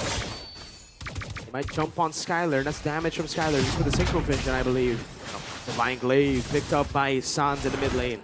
Extra pen, extra push, or rather damage as well towards Alter Ego. Yazuke so clearing up top. So at least for Alter Ego now, they also have side lane Prio to a certain extent with the Lancelot available and ready.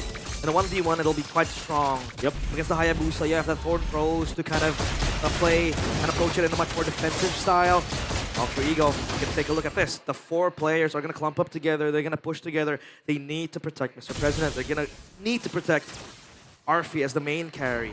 And that is where they need to congregate together to activate that combo. 34 stacks in the Sky Piercer, 480 on the passive. It's not too bad for a Granger. I think it's pretty good. Especially how he was killed early on, cut down as well by Skylar in that solo kill up top. ONIC, they need a moment to breathe. They need a moment to open up. Again, back-to-back games, Mirko. The gold lead is not different. It's not that far. It's not marginal. It only is like this when teams are this equally skilled at playing the early game and playing the mid game as well, right? Because again, a lot of times when you see these scaling compositions, they don't have the patience to go in. Yuzuki with the puncture, Phantom Execution, baiting out the Purify already as the AOG doesn't land. That's gonna be Alec with his own Wolf King over the Keyboy as Yuzuki gets taken very low. Look, stunned up by the umbrella of Hijime. And there are still no kills on the board, just threats here and there. Who won that trade of resources though? I think it's ONIC. It has to be ONIC. They have a wave down bottom is gonna push. Arfi needs to clear that. The Lord as well will build up for ONIC, and that wave up top, it's a slow push. Slowly converging for ONIC. Alter Ego need to answer that, but at least it's not gonna instantly crash to the top side turret. Divine Glaive for Skylar, that's a big pickup to get the damage going. Divine Glaive 2 for Hijime, it's Divine Glaive galore. I'm offended. Over the Keyboy. I don't think that's the right target though. They go for the Black Dragon form as well. As that immobilization comes in. Hijime again, Yasuke! Able to get the pickup now. Kai in the back line now pops in the Shadow Kill! The Beast survives, but Kairi gets Yasuke. The Shadow Prodigy is down. Nino has to survive! Baited in. Now a quad shadow from Kai! Gets him a triple kill! The triple kill for ONIC as Kairi, the god in the jungle, cleans house for ONIC. Alter Ego run for the hills. Hijime and Nino run for the hills as they concede that Lord. ONIC win the fight, and this might be the opening, the crevice for them to turn things around after constantly being in the back foot. That was a very beautiful fight. Alec, I'm offended towards Keyboy, not the target you want. And then they go in to the counter engage. Kairi was looking for the flank angle. He got that. That insta-kill to Yasuke. Somehow seals the deal on towards Alter Ego. And even if they didn't really get the triple kill, at least ONIC would get prio on the Lord. Man, so close. So close indeed. Alter Ego playing through again the CC control, but ONIC, they're just not corralling in. They're playing it so decisively. The way that they layer their engages, layer their carries being visible on the map, and when they go in, it was too much for Alter Ego to handle. That's going to be the Wind of Nature built up already. Nino going to be caught in the Shadow Kill. Now he's going to the Black Dragon form, but the Quad Shadow is still on him. CC immune. That's not his name, by the way. That's just Nino. AOG in the back line. Finding RP has him in a crowd. Pops in time. Keyboy! Huge initiation as ONIC set their sights on the throne and on the crystal. Alter Ego, they need to hold. I think they can. Wave is big with the Lord. Nino's going to be taken low. Yasuke still able to back away right now as they go over to clear on the Lord. Another mini wave showing up. Yasuke can he do the impossible? He's holding it in. But ONIC are going to try. That's a double. Nino holding again. The cannon minion prevails. And ONIC equalize. With one huge moment, ONIC turn things around. They get the equalizer. Keyboy with a massive moment in his own pocket as ONIC take game 2. 1-1. But that was Kairi with a redemption to do after a very, very shaky game 1. Constantly in Yasuke's pocket. In game 2, he shows up big time. Oh, we got a series on our hands, man. We do. The top 3 teams were all so close. Evos were able to take the Sky Kings to 5 games. Alter Ego then the next on the chopping block for the Sky Kings. We thought in the upper bracket finals, oh man. We thought before the season, oh man, ONIC are gonna dominate. But then Alter Ego took them a 5, and now we are 1-1 in a best of 7. Man, this was the 3rd team to make it to the playoffs. 3rd in the standings. And here they are. They stand tall, toe-to-toe against the Sky Kings, a worthy opponent. And back-to-back games again. it has been very close. Not a single marginal gap in the gold lead in the game. Pure discipline from both teams. A team known for chaos, toning down their identity in the eyes and in the sights of the Sky Kings. They're chaos suppressed. They play the long game. They play the disciplined game. But ONIC with that scaling. Look at this taunt though. Look at this 3-man though from Keyboy. So good. Yeah, Bang! the 3-man taunt is so good. And ONIC, they set their sights on the prize, and that is the crystal. This was kind of, you know, yeah, it was close, but yeah, it's just nigh impossible for Alter Ego to do anything about it. Sure, Yazuki did go in and go out, win a nature clutch in from Sans. They had the minions pushing in too. So ONIC 1-1. It bears the question, will game 3 be this close? Will we see a dominant game from either teams? Panelists, what do you think?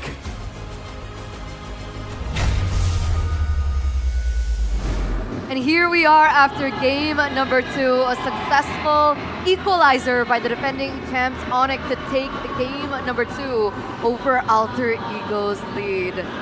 We're gonna throw it over to you first, Coach Aldo. What happened to Alter Ego in game number 2? I think it's from the drafts, because I think Alter Ego's draft is kind of so-so, because you want to scale, but you want the early game. So I don't see the consistency of what they want to do from the draft. But from ONIC, it's an honest scaling composition. You have the Harriet, you have the Kimi, you have the CC. It's pure scaling. And maybe from ONIC's point of view, because the game 1, the tempo is so slow, that's why they want to scale out the game. But from what I expect from Alter Ego is that they want to push the tempo. They want to dominate ONIC from the early game. So I don't understand the Granger last pick. I understand, but I don't think it's quite effective, yeah, I can say. So the clear-cut mission of Alter Ego in game number 2, it wasn't quite clear, the win cons, as we'll unpack later on, because we do have to give it up for our player of the game, presented by official tournament smartphone Samsung Galaxy S25 FE, and it goes to Kyrie on the Hayabusa. Classic Kyrie performance, big game player as always, 4-2-2. Not really the greatest, not really the most dominant KDA out there, but you can see it in the game if you watch it closely. He's the last man standing. He's the one that's executing the backline and also finishing the job by from ONIC. Even though they were down by quite a lot in the early game, this guy just takes the charge, just make it work for ONIC. Here's the player of the game highlights presented by the official tournament smartphone, the Samsung Galaxy S25 FE, where you can see in the early game, Alter Ego had more crowd control, so as I expected, they were trying to find more plays or make more things happen. But overall, I think now, ONIC with some of the mechanical heroes like the Hayabusa, like the Harriet as well, they're able to actually have a bit more outplay potential. And I do feel that in some moments like this, Alter Ego kind of underestimated how far ONIC are willing to go, right? They're able to Alter Ego can get moments like this, but then ONIC are willing to oblige them in a team fight. They are more prepared to actually go for an all-out brawl, and you see that towards the end later on with Kyrie making the plays happen. But look, you can see there, Skylar, after shortly avoiding getting picked off, flickers forward. So you can see that the attitude has shifted quite a little bit, and despite the dangers and the pressure, especially in the late fights, you're seeing classic ONIC team fights where it looks a bit shaky, but then towards the end, you see that dominant finish, especially when Kyrie is allowed to be on some of these playmaking heroes like the Hayabusa. So we might see towards the later games a bit more of an assassin priority for both teams. Assassin priority, and more so the Hayabusa priority. Like Aldo mentioned right before the drafts of day number 2, that the Hayabusa will be highly contested. I think expecting that something will definitely have to change in order to make sure that this Hayabusa doesn't either fall into the hands of Kyrie or even Yasuke. Yeah, I'm still kind of stuck towards the Kagura pick, man. I know that there's a lot of things that the Kagura offer, especially now that I realize Dangerous Grass goes well with the Kagura, right? Yeah. And it's one of the few mid laners that, in a way, can secure objectives. You can zone out people and have that instant burst damage at level 4, but that instant burst damage comes with a price. It's a one-cycle hero. Once you don't have your ultimate, you're done. And this is a meta where constant DPS needs to be available for them in the mid laner. It feels like Alter Ego is playing a super ambitious draft, and they were able to execute it quite well in the early game. I was quite surprised with that. They layer the CC well, they layer the ultimate well, but yeah, at the end of the day, they're kind of playing with the timer because Kagura is less relevant in the late game. But it's an Onyx classic though. You make one mistake and they will punish you hard. That initiation in mid from Alec, the misinitiation, they capitalize on that very, very, very, very nicely from Onyx. But I agree with Shafin that Alter Ego's draft is not easy to execute.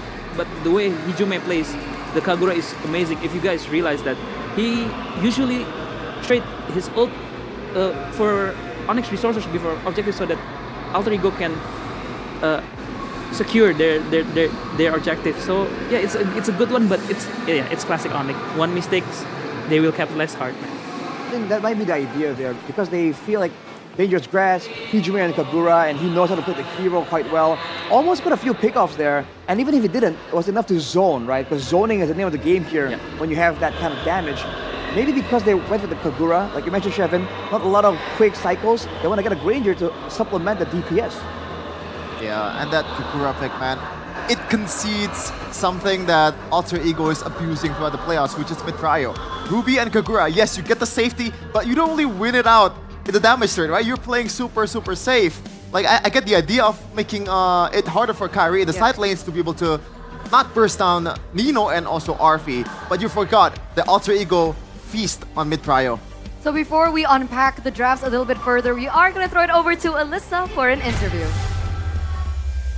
Sudah segmen bersama Alisa. Kayak di sini kita mau jalan-jalan nih, tapi Alisa sebelumnya mau dengar dulu Sonic mana suaranya? Wow. Alter Gems, jangan mau kalah. Alter Gems mana suaranya? Wow, pertarungan yang begitu sengit ya. Kita bisa melihat di Best of 7 ini tidak ada tim yang membiarkan mereka untuk kalah karena perebutan dari juara utama dari season 16 ini semakin panas. Tapi Alisa lihat-lihat di sini yang panas-panas bukan hanya pertandingan kita saja, tapi ada dua cinta yang membara juga. Kita akan masuk ke segmen MPL Date dan guys di sini sudah ada yang pakai baju couple. Boleh berdiri nggak sih temenin Alisa? Cie, namanya siapa nih? Aku Brian. Aku Servia. Oke, ada Brian dan Servia nih. Kalian pacaran? Ya. Udah berapa lama? 1,5 tahun. 1,5 tahun. Kalian berdua penyuka MPL nih? Suka banget dari awal ngikutin MPL. Dari awal ngikutin MPL ya? Yang ngikutin dia ya? Kalau kamu ikutin tapi enggak dari awal? Oh gitu. Jadi lama-lama mengikuti juga ya? Kamu ngelihat hari ini ONIC dan Alter Ego seperti apa nih? Untuk pertandingannya seru banget sih untuk antara ONIC sama Alter Ego. Paling berharap Alter Ego bisa menang lah, biar mencetak sejarah baru. Wah, Alter Champ sejati nih ya berarti ya. Oke, kenapa kalau ONIC bosen ya emangnya ya? Iya, soalnya ONIC udah dari season kemarin juara mulu, gantian lah. Yeah. Gantian lah ya. Kalau Servia sendiri gimana harapan kamu nih? Dukung ONIC. Jadi agak ada perdebatan ya di sini ya. Kalian sempat berantem gak tuh? Enggak sih. Tapi ONIC ya. Gimana prediksi skornya menurut Servia? 4-3. 4-3. Oke, kita akan lihat ya apakah harapan Brian atau Servia yang terkabul. Enjoy MPL date-nya. Boleh dong kasih love-love-nya dulu ke kamera. Apipi, kalian berdua dong love-nya dong, nempel dong. Apipi, cie, terima kasih lo telah malam mingguan di sini ya. Enjoy dan kita akan cari-cari lagi ya couple kita nih. Kayaknya ada yang pakai baju hijau-hijau di sini, boleh gabung gak sih sama Alisa? Halo, boleh berdiri nih. Ya, kita mau salaman agak. Oke, namanya siapa? Aku Alvin. Aku Joy. Alvin dan Joy sudah berpacaran berapa lama nih? Aku kemarin masuk ke 7 bulan. 7 bulan, masih magang ya pacarannya ya. Oke, kalian emang suka MPL date apa gimana nih? Kita baru nonton sekali sih bareng dan aku baru 2 kali juga. Oh baru 2 kali juga, sama kamu juga? Aku baru pertama kali. Baru pertama kali diajakin sama Ayang. Oke, terus gimana impression kamu pertama kali nonton MPL? Seru banget nonton yang Grand Finals. Seru banget ya, dukungnya siapa sih? Aku ya, ini Grand Final atau tim-tim yang udah Oh, jadi kayaknya ini di sebelahku ada yang dukung tim-tim di luar ini ya. Aslinya siapa aslinya? Yang kemarin kalah sih. Oh, siapa itu? EVOS. Oh, EVOS fans ya. Cukup kecewa dan sedih. Enggak juga sih, cuman soalnya kan EVOS sudah memberikan yang terbaik juga ya. Gak expect juga kalau bisa top 3 juga kan, tapi so far udah oke banget. Makanya belinya grand final ya tiketnya hari ini ya. Oke, kalau kamu sendiri dukung siapa nih? Aku dukung Alter Ego. Dukung Alter Ego. Kalau yang hari ini berarti kamu dukung Alter Ego atau dukung ONIC nih? Aku Alter Ego juga sih. Wow, Alter Ego banyak sekali ya di sini ya. Kenapa sih, kenapa kamu begitu semangat mendukung Alter Ego nih? Ya supaya sejarah baru juga sih. Sejarah baru juga ya, biar nggak itu-itu aja ya yang menang ya. Oke, baiklah, boleh dong love-love-nya nih, apipi-apipinya. Acie, apipi. Gemas sekali ya. Oke, terima kasih banyak, enjoy MPL date ya. Kita akan cari-cari lagi mungkin pasangan-pasangan magang kita ya. Mungkinkah di sini ada yang punya pacar lagi dan kenapa tiba-tiba mati lampu gini? Lightingnya? Oke. Ini loh. Kok yang nyala cuman di spotlight ke sini? Coba aku boleh kenalan sedikit gak sih? Boleh berdiri nih? Namanya siapa kakak? Namanya siapa? Octaviana. Octaviani, kamu kesini sendirian aja? Sama teman aku. Sama temen kamu, oke. Temennya kemana nih? Kok di sini sendirian aja? Toilet dulu. Oh, lagi ke toilet dulu ya. Gimana nih kamu melihat ONIC dan juga Alter Ego hari ini? Sebetulnya aku kurang mengerti, tapi tadi seru banget sih. Oh my God, ada siapa ini? Teman siapa ini yang ada di sebelah Alisa? Boleh kita lihat siapakah ini temannya kah? Wow. Dengan siapa? Halo, kenalin aku Bayu, teman-teman MPL. Oke. Sebelumnya teman-teman MPL, aku mohon dukungannya dan doanya. Hari ini aku mau kasih sesuatu yang spesial ke orang yang sangat spesial juga. Karena mudah-mudahan ini adalah satu kali seumur hidup yang aku lakuin. Dan aku pengen banget berkesan buat orang yang aku sayangin banget. Wah, ini final boss MPL date kita ya. Ada yang mau disampaikan Kak Bayu? Oke, mungkin aku mau sampaikan, ini partnerku namanya Octaviana. Dia orang yang luar biasa. Mungkin tadi udah cerita sedikit, sebenarnya dia nggak ngerti. Tapi dia tetap semangat buat nemenin ke sini. Dan aku jadi belajar satu hal. Sebenarnya kalau cari partner tuh nggak harus yang sama. Tapi orang yang mau mengerti dan memahami hobi dari partnernya. Jadi kita bisa tetap selaras. Dan itu kenapa bikin aku jadi sangat-sangat yakin orang ini adalah orang yang paling baik dan orang yang paling cocok buat hidup aku. Dan mungkin buat Okta, ini dunia aku, ini teman-teman aku, inilah orang-orangnya. Dan ini yang akan kamu temukan setiap hari. So, aku mau tanya satu hal buat kamu, tapi pegang dulu ini ya.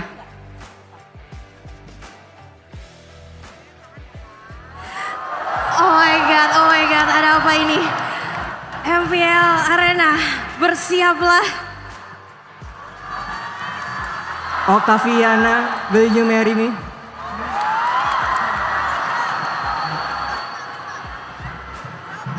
Yes, I will.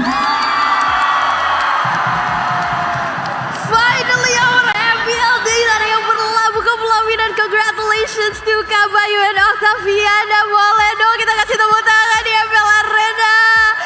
Malam hari ini begitu spesial ya. Teman hidup kita. Kak Okta, kamu expect gak hari ini akan dilamar di MPL Arena, disaksikan jutaan pasang mata dari seluruh Indonesia loh ini yang nonton kamu? Jujur enggak sama sekali sih. Karena dari kemarin kan diajak ke sini. Dia nggak ngomong sih mau kemana gitu. Cuman ya tiba-tiba di sini aja. Oh sama sebetulnya kan kita emang udah tukeran cincin dari kemarin. Tapi tiba-tiba hari ini dia minta lagi cincinnya. Terus aku kayak, kenapa? Kenapa? Apakah jadinya kita akan putus? Iya, bingung banget. Ya, tapi ini gak expect sama sekali. Gak expect sama sekali, luar biasa. Boleh dong kita kasih tepuk tangan ya untuk pasangan kita hari ini. Tapi Alisa juga penasaran Kak Bayu, mengapa memilih MPL Arena nih sebagai tempat untuk melamar pasangan kekasih orang spesial kamu ini? Oke, jadi pertama mungkin tadi yang seperti yang aku bilang, ini duniaku karena dari MPL aku belajar banyak banget sebetulnya. Walaupun aku sekarang udah kerja, tapi kayak banyak inspirasi yang aku temukan dari MPL. Misalnya, emang aku kalau main MPL atau main Mobile Legends itu mungkin cuma tinggal 2 kali dalam seminggu, 3 kali. Tapi dari sekali aku main itu aku dapat banyak banget referensi, inspirasi karena kebetulan aku di dunia kreatif. Jadi dari warna, dari gameplay, dari strategi itu hal-hal yang menginspirasi aku untuk kerjaan aku. Itu pertama. Terus kedua juga kebetulan punya teman-teman yang luar biasa. Mau terima kasih juga buat Bang Oji, Profesor KB, dan semua teman-teman yang ngebantuin buat terjadinya hal ini. Thank you banget udah nyambungin ke teman-teman panitia MPL. Dan yang mostly paling terima kasih ke panitia MPL dan teman-teman semua. Berkat dari dukungan dan doa kalian, alhamdulillah bisa diterima oleh Octaviana. Alhamdulillah, dan kita doakan semoga lancar ya nanti sampai ke pelaminan. Sekali lagi boleh kita kasih tepuk tangan untuk Kak Bayu dan Kak Octaviana. Inilah awal grand final dari MPL Day dan boleh dikasih lihat ke kamera. Boleh kita coba love meternya sekalian, boleh dong bikin love-love-nya. Apipi, apipi. Walau hari ini begitu spesial dan kita akan lihat ya apakah di next season nanti mungkin sudah menikah atau ada lagi mungkin pasangan-pasangan yang melamar pasangannya di MPL Arena. So malam hari ini yang begitu spesial akan kita kembalikan lagi ke para panelis. Silakan take it over.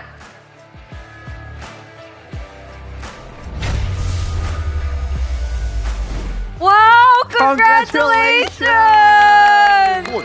Woo! What's wrong, Shevin? I was worried sick, man. Oh my God. I was too, man. Oh boy, it all worked out though. It all worked out. Because good. at first when they asked her who she was here with, she said, "I'm here with a friend." We got kind of nervous. And also not really the best facial expression. Yeah. To communicate joy. But Coach Joe said maybe that she just has like a flat face. Flat face, yeah. A Not flat as face. expressive. Not as expressive. Not to mention she's in front of everyone, right? Yeah. It's a massive crowd. I bet she was like, what is... Because she said she wasn't familiar with MPL and Mobile Legends. So she was like, what is going on here? Why is my man bringing a bouquet? He was so fun. But it all worked out in the end. Congratulations. Bayu. Bayu, you the man. Congrats. Arashi's next. Huh? I don't even have like a candidate, dude. I think it's gonna be quite a while before that happens. Hey, for all of those Indonesian cosplayers, Arashi, he needs one. Why cosplayers in particular? Because you like cosplay. Yeah. Well, yeah, I don't mind it, but you're making it sound like I can only date cosplayers. I mean, from the evidence, like the last girlfriend that you had. Oh yeah, but the one before that was not a cosplayer. So it's 50-50. Maybe you forced her to cosplay. What? Never mind. Well, it's 50-50. 50-50. Like the situation right now. Exactly. Right? Exactly. Okay, gotta sweep that real quick. All right. Right out the way. 1-1 still between Alter Ego and ONIC in the grand finals. What was the last thing we were talking about? The Kakura. Yeah, the Kagura. So, hit or miss? I mean, it's an L, so it's a miss. So, miss for you. Hit or miss, Kagura pick? I think it ended up being a miss because of what ONIC were doing. So it wasn't actually exactly an idea that could not work, but ONIC just had a workaround. ONIC had a solution to it, and that's the nature of the game, right? Sometimes you bring up a curveball, and your opponent's like, hey, I saw that coming a mile away.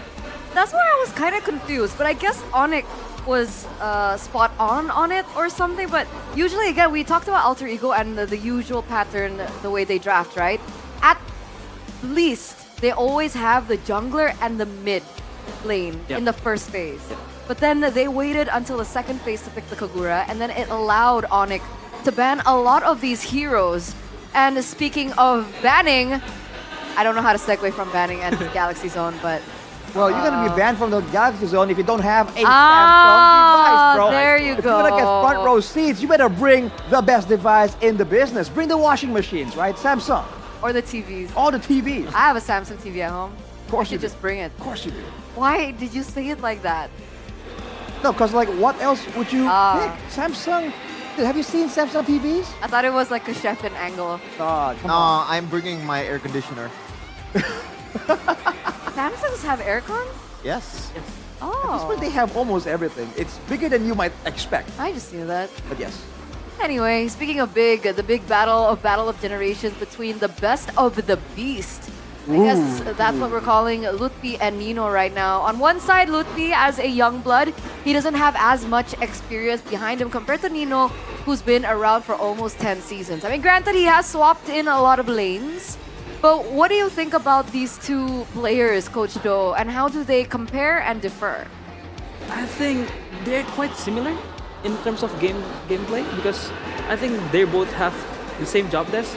When the team needs them to zone out the carries, they will do it. If the teams need them to zone out the junglers, they will do it. I think that's the meta of XP right now, right? And I think both of them, Lutfi and Nino, are the best to do it in Indonesia. Preach. Well, right now though, you can see a stark contrast in the drafting phase though. Nino has been able to get some of his known heroes. Lutfi is trying to pick up scraps, man, for the most part. Fortunately, they were able to get him on the CC, like you mentioned, Coach, though, and it turns out to be quite the impactful pick. I think Lutfi, I'm not sure, man. Maybe I'm wrong, but Lutfi seems like he already shown all of his cards currently in the playoffs. While Nino, I'm not really sure if he's shown all of it yet after the Cho pick yesterday. Yes, he's known to play the Cho, but I mean, it's not really a meta pick per se, too, right? But remember, we're kind of stretching into an era or a meta where a lot of people are saying that this is a meta for Nino. This was a meta built for Nino. Do you agree with this? Like, so whether or not it's meta or not meta, because of how flexible whatever is happening in the EXP lane is, Nino can play a lot of these heroes. Yes, because Nino started from Fighter Gold Rain, right? And the hero before, when he started playing in MPL, is the hero that's meta now. Lapu Lapu, Yuzong, Benedetta. Although we haven't seen it yet. Yeah. Cho too. Yeah, Nino was the Cho player too, if I'm not mistaken. So yeah, so when you say, and when he transitioned to XP, he picked up a new hero that he can play. The CC, the Arlet, the Uranus. So yeah, I think when people say that this meta is built for Nino, yeah, I can agree with that.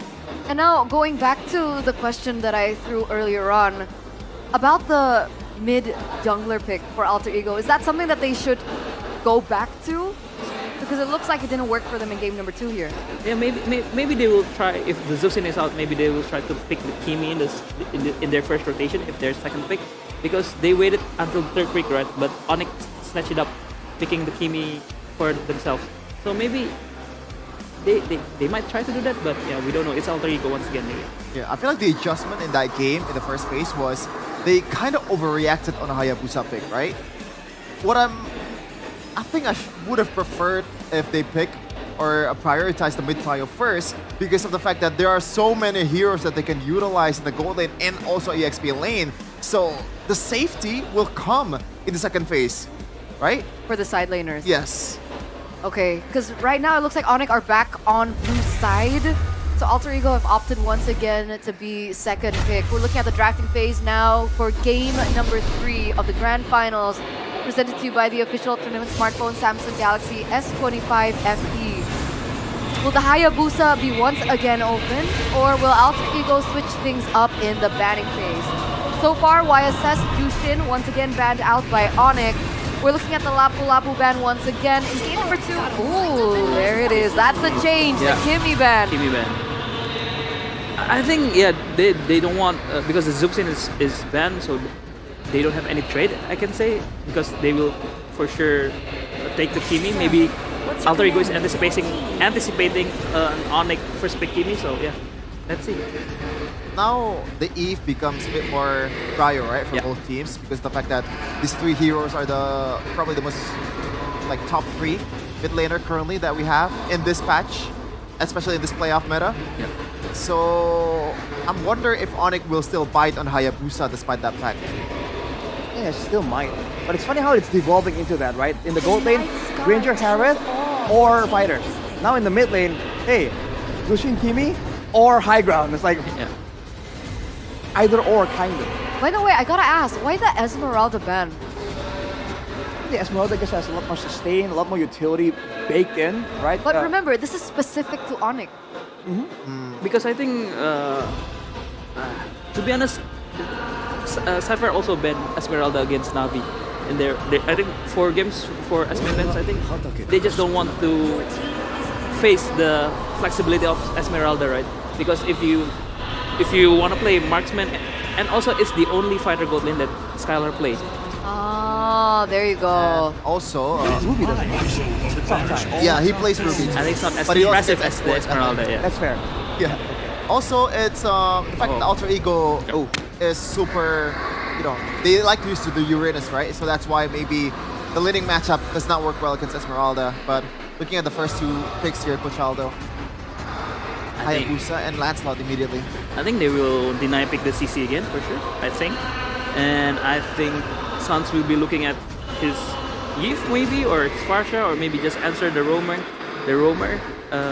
maybe Grok. In this meta, coach, where everything is long duration, right? Of course, like a Yves spammable spells is desirable, but we've seen, we had some theories on panel where we're like, hey, it's gonna be a proper front to back because it's all fighters, no assassins. Where are these mages that can spam out spells like the Lilia back then, like the Valirs? I think Shevin was mentioning on one particular drafting phase, the Valir can work so well here. I'm just saying, there seems to be other potential spam heroes. Do you think they're going to show up, Coach Doe? I'm actually a big fan of the Lilia because in the meta of 2 fighters, Lilia is so annoying, right? Yeah. Yes. And yeah, look at Alter Ego just answering to the CC pick with the Uranus pick. So wherever the CC goes, the Uranus will go there for sure. Okay. And now there's an opportunity now though for ONIC to ban out heroes like the Farsa and the Valentina. Yeah. Valentina seems to be one of the best heroes that Hijime has used so far, but they are kind of lacking in damage, so they have to adjust if they want to put the Valentina with picking a traditional marksman for RP here. The Granger is still open, the Harith is still open, so maybe both teams, they want to fight that battle again in the gold lane. Yeah. I think if you're Alter Ego, you want to pick the Harith 4th pick because it's a good matchup too against the CC, because you can outscale, you can kite the CC all the way, and so the CC will have a hard time. Oh, and it's get bad. Yeah. But they know it's a hard time for the CC. Wherever the CC goes, if there's Harith and Uranus, it's a hard matchup. It's a high loss for Alter Ego as well. And they're trying to deny all these heroes that can kind of trade for long periods, like the high loss with the constant pulse of damage. They're trying to use potentially the Uranus to zone out the backline right here, right? And instead of the CC, no real shred available for ONIC. Yeah, and I think I see where Cypher's going with the ban because they want to win out in the mid prio, and they're banning Hylos and Grok, in which is a very good matchup against the Gatot. So yeah, so it's still the same. It's prio mid for Alter Ego. Still the same story now as we're awaiting the last ban coming from ONIC. That ban is going to be the Yuzong, denying it away from Nino. That's the overthinking from the Uranus, man. You never know, it could go in the gold lane. Oh, it's a good matchup against the CC. Oh yeah. So Alter Ego needs to pick. I mean, they picked the Kakura in the first or in the second game, so you can't really rule out the mid laner to be some sort of utility for Hijime, mainly the Valentina, just for safety. But I'm still not a fan of that. Alter Ego really needs to play with the momentum and also be super aggressive in the early game if they want to make it work, because the scaling is definitely on ONIC's side currently with the Eve and also the CC. And yeah, and having the Lancelot instead of the Hayabusa is also a harder skill, I might say, because Hayabusa, you connect the shadow, you get all in, but Lance is more intricate, I can say. And that's the Hilda for the Lancelot. I think Keyboy's job desk this game is only mirroring the Lancelot. Yeah. And the Alice. Oh, it's a CC. That is Good play. nasty. Oh, okay. This is a Hilda in broken walls as well, so faster mobility. Yes. You can expect Keyboy to be very aggressive in the early game against the Lancelot. Seeing this, Alter Ego, what's the answer? I think it's only Lunox, no? It's either Lunox or you pull out the Lilia cheese pick, I don't know, but because if you don't pick the Lunox, I don't think you have enough shred for the front line, for the CC, for the Hilda, for the Alice. Yeah. It's also safe in a way. Yeah, in a way. Can cancel out the shadow kills and all that. See what Alter Ego goes for. Or if I they want to think go that- insane, yeah, they just go Valentina and take the big ults from ONIC and just out team fight them. I'm gonna go Selena for mid prio. Never mind. Yeah. Valentina. All right. Quick predictions. Arashi, start with you. I think ONIC has a scarier draft here because again, I'm looking at playmaking potential and ONIC has plenty this time. Coach? I still like ONIC stuff. All right, another unanimous vote from the panel on ONIC. Game number 2, it was correct. So let's see if the win streak remains here on the panel as we throw it over to the casters for game number 3. Equal footing in both games, and now it's a 1-1 situation where the draft looks very unique. Lutpi finally pulling out the Alice card, in which we haven't really seen him play that Alice, and ONIC finally respecting Nino's Yuzong. Yeah. Hey, they planned so much, man. They, I think, really went through all their plans throughout that short break. Plan A all the way to Plan Z covered. Let's see if it can be executed in the game, because so far the series has gone through that. Drafts, whatever. It's about the in-game execution. And into the game we go. Game 3 of ONIC against Alter Ego in this best of 7 grand final of MPL ID Season 16. And Lutpi with the Alice is one we have to peel our eyes on. Meanwhile, Arfi will be given the task of playing that Ruby in the gold lane. Hilda, again with the damage early on, will try to push away Hijume. And this Hilda, obviously, will try to contain Yazuke.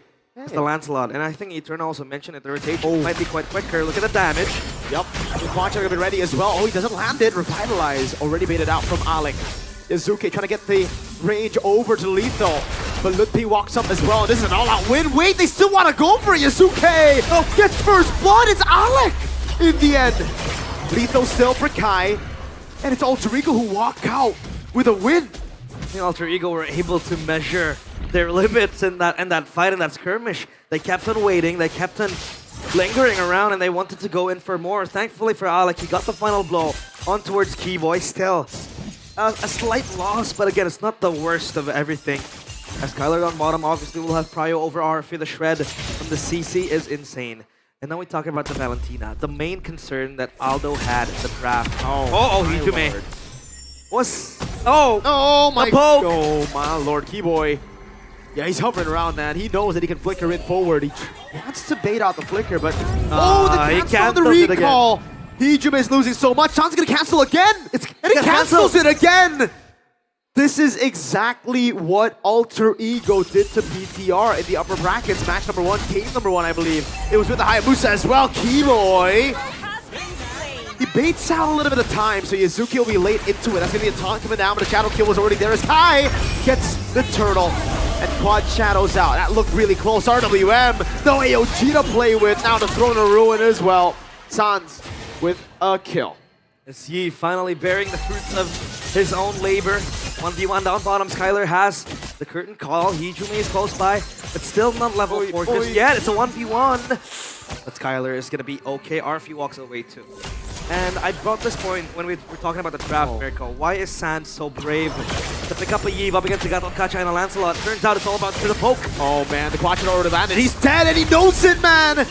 It's the back who is. Keyboy wins it. Flicker forward from Sans. Lutpi looking for the chase. It's not have Thrown a Ruin. It's Keyboy with the target forward. Forcing the puncture and the Thorn Rose. Can he escape? He's in the bush. Dino able to pick up the kill over on Keyboy, who's now 0, 3, and 0. But it's still value for ONIC. Yazuke's recall cancelled again.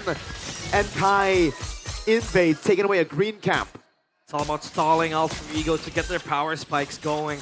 And ONIC, that was a very good Thorn Rose dodge coming into Yazuke. If not, he would be a dead man walking. ONIC's prediction by GoPay still favors ONIC 60%. And again, with this Yves, so strong with the poke. Alec! Oh, shadow kill to the AOG. Popped in time, but Keyboy and Kai were on double time. Yeah, again, so much pressure with the Hayabusa in the hill. That's so much mobility, moving quick and close and fast too. And with this Alice in the fray, Alter Ego, they need to be careful of a certain combo that's going to wait for them. RWM into a 3-man Thorn Ruin. It's going to be very scary, especially when you have the CC too. Third call. Look at the damage. Again, the poke is so good. And ONIC, they can also play front to back if they want to. Yep, the Yves and the CC. Push back Alter Ego. Make them think about going in and going out.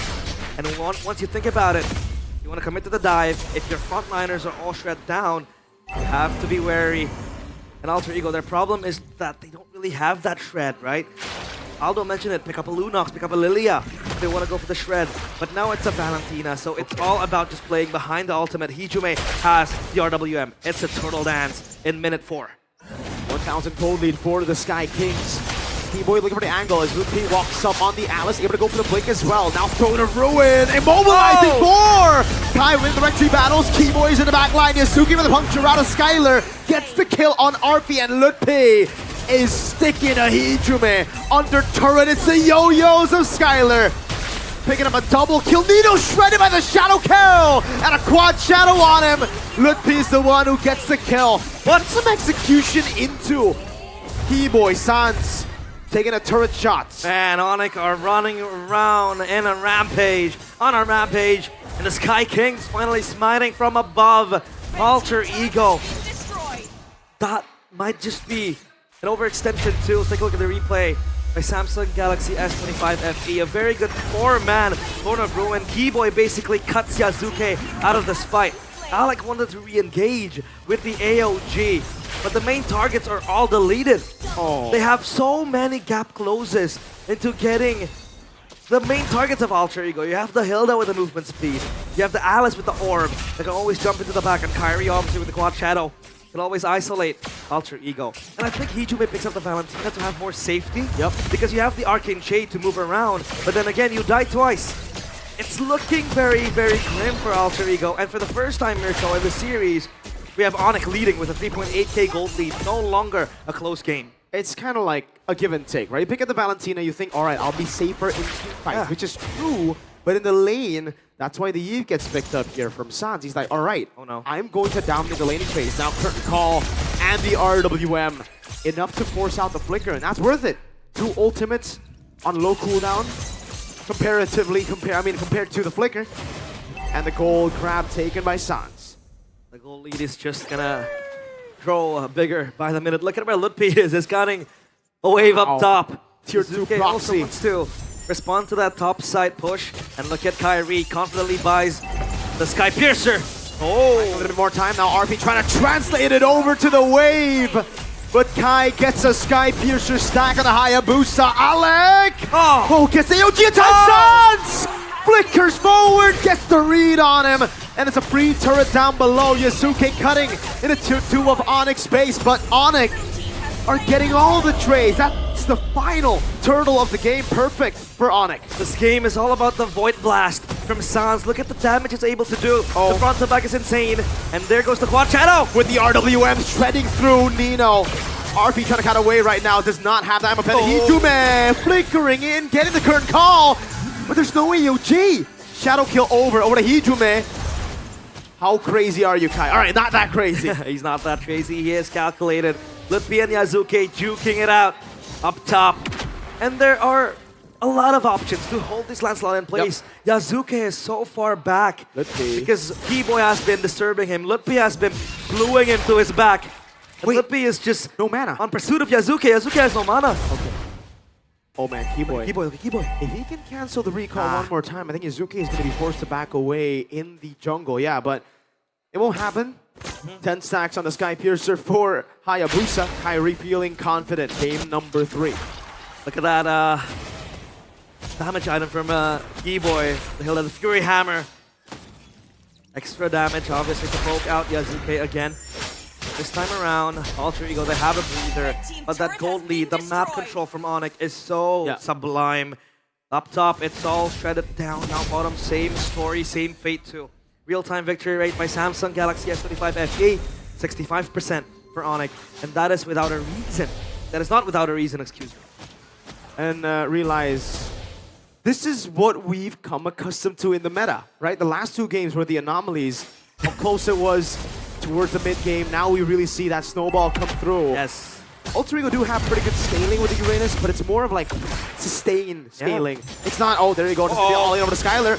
With I'm offended, but he has the vengeance still. Oh no, he brought the sprint. Oh, Dawn of Ruin from Ludpe. Skylar with a bait, and he lives with 1 HP. Hijume next on the chopping block, already falling. 3 members left.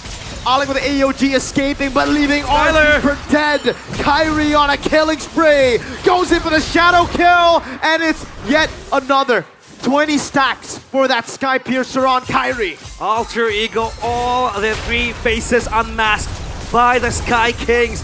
12-3, 9.1k gold lead. It's mounting bigger than ever. And Skylar with the damage. Alec eating all inside. Uh-oh. Sans cutting away now. Yasuke clean punctures, but the peel was there. Sans got the flicker out in time, and now ONIC look to pop the holy shields. For the first time in this series, it feels like there's a distinction between the gods, the Sky Kings, and Alter Ego, the ones chasing the crown, the ones looking to etch their names into the history books of MPL ID. And ONIC once again shows there are levels to this game. 10.7k gold lead, up top, down bottom. It's gonna be a push. No freeze lane this time around. It's gonna be a try lane, but up top it's gonna stall because there is a turret. And this wave is gonna crash at the same time. Yazuke will clear it out down bottom as to not pop that holy defense. Will there be a play? RWM! Throne of Ruin to the back line right now. RP can be caught in it as they go for the all-in, but Amofedit is able to buy in a lot more time. That's Kai, unstoppable. Ludwig still in the midst of the team fight.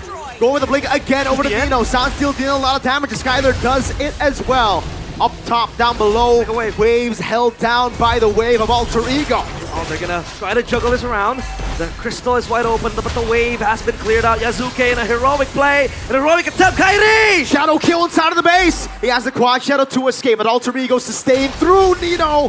Very, very low. Gets away in time. Hijume steals the Throne of Ruin, but I don't think he want to be that close to ONIC. Man, I was shivering because Kyrie popped the shadow kill right into the fountain, into the base of Alter Ego.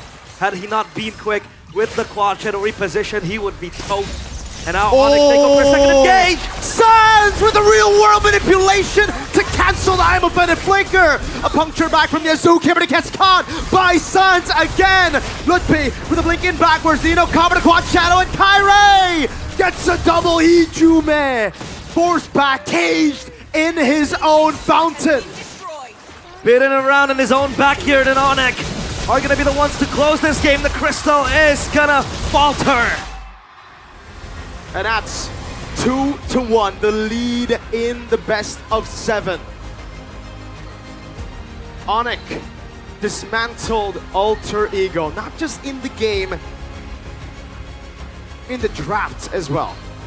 That is. We is said coming into it, it'll be a battle of execution, but we didn't account for that mid gap. Yeah. Sans on the eve, 2 levels ahead by Turtle 3. That's wild. And it's that cockiness from Hijume, picking up the Valentina. You can reposition, you have mobility, but that mid prio is just so hard to achieve. You had to get Kacha with you, with the Taunt, and with all the control needed. But the Yi, man, the Sans, with the insta pokes, constant pokes, just pushing around Alter Ego in the back. Did you see the Sans RWM to deny the I'm offended flicker from Arthi? That ended up being them getting cooked in the base. Oh man, that reaction from Gila Sans. At this point, he's not Gila anymore. That's just Sans, you know? It's crazy how many times he can do that. Like consistently, the stability of this man. And in the playoffs, Sans has been quite humane. He has been quite mortal, right? There hasn't really been a Gila Sans moment in the playoffs, but today he shows up in the biggest stage, in the biggest moment where he needs to be, where he needs to show why he is Gila Sans. with the Yve. We thought he was a bit too naive picking up the Yve against the Gatot Kacha, against so many possibilities where he could be dove upon. The Lancelot, the Ruby too. But it wasn't about the RWM, it was about the poke, the constant pushbacks. That cancel is too good. And then you have on top of you a Thorn of Ruin. AOG's cancelled. So many attempts from Alter Ego to execute their skills just cancelled by ONIC's control. They're right in front of the gates, realize. Right in front of the gates to carving their names into history. But what do you do when the final bosses stand there keeping the gates safe, gatekeeping them from making it? The Guardians of the Gate stand tall. Panelists, will the gate be broken? Okay, after game number 3, I'm convinced that the Hayabusa has got to go. Yeah. Oh man, it's not just about the Hayabusa, man. I feel like Alter Ego, the way they drafted, it feels like, again, in game number 2, it was so-so, as Coach Do would put it. The early game is not really that good either, and they want to play early game because late game, they are cooked. Yeah. Absolutely cooked. And I think I understand the Ruby pick against the CC because you want to punish Ruby because Ruby has a lot of CC to CC the CC. Yeah, we get it. Yes, yes. But then the jungler and the mid is Lancelot and Valentina. I don't see a way that they can punish the CC that way because I was expecting the Uranus to go wherever the CC goes, but then they pick the Ruby, so I'm kind of confused to be honest. But I can see, but I think ONIC's draft is way much more easier to execute because you just Thorn of Ruins, go in, and CC cleanup, Haya cleanup, Yve poke, Hilda just go run around, backline, so yeah, it's much easier comp. Alter Ego comp is so hard to pull off. That's why even before the game begun, when I asked you guys your predictions, all of you guys went for ONIC's draft. Yeah. So the question is, what's going on with Alter Ego's draft then, right? Are they more used to being on blue side? Is that their more comfortable side? Because they won most of their games against Egos on blue, not red. I think they do a lot better when they can dictate, because like Coach Do mentioned, right now blue side gets to dictate generally how the draft starts and how it's gonna go, right? I think Alter Ego have been trying to react more, try to use their flexibility to kind of accommodate these crazy picks from the side of ONIC. But I feel like now it's quite clear that at this point, when both teams are also somewhat flexible and they have their own strong suits, it's better to have your own style and try and force your opponents to react to you instead. Like we mentioned for a while now, every season, the team with the more proactive approach has the initiative, right? They have a chance to surprise their opposition. So I feel like Alter Ego, at least for now, should try and try that approach. Fortunately, it's a best of 7, so there is time to try things out. Yeah, we're 1 game away, I believe, from match point. So there is still a chance for Alter Ego here. Either they go for a swap of sides, they refurbish the drafts in the first phase as well. It feels a little weird for me because, I don't know, as Des host, I want to throw it to you guys, right? Lapu Lapu and Esmeralda are 2 heroes that usually Alter Ego can utilize to their benefit. Either they use it to flex, because obviously Arfi can use it, Nino can use it, but for the past 3 games, we've been seeing those 2 being banned out. Is that restricting the movement of Alter Ego? I think in some way, yes. I agree with you, Eterna, because the Lapu and the Esmeralda is heroes that maybe just Lapu, because Esmeralda, Alter Ego, it's not so much, they don't use it so much, but yeah, the Lapu is, to be honest, I don't know why it's banned. The Esmeralda ban, yeah, I understand because it's Skylar best fighter, but in this game he showed he can play CC too. So yeah, it just gave me more headache as a coach draft. So the side lanes have been so open now, honestly, and it has also paved the way and the freedom for Kyrie to really have mid control and also facilitate the player of the game, presented to you by the official tournament smartphone Samsung Galaxy S25 FE on the Yve. 3-1-12 KD, he was only taken down once, and you can see, like, no matter what we're talking about, there's a reason why we're not too focused on ONIC. And the reason behind that is, give them whatever heroes, give them whatever drafts. So far, they've still been okay in that execution. And given a draft that's winning now, especially in this third game, you could see what Sans was able to do on the eve. I mean, yeah, he got a good draft as well, man. You can see from the itemization and also the emblem take, right? He's going for Inspire for more cooldown. Normally against a lot of dive, you want to go Tenacity, right? But it's only Yazuki. Literally, he only has to watch for Yazuki. The Ice Queen one, the Arcane Boots, that shows that Sans, he has a lot of confidence to stay alive, right? And once it got to the mid game, he got more, I guess, confidence to go for an early Wishing Lantern 2, which further boosts his damage. Yeah, again, I do agree, Trina. ONIC doing great with good picks. You know, that's no surprise, man. That's an old article from a couple years back. That's standard. It's a recurring piece of media. So we don't highlight it too much. That's the reason why. But Sans definitely stood out a little bit more when it comes to flashy plays. Because Kyrie on the Hayabusa, same deal, right? He's gonna perform well, crazy mechanics, crazy decision making. But Sans though, stuff like this, the reads, the reaction time. I think that's why a lot of our votes, or the majority of the votes went for Sans here. Because even later on, in front of the base, there was that final ditch effort by Arfi to try and catch him, and he was on point with the ultimate to deny it. So this guy's reaction time is just so good. I think Sans this game really does his job really well. I think at this moment before he popped the real world RWT RWM. RWM, RWM. Right there, RWM. Oh, yeah, this one. He's still on point, man. Ever since his jungling days, his mechanics was still on point, and up until now, maybe his 10th season. He's from season 6. Yeah, and still on point. Crazy player, gila Sans. Staying at the same level. Being around, man. I just realized one of the itemization that Kyrie goes for is that brute force breastplate. So in a way, he's not available too for Yazuki and also Arfi. And also the fact that Ruby punishes Hayabusa a lot, right? This is why the Ruby was picked super early in the draft for Alter Ego Esports. But now with the stacks that's coming from brute force breastplate, the CC, the crowd control that's supplied by the Ruby will be lessened. It's valuable, Right? Yeah. And also the cooldown reduction is valuable as a Hayabusa, right? Don't forget the movement speed. Yep. In a game like this, he was chasing. But that's a very smart itemization from Kyrie because their team is winning. He also have stacks in the Sky Piercer. Exactly. So he can build more defensive so that he don't die. And also more cooldowns, more shadows, more ults. So it's very smart. And it's great for Kyrie as well that ONIC's composition he doesn't have to do too much to start things off, right? Because of the composition being so proper front to back, two very strong front lines, long range with the Eve, DPS from the CC as well, and general safety because Alter Ego had a lot of burst but not a lot of DPS. So ONIC can just play slow front to back and Kyrie can pick and choose when to go in. This is the situation where Yazuki actually found himself when he was able to win so many of those games on the Hayabusa. Something's got to change. Something's got to change. For sure. Or this might look like a 4-1 for ONIC. Do you think Alter Ego are okay? I don't think so. I think they gotta stop overreacting to the Hayabusa pick, man. Because in game number 1, they gave away what?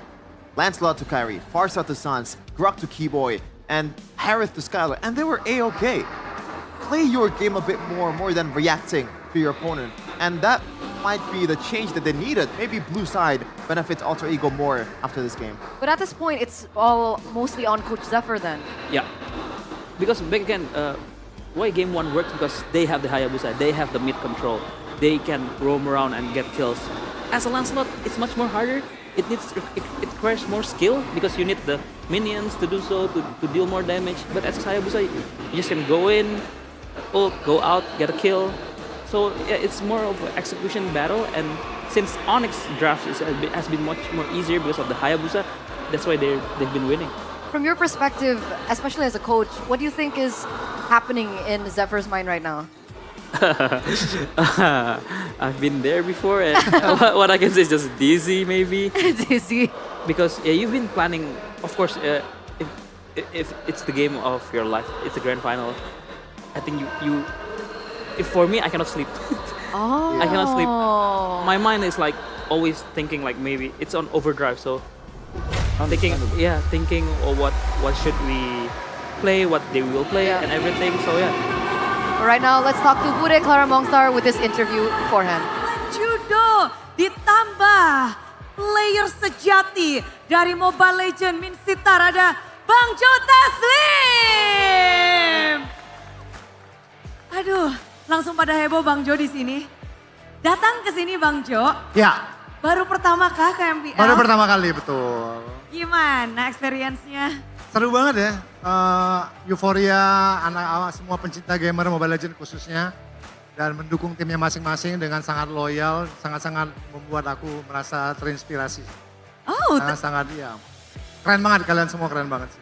Karena sebagai seorang gamer, ngelihat komunitas gamer Indonesia begitu berkembang sangat pesat, aku jadi ikut happy.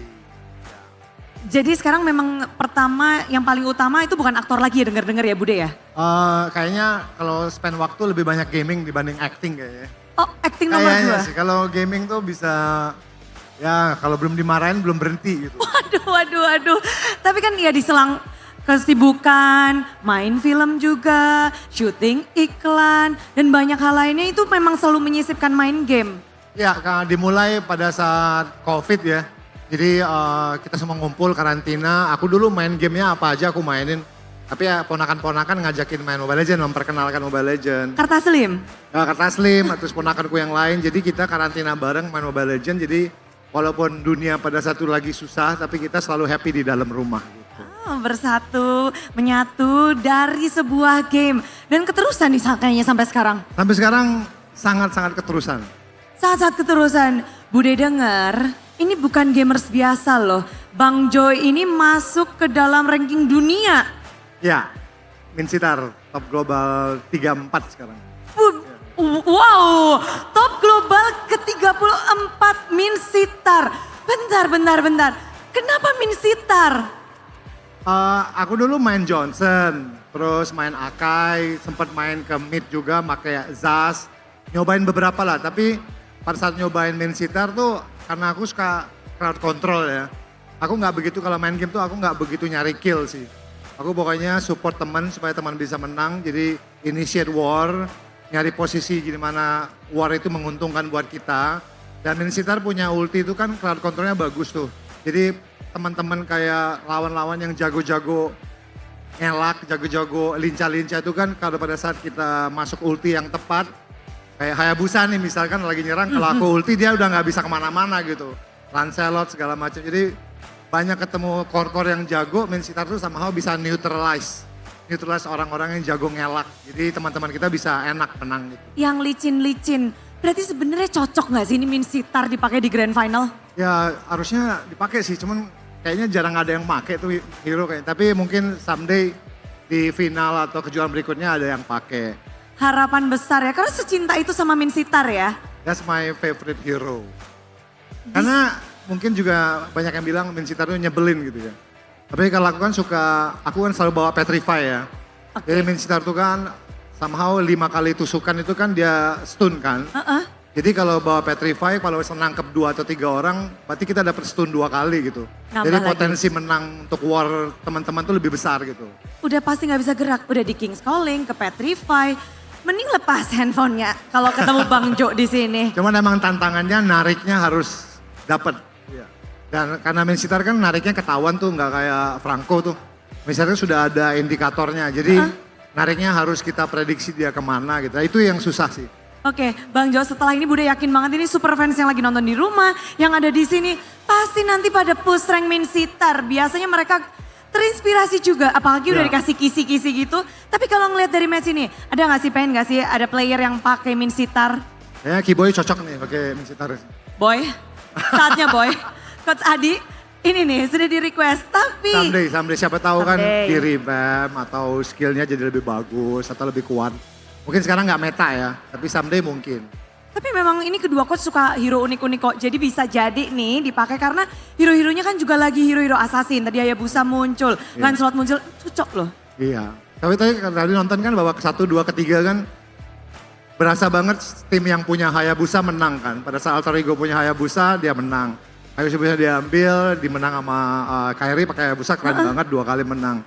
Jadi faktor Hayabusanya besar. Tapi kalau ada Min Sitar, Hayabusanya lagi shadow ngekill gitu udah nggak bisa kabur. Pokoknya kalau ngobrol sama Bang Jo, ngobrolin itu pokoknya Min Sitar nomor 1. Nggak ada yang lain karena sudah coba segala macam hero, kliknya Min Sitar. Dan berarti Selalu. Bang Jo, role-nya Rom dong?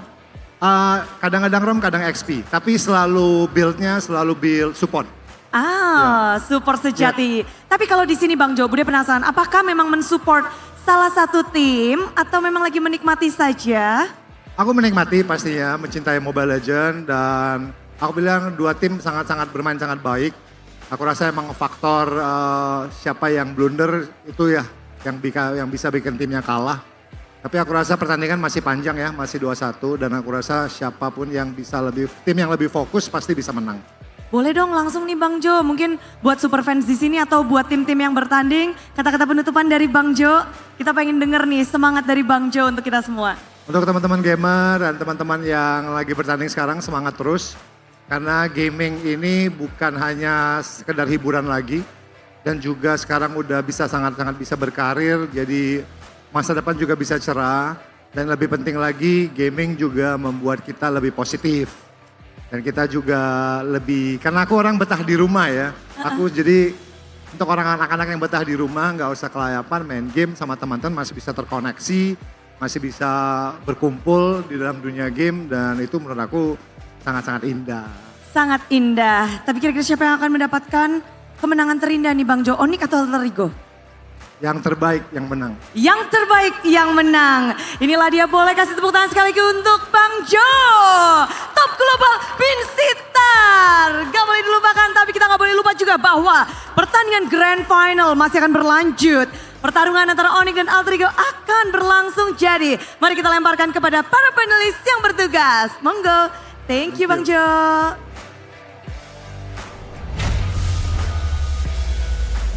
Thank you so much, Bude, with that interview with Joe Taslim. For those of you guys who do not recognize him, he's actually a big celebrity in Indonesia. He's a famous actor. Action star. Action star. Huge. Humongous. Yeah. We start going from The Raid, I believe. That's Oh, when you yeah. First raised to popularity. You know, we were doubting the global Min Sitar, and then he was dropping knowledge bombs. Even Coach Do was like, I didn't know that. Wow. I was skeptical though. And then he said, hey guys, when he was encouraging the next generation, he said, it's cool that you can game, you can connect with your friends from home. I know he was legit right there, man. Yeah. That was the moment I'm like, it's a real one. Can't believe he's here. What? It's can't so believe weird. he's here. It feels unnatural. Man, like I saw one of his contents in the Instagram feed, right? I immediately think he gotta be capping, man. He's like big time international actor. You know, someone else might be playing for him. But again, the nail in the coffin on what he said that made me convinced that he actually played that account is, I'm playing a support Min Sitar. That is, for all the ranked game players out there, do not use damage Min Sitar as a roamer, right? So it's kind of personal, man.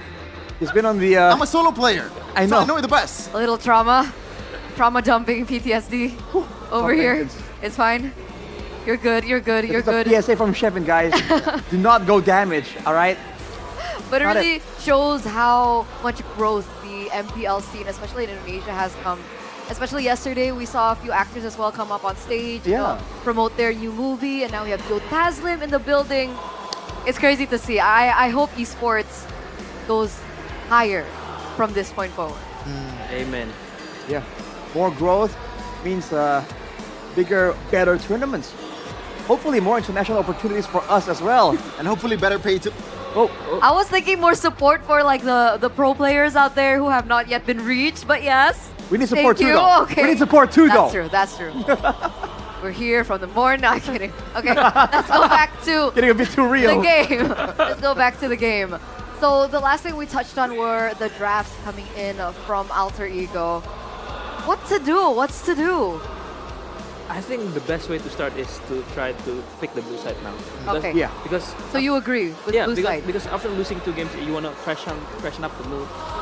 You want to try new things. I mean not try new things, but you want to try new things in the drafts, like new ideas. So yeah, because the 2 games it's been dead end.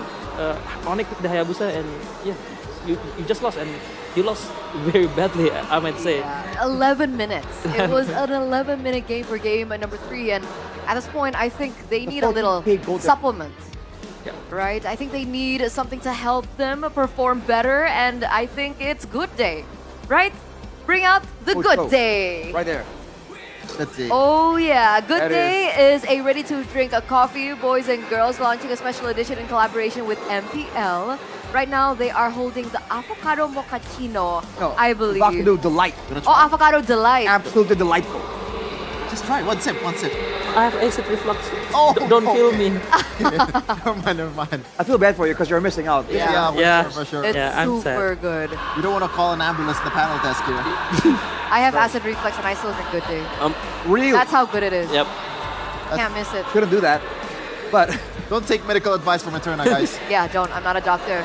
Anyways, if you guys buy Good Day Special Edition with Mobile Legends from the nearest mini market or store, you guys can find a unique code behind the packaging label. So let's gacha this, boys. Arashi? Nope, unlucky. Again? Not yet. We've been here like what? This is our 5th day, right? Yeah, I got a voucher from Doritos though. That's true. You got lucky with your Ritos. Good Day, not yet. What about you, Chef? Any luck behind the packaging?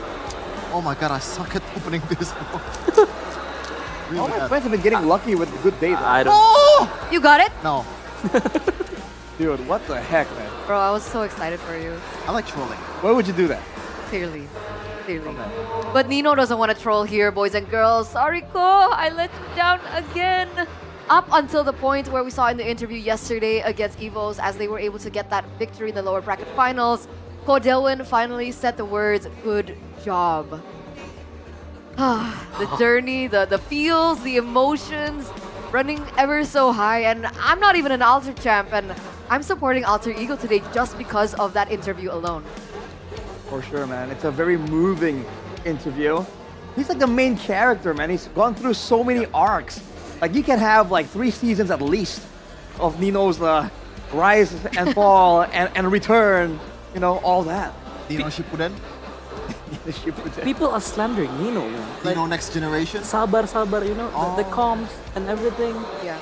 His fighter goat lane, his goat lane era, and now he's become like Captain Nino now. It's such a good story arc, yeah? I understand that. That's so commendable that he was, he had these nicknames and he just rolled with it. He's like, yeah, I did say sorry, I did say Sabar, you know, it's all good. And laughs with it. Yeah. Just brings all that positivity, no negative emotions, and just kept entertaining us while still working towards, you know, his legacy. That's so admirable, dude. I mean, it's not just Nino and Alter Ego players as well, right? The Alter champs, probably one of the best fan bases that we know in ID. Yeah. Losses or wins, they always celebrate. And I think all the Alter champs that's coming in the grand finals right now, even if they lose against ONIC, they're still having a good time. Yeah. They qualified to M7. 5 long years, Eterna. It's crazy. 5 years, can you imagine that? Supporting a team that never wins? And imagine the Alter champs in tennis indoor. Oh, that would be amazing. Oh, brother. I can already feel the situation, the environment, the electrifying roars. Cheers. Already from now. But boys and girls, we are going ahead to game number 4. Let's take a look at the random map draw. And it's going to be Dangerous Grass again. Three times now? Yeah, the 3rd time we're going to get Dangerous Grass. And the main difference that we're going to be looking at is the fact that Alter Ego now are on blue side. Let's see how this impacts the draft, especially in the first phases. You heard it from Joe Taslim as well in the interview. The Hayabusa seems to be a problem. This is the drafting phase presented by the official tournament smartphone Samsung Galaxy S25 FE. Will ONIC ban the Hayabusa here? I guess they might not. Here you go, it's Steve. The Coach Bam was saying as well, every series has its own thing. Seems to be the Hayabusa for now in this match. But for Alter Ego, they have a chance here to kind of make a move. And now we can really see how far ahead is ONIC, right? Because if you were winning on because of the Hayabusa, in theory you should be troubleshooting in case Alter Ego take that strength away from you. And see the response here from Coach Adi. I think ONIC will pick the CCN keep. Yeah. I think. I think, because they banned out the Zuxin, they banned out the Eve, they don't want any trades in the mid lane, they want to win the mid lane, so let's see. I think the CC will be even more valuable earlier because Alter Ego defeated the Hayabusa, right? And one of the reasons why the Hayabusa, no, not the Harith and also the Esmeralda is banned is to make Skylar limited on heroes. And ONIC, the only gold lane that's not available for Hayabusa the first, it's only the CC. Finally, a strong trio mid from Alter Ego. The Haya far struggle is very strong, and yeah, it's all for sure. It's Lancelot, Kairi. Right. And again, let's see if hopefully Alter Ego will win this game, because if they win this game, it's basically Hayabusa and a strong trio mid. Gotta ask, Coach, following up on Arashi's statement earlier on in the drafts, what would be the right way or the proper way to shut down this Hayabusa? I think for me, it's either you play a utility jungler, so you just want to control and don't let the Hayabusa snowball, so you can win the objectives and you can also win rotation, or just play tanky heroes. But once again, it's the trio mid, because Hayabusa helps the trio mid to win outright, because he can help the mid lane so easily. Okay, it looks like ONIC are looking at a different approach. Either way, Ruby gets banned here. Yeah, it's because back again, if you have the Ruby and you have the Haya, CC will have a hard time. So ONIC is acknowledging that, and maybe it's another Uranus ban from ONIC, because they want to leave the CC in a good lane for the Honestly, it also helps the Lancelot. Yeah, exactly. Right. Now for Alter Ego, good call, Coach Aldo. Now you must be a coach. Yeah, probably. Like to play this game. I wonder if Alter Ego wants to ban the Yuzhong, because Lupi is also a notorious Yuzhong user. Plus, it does well against the Farsa. And this also complements the Lancelot's objective secure potential, right? Yeah. But if they ban the Yuzhong, I'm thinking the ONIC might be looking at a potential Alice move. Yeah. Yeah, it's a potential LS again. It's an LSCC again with Kimi and Lance, which is a very strong combo. And the opposite dwindling here for the side of Alter Ego. We do wonder what else do they want to kind of elevate the tempo even more. By all means, the Yuzhong still very valuable, can zone out the jungle, and in this case, Silence again on the Kimi, quite vulnerable. But here ONIC has the first move. This is why it gets a bit tricky for Alter Ego. So my big question is now for the gold lane, are Alter Ego going to use a conventional marksman? I mean, Harith is banned out now, so do you think Arfi will go and fall back to a fighter? Especially now, you see that the Kalea is brought in by ONIC. Yeah, this is what I like about ONIC's draft, right? Because they're hiding the CC where she's going by picking the Kalea first. So for me, I think it's either a Purify marksman or just go head on with a double fighter for Alter Ego, because I think a Uranus and an Alice maybe, I don't know, but wow. But I think if they do that, ONIC will just pick Yuzhong, right? So maybe they will deny pick the Yuzhong, but I think it's hard to, because they have the Kalea to punish the Yuzhong. So it's a little bit tricky for Alter Ego, but let's see what they pick, because I'm expecting the Yuzhong pick or a Uranus pick for Nino. Uranus is banned though. Oh yeah, I forgot. Uranus is banned, yeah. I want to show gold. Yeah, it's the Yuzhong and the Granger. It's a Purifier gold lane. On the Granger here, but now with a lot more of a dangerous trio mid.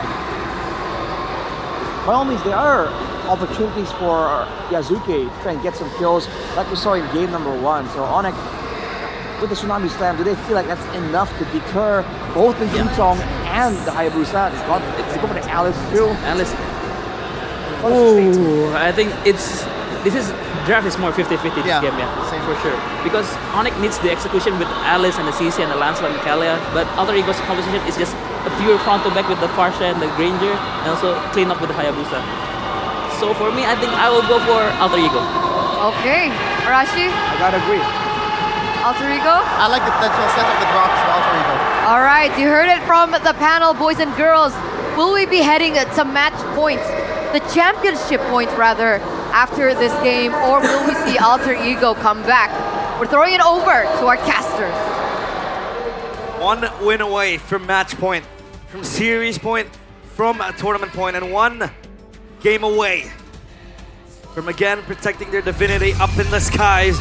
ONIC They're pushing Alter Ego to their limits. But what are their limits? It's game number 3 of ONIC against Alter Ego. At this point, Alter Ego will have to push through their own limits. They cannot play within their comfort and within the conditions that have won them games before. They need to dig deep up against such an overwhelming foe in ONIC. Again, a 2-1 lead, and like the panel said, they actually did like the Alter Ego lineup a bit better. But I think for ONIC, hard execution, difficult execution is still pretty easy for them. That's the thing now. And that's why they've been sticking to the comfort picks, right? The Harith, then you see a few Parsas here and there for Sans. Again, early pressure. And Coach Joe actually mentioned that the pressure from ONIC is so strong. Again, look at that with the Purify in the mid lane. You are so easy as a target for Kai. Minions were there. It popped in. Yazuke won the lead. Then we get picked up. Quad Shadow here. Sans going for the gun down. Kai! Oh no. Oh no. Alter Ego with a 0-2 start to the game. It's very bad for ONIC, rather for Alter Ego, excuse me. Sure, they do have some sort of stealing in the hands of Arfi, but again, he needs to get those stacks going. He needs to get the Sky Piercer kills here and there. But then how long will you wait for that? Because now Kyrie is on 1 kill. Sans the same. As of now, Alter Ego, they concede 2 very important kills. But Jume donning the Purify with no flicker. It's going to be very hard to catch the Lancelot. Sure, you have that lockdown in the hands of Alec with the tech charge. But who instantly locks the Lancelot? Oh man, Previous game it was the Ruby. And look at Keyboard running around. No Purify this time around. Give it the all in again over to Hijume. 2-0 start for Kyrie. Mid prio over as well. Alice there to pick up the minion wave. This is free. Yep, they have Cryo up top and also on the pit. Traction Pulse forces Nino to go for the Black Dragon form. Is this a form of re-engage? I don't think so. Sazuke is just there collecting the purple buff, and Lutfi with the Alice has been a menace. Look at how much Cryo he gets up top, and Sans is level 5. It's a 2-level gap against Hijume, Miracle. That we saw how crazy Sans was last game, stoning him away. Now with pure teamwork, now getting the creep camp stolen away as well as Kai was late on the red tree. Azuke is still able to claim it for himself, but needless to say, this is an amazing, a phenomenal start for ONIC. T-Boy has an Ami Slam. That's a Brock without tectonic charge just yet. He leveled up right as he was in the air. And now it's 3 kills to Kyrie. Kizuki with the quad shadow on the feathered airstrike just to clear up the wave. Realize. And they're losing Cryo in mid. Even in the jungle, look at how many resources they're actually trusting to go and get Cryo back. But Hijume has to force the fly around. The Shadow Kill doing no damage. That's giving the barrier and a tech charge as well, but Lutfi is able to dash it forward. Keyboy gets away with a flicker. They're outplaying Alter Ego. That's a Petrify and a Furious Dive, but it is an Alice. So much CC, but no damage. ONIC out-sustaining Alter Ego. 3v2, a feathered airstrike takes Keyboy down. But it's a roam traded for the next speed laner, and Kyrie in the mid lane. Having a feast on that turret. They're gonna get it. Wait. Huh? Lutfi stunned. He can get out. I thought they were gonna kill Alec for a moment there, but the minion waves. Lutfi is overextending. Wow, no, he's not. He's surviving. Perfectly calculated is what the term is, realize. A 3,000 gold lead. A roamer traded it for an next speed laner and a turret mid. And he knows his limits. And his limits are... He has no limits with his Alice. Yikes. Constantly from previous game, out-sustaining, like you said, outplaying Alter Ego, and he can do whatever he likes. Look at where Alter Ego are pandered to. They don't care about this objective anymore because they know they have lost Prio. Taking that jungle objective, into taking the turtle, so Kyrie is going to get that for free. Back to the lane, Lutfi goes, again, just pushing back Nino. This Yuzong. Arfi completely being bullied by Lutfi. And I think the only silver lining now for Alter Ego is waiting for RP to scale. Keyboy might get close, iconic charge. Yeah, but a quad shadow doesn't land, and Keyboy is right there to help him out. They have a Vengeance as well still for Skylar, so there's not much threat, really. And scale, see the Granger, yes, you can scale, but how does he think the way the game is going, the CC will have a better time scaling? Yeah. On a Granger, you need a snowball, you need to go for those Sky Piercer stacks. And he still picked up Sky Piercer despite the team going down, immobilization, and the traction ball Sans! That was a solo kill! No help needed. Fine, I'll do it by myself. And San solo kills Arfi with only a glowing one to his name. Oh man. The Granger now. Yes, I think the window for scaling is completely closing down because the snowball hasn't been acquired and Arfi needs to go back to this lane. The bottom side turret is taken out. Realize at this point, I'm surprised Sans doesn't go Sky Piercer. Yeah. Like, I thought after that kill especially, it'll probably be a Sky Piercer for him, but no. He's building towards a DHS. Might go for the attack spin on the on-hit effects as well. The Kimmy might benefit for that too because of how many frontliners Alter Ego has. Alec, there to pop the barrier. Keyboy won't commit to Tsunami Slam. And Lutfi doesn't really care. All he has to do right now is just cut the wave and then create that push. Garner the minions to then be a boomerang for Alter Ego when the objectives do come. Just like this. And the bottom side, the turtle will be acquired again by ONIC. I think it's going to be a perfect turtle for them. Alter Ego, they have no chance in contesting this. Oh, Lutfi is recalling in front of their faces. He's getting healed by the bullets of Arfi. Look at him, he's not taking any damage, goes back in, heals it up again. If RP shoots a Death Sonata, oh man, Keyboy with a Tsunami Slam into the burst down. Oh, not even a single chance to go for the tech. What? Black Dragon from Blood Pay!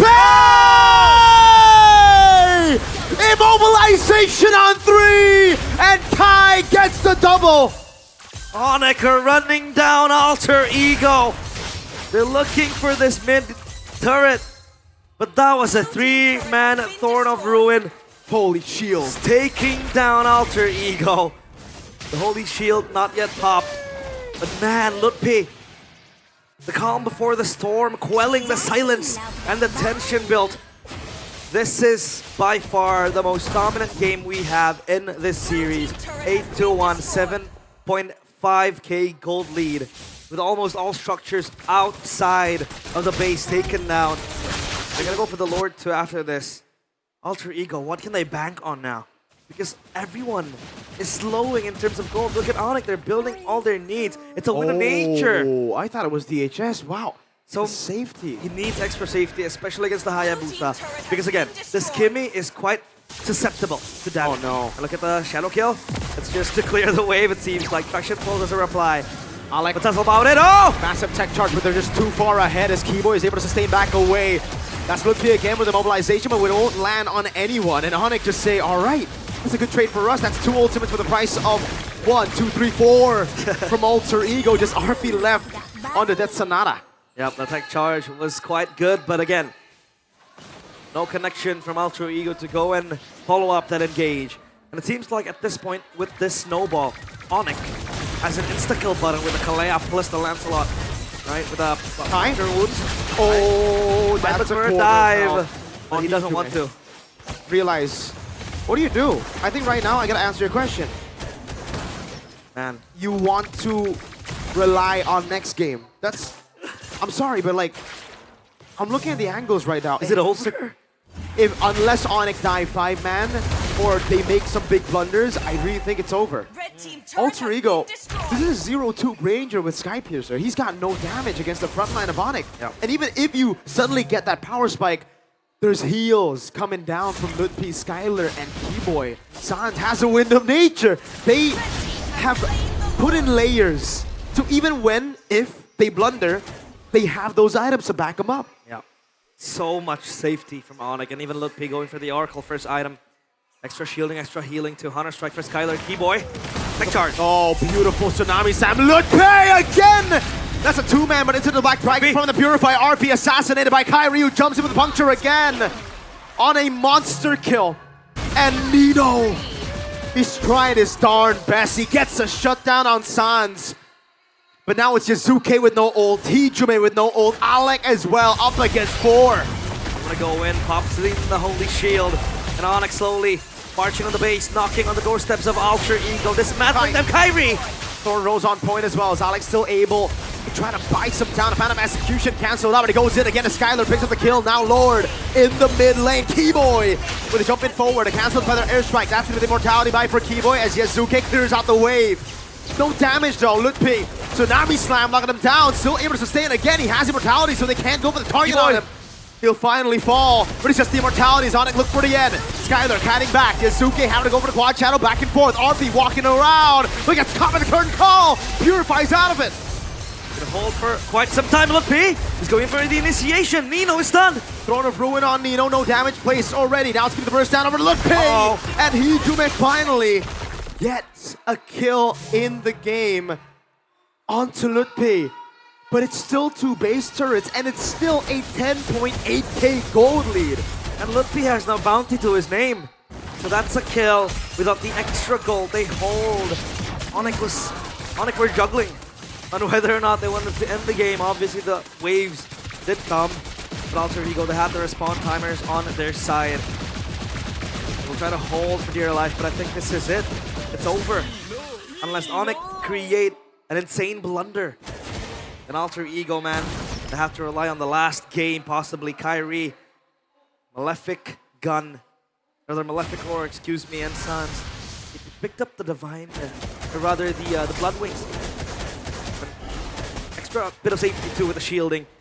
How much safety can you get, man? At this point, Sans is playing to survive. Kai! Whoa! Thorn Rose over! Oh, my lord! Man, look at the sheer pressure of this man, the guy in the jungle. With the Lancelot going back and forth to scare away Alter Ego. Radiant armor for Lutpi. A bit of damage.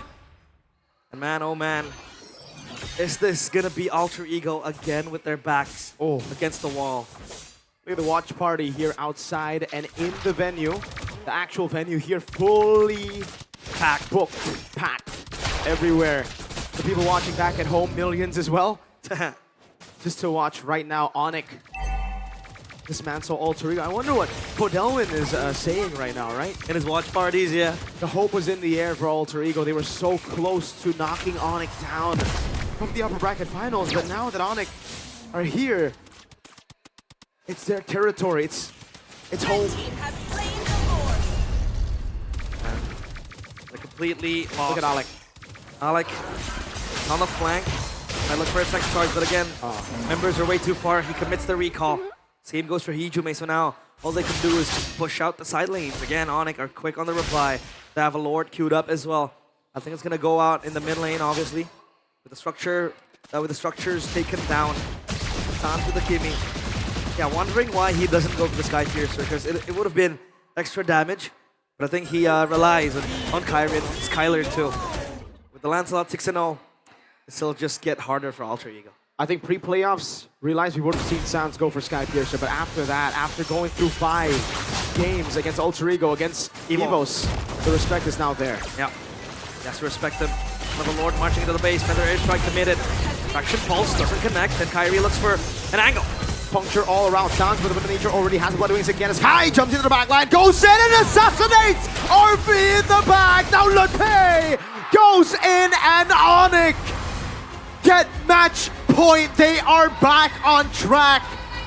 Their goal to finally win a world championship is far ahead, but with momentum in Indonesia, the dream is achievable. That single game loss that ONIC had to experience did not unfaze them. They did not flinch. Instead, they went on full rampage, unleashing on Alter Ego. We expected it to be a toe-to-toe battle. But again, ONIC showing levels to Alter Ego, showing why they're up in the skies, 1 game away from everlasting immortality for the Sky Kings. Alter Ego.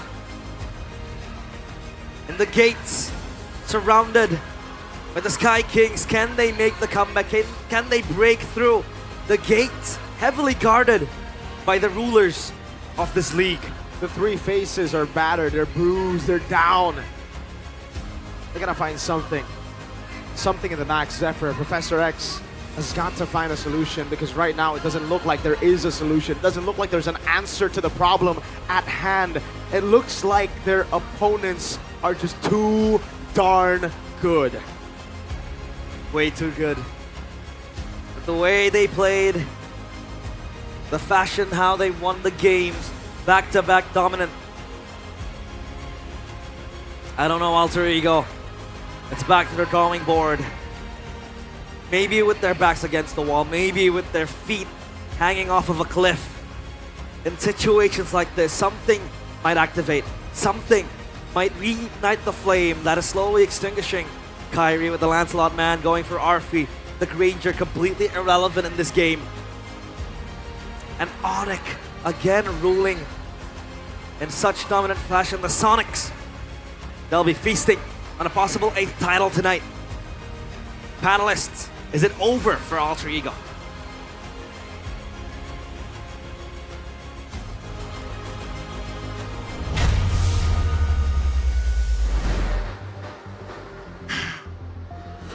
Oof. We proposed a swap of sides. Yeah. We proposed a swap in jungle, but still, somehow, someway, it was not enough for Alter Ego. And now we're at championship point for ONIC. What is this now, coach? Is this a mental game from Alter Ego that's not strong enough? I think it's ONIC just executes perfectly, I think, I would say. Because for me, playing two fighters with Kalia is so easy. Because Kalia just ults somebody and the fight goes, right? And it's much more easier to fight with two fighters against a normal draft from Alter Ego. I think it's kind of a role swap because Alter Ego's playing like the ONIC kind of drafts with the Granger, with the Farsha, with the Grok, and ONIC's playing like the Alter Ego's draft, like with the two fighters, with the Alice, with the CC, and yeah, that man, so good. I have no words right now. Player of the game, even on a Lancelot versus the Hayabusa matchup, Kyrie is still able to be as free as that. 7-0-2, presented to you by the official tournament smartphone Samsung Galaxy S25 FE. Arashi, what do you think about this? What to make of this? I mean, he straight up just styled on Alter Ego, man. He says, bro, it's not the hero, it's the pilot. And boy, does ONIC have one hell of a pilot. This guy was just so clean the whole time. Alter Ego have tools to try and punish, but this guy is way too slippery on the Lancelot. And I have to wonder if Alter Ego have to try and do something more drastic, because the fact of the matter is, in the early skirmishes with the Kalia, like you mentioned, Coach, though, there's just an extra layer of sustain that people forget about. This time, in this current meta, the Kalia isn't just for pickoffs. It's also for the prolonged battles where you can heal everyone by about 10% of your HP every couple of so seconds. And in these fights, despite the big AoE tools from Alter Ego, we've seen them try and abuse that, to try and get the big combos, to try and put ONIC on the back foot. But it really feels like somehow ONIC have gotten used to the surprise factor from the side of Alter Ego. So you're seeing moments like this where Sans, who was punished, who was forced to respect Alter Ego the last time they met, now moving forward, doing the recalls, being good old Sans. They missed out on the mid trios so bad in the early game. Right? Alter Oh, Ego, man. man. I think, the Kalia heal is super underrated. In a way, you have the Revitalize without having the Revitalize. And also the fact that it's kind of weird, isn't it? The fact that this Lancelot functions as a more Hayabusa than the Hayabusa is in this game. Agree. He helped the mid lane a lot more than Yazuki. And Lancelot, I think, scales better than Hayabusa too. And when you mess up the early game, that is just a death sentence. I thought it was going to be a 50-50 matchup in the drafting phase. And you know what? I'm still kind of standing by it, but Mirko brought me back to reality. He said that in a 50-50 draft, ONIC will prevail. Yeah. 2060, still ONIC. 2080, it might still be ONIC. This is what happened in the upper brackets, before the upper bracket finals, I believe, was against Alter Ego, right? Yeah. No. ONIC, Alter Ego? No, upper bracket, who faced EVOS? ONIC first? EVOS? EVOS? Yeah. Oh yeah, so EVOS. Right, in that draft battle, but I don't know, the execution was so weird to me in the early game. Again, I think that's the main highlight that we can take away for Alter Ego. They lack a couple of tools that they require to really play the style. They don't have enough burst damage, they don't have enough safety for the gold lane as well because it's on a marksman. So they can't really play the same divey style. When they do, well, the comp with the Kalia is gonna survive a lot better. And technically, even Yazuke can be as free with the Kalia, not really forced to use the Tsunami Slam by all means. There's no urgency here for Keyboy to pop that ultimate. Yeah, If we're talking about burst, there's Farsa. Do you have the chance to burst though? But usually you would have like a enough. Farsa, and you would have more coming in from Arfi, right? When he's playing on the Fair fighters and all that. Not to mention the sustain as well that they usually have. I also think that the Kalea pick, not only it's a good hero on its own, so far in the playoffs, have Alter Ego faced a Kalea comp? You know, maybe this kind of throws them off guard because they're so used to going up against a Khalid, the Hilda, the Grok, the more, in a way, passive kind of roamer. I mean, Grok is very aggressive, but not to the extent of Kalea because you have that sustain, right? And that early gap close, that is super, super underrated. Even though you don't have the Tsunami Slam, you still have the flicker and also the knockup combo, and Keyboy was able to use that very early in the game, getting 3. They have, and it was against ONIC as well in that final game that they lost. Oh man. Damn, pottery. Look at the numbers, man. Highest damage in the game on that Lancelot. Kyrie's Lancelot, man, it's the stuff of legends for a reason. What to do, coach? If I'm Sever, I don't know. Like, seriously, I think I will be already dizzy because I've been put up against ONIC in Grand Finals too, right? And it's so hard. I mean, they showed up in Grand Finals. They showed up where it matters the most. So hopefully they will show up in the international too. I mean, okay. That's the best you can hope for at this point. Didn't you have an idea, Rashi, on what to do after this? I was considering if there's again, because I saw Arfi being so adept on that Lapu Lapu, right? And that would allow Alter Ego to be more aggressive. I'm wondering if they should try and do something with that. Because they've been respecting that Lapu, fearing that it might fall into the hands of Ludwig, right? So I'm thinking, go first pick, let go of the Lapu, see what happens. Because at this point, they have their backs against the walls anyway. Do you think it's time for the Fanny to come out? Oh, it's been banned. Oh, you're right. Always. First phase. First phase. Which is why it's crazy. ONIC, they have that respect for it because it was that much of an issue. No, not in the last game. Oh, was it not? No, Fanny wasn't banned. I'm thinking about the Fanny now. I mean, last time they were back against the wall, picked the Fanny. Yeah. Is it time? Is it time? It's still gotta be super tough though. It takes come on, get with the program, bro. A big error, a big blunder to mess up a 3-1 lead. You know, for example, RQ and MDL, RQ and M1. You know. Arashi, you have a rebuttal to that? I'm gonna stay quiet. He can't deny it. But it is what it is. Let's move on. Let's move on. Let's move on. It sounds like Bude is ready for an interview with Alyssa. Let's check it out. Kita melihat bahwa tim ONIC memang terlihat sangat perkasa. Namun Alter Ego di sini saatnya mereka untuk bangkit. Karena mereka sudah ketinggalan poin, Alisa. Betul sekali, Bude, tidak terasa sudah 3-1 dan 1 match point saja. Kondisi Alter Ego sedang berada di ambang batas, Bude. Benar, dan Bude yakin semua super fans yang ada di sini juga masih pada semangat. Semangat betul?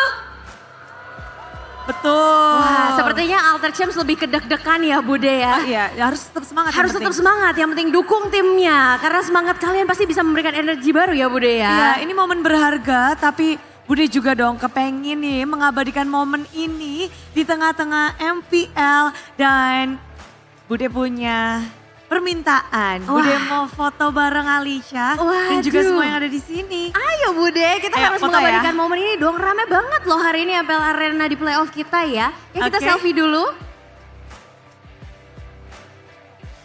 Asik. 1, 2, 3. Waduh. Gimana Bude? Ini- Bagus gak hasilnya? Wih, Budenya cantik banget. kasih Alicia juga, tapi kenapa kamu harus autopis gitu di kepala Bude? Ya kan biar lucu gitu loh Bude. Nggak estetik Alicia. Tapi Bude nggak apa-apa, don't worry karena Samsung Galaxy ini sudah punya generative edit Bude. Oh, betul banget, betul.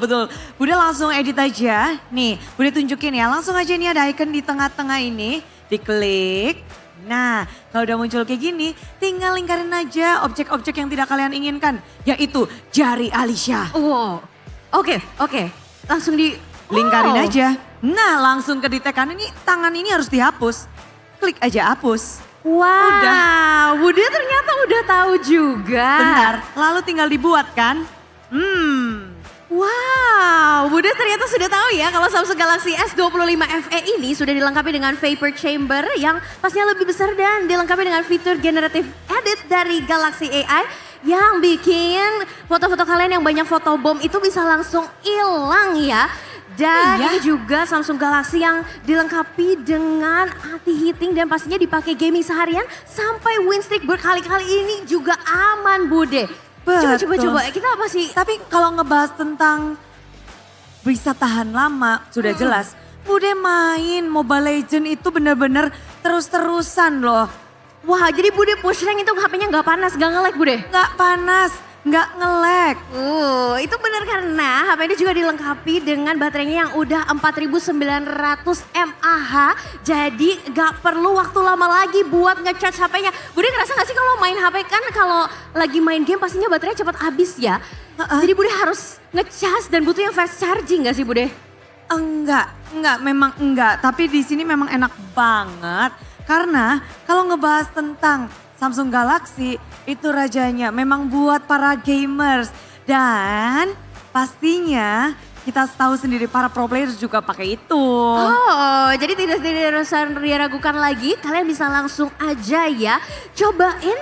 Dan terutama buat para ciu-ciu ini yang suka foto-foto kan gak enak ya kalau ada photobomb. Dan juga Lisa mau ngingetin generative edit dari Galaxy AI ini pastinya bakal membantu kalian banget buat ngilangin photobombnya. Dan di sini juga spesial khusus edisi MPL kamu bisa dapat total bonus hingga 2 jutaan dan memori upgrade hingga 512 GB kalau kamu beli sekarang juga. Dan harganya mulai dari 833 ribuan aja per bulan dengan cicilan 0%.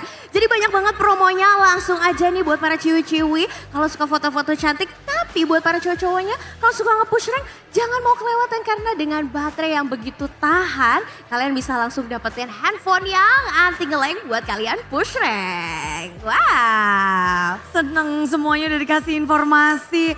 Mereka juga udah pastinya langsung nih ke websitenya, langsung scan QR-nya juga yang ada di sini karena banyak banget benefit-benefit yang bisa kalian dapetin. Yes, dan bener banget Bude, ditambah lagi khusus penonton MPL, kalian bisa dapat travel adaptor 25 watt gratis untuk pembelian di samsung.com/id pakai kode voucher promo MPLS25F. Jadi sekarang juga beli nih, mumpung ada promonya ya Bude. Iya, apalagi Bude seneng banget nih. Hasilnya bagus banget, Bude bakal upload foto kita, Alicia. Seru banget, jadi tungguin ya nanti di sosmednya Bude ya. Foto kita berdua bersama teman-teman yang ada di sini. Nanti para Bude bakal fans. upload yang ini nih. Cantik sekali. Bagus banget, jarinya Alicia hilang. Wah, rapi magic banget. Bude, itu bahkan gak kelihatan kalau jari aku tuh dihapus ya Bude. Tuh, tampilkan yang asli, ada jari Alicia. Tuh yang udah diedit jadi kayak gini, jadi bagus. Jadi bagus banget. Jadi kalau ada photobomb gak usah khawatir lagi ya Bude. Gak usah. Yaudah, tinggal pakai generative edit AI-nya aja. Iya, tapi tentu saja di sini sembari kita menunggu ya, ada akan apa lagi nih yang terjadi juga di match grand final ini. Semuanya Bude kepengen cek ombak gak sih Alicia? Of course Bude, coba Bude dulu deh. Mana nih untuk tim Alter Ego dari Alter Champs? Wow, mereka begitu semangat ya walaupun match habis ini game yang sangat mendebarkan tapi Sonic mana suaranya? Wow, bendera kuning begitu banyak dikibarkan ya Bude. Iya, bersama-sama mari kita sambut Inilah dia kelanjutan Grand Final dari tim ONIC dan Alter Ego.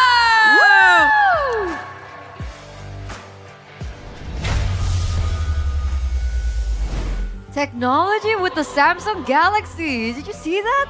The peace sign and it got erased with the AI. Coach Do, are you not impressed? I'm impressed. I use Samsung myself. Oh, there you go. There you go. I mean, dude, this would be useful back then when I was getting bullied. Because the people would photobomb and like ruin my photos, I could have, camouflaged it a bit better. I feel for you, bro. Yeah, I pity. Yeah. Technology always comes too late. Moving on. You don't have something to say to that? What do you say to someone who gets bullied? Sorry, like There's a reason for that. No, you don't say that. No. No. Fight? No. Oh my God. No. There's no reason for bullying, guys. Don't. Yeah, true. Bullying is bad. It's bad. I'm just messing around because I'm also one of the victims, so Oh. Are you okay? I can make fun of it. I'm okay. You're here now. We Gucci, right? I think the other guy to collect the trilogy would be Realize. I think he has a saga of his own, so we can make a movie series. I know what will make you feel better. What's that? Sympathy. Oh, like metaphorically or Both. actual sympathy? Both. Sympathy and sympathy, ladies and gentlemen, because with sympathy, you guys can watch, you guys can game, you guys can go shopping, you can enjoy music, and of course, safe internet browsing. With a price of only 35K, you'll get 3 gigabytes of data plus 30 minutes of calls and SMS as well. So I've been using Sympathy since I first got my phone. My very first phone, I remember, used Sympathy, never changed ever since. Best coverage so far. Why are you laughing? The intrusive thoughts. Okay. Okay. Interesting. Well, as someone who goes into the sticks myself, I can confirm, man. In the Love going mountains, to the forest. everyone's going like, no signal. They'll be climbing trees and all that. And I'll be on the ground, safely going 4 bars in the mountain. That's true. That's different, man. Even in the middle of the ocean. Yes. When you're traveling from one island to another, especially Indonesia, I'm pretty sure like the Philippines would enjoy the same thing, right? They have a lot of islands. Yeah. No problems with connection.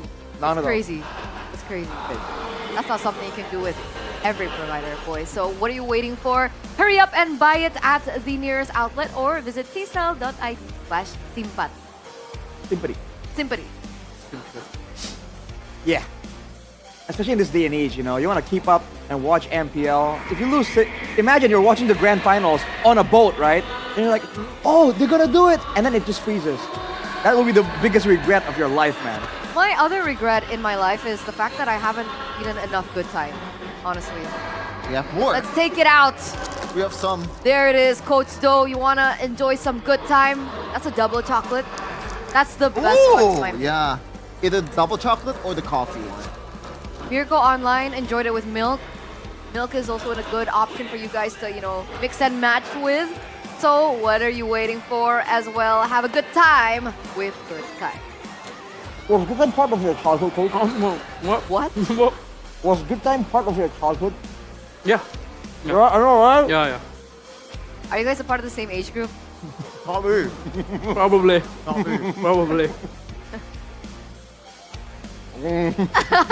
You can't talk right now. You can't bite back. But yeah, Good Time is super good, guys. There's this one and there's the original variant. But I personally like the double chocolate. Did you remember the time when you attended the, you're eating good time while watching the Indonesian Independence Day? What? Wait, what reference is this? No, In because 1945. yeah, it's your Like the OG. actual, the actual Independence Proclamation? Yeah. I wasn't born yet. I'm not that old. Oh. How old do you think I am? Like at least 45. Do you guys No. agree? Back at home, do you think Arashi looks 45? But you have a baby face. Exactly. Where's the slander coming from? This is bias, Shevin. No, your face is a baby face, but your actual age is not. That's what I meant. I know, but I can pass for younger, not older. Like Shevin. This is brutal.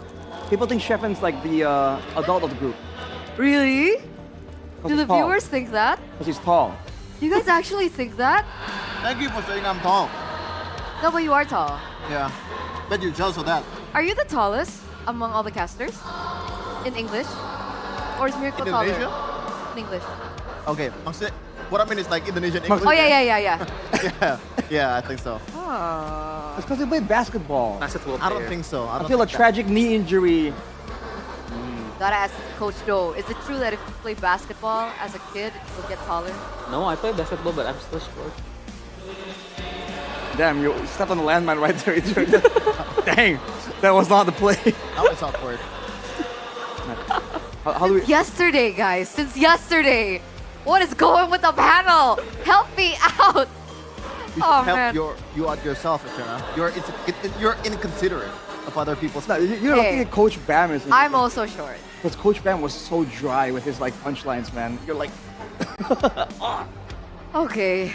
I mean, speaking of heartbreaking, heart-wrenching, cringe things, we saw a lot of hate being given over to dang. So Alec, before he was Alec, he was previously known as Owen.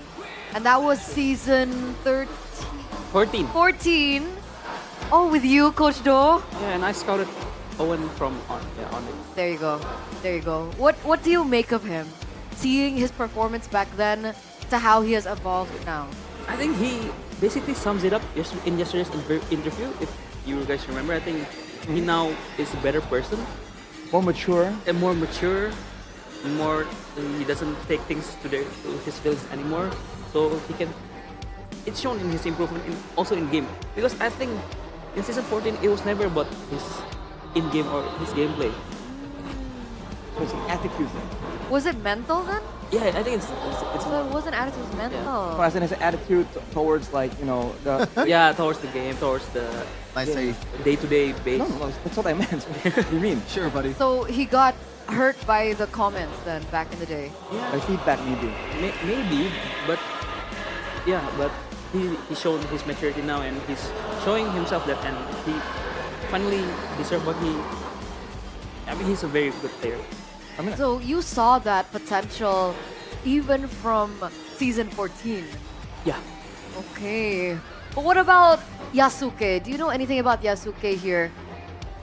No, I didn't scout him for sure. Yeah. Because he's a rookie, But but what do you think as a coach, as from a viewpoint? oh, amazing player. Amazing player. I mean, I think he's like the complete package as a jungler. He has the mechanics, he has the hero pools too. He's also pretty smart in terms of like the rotation, his jungle pattern. Killer instinct. Killer instinct too, yeah, for sure. So I think, and this is his rookie season, so hopefully he will keep on improving, keeps on developing to become even greater.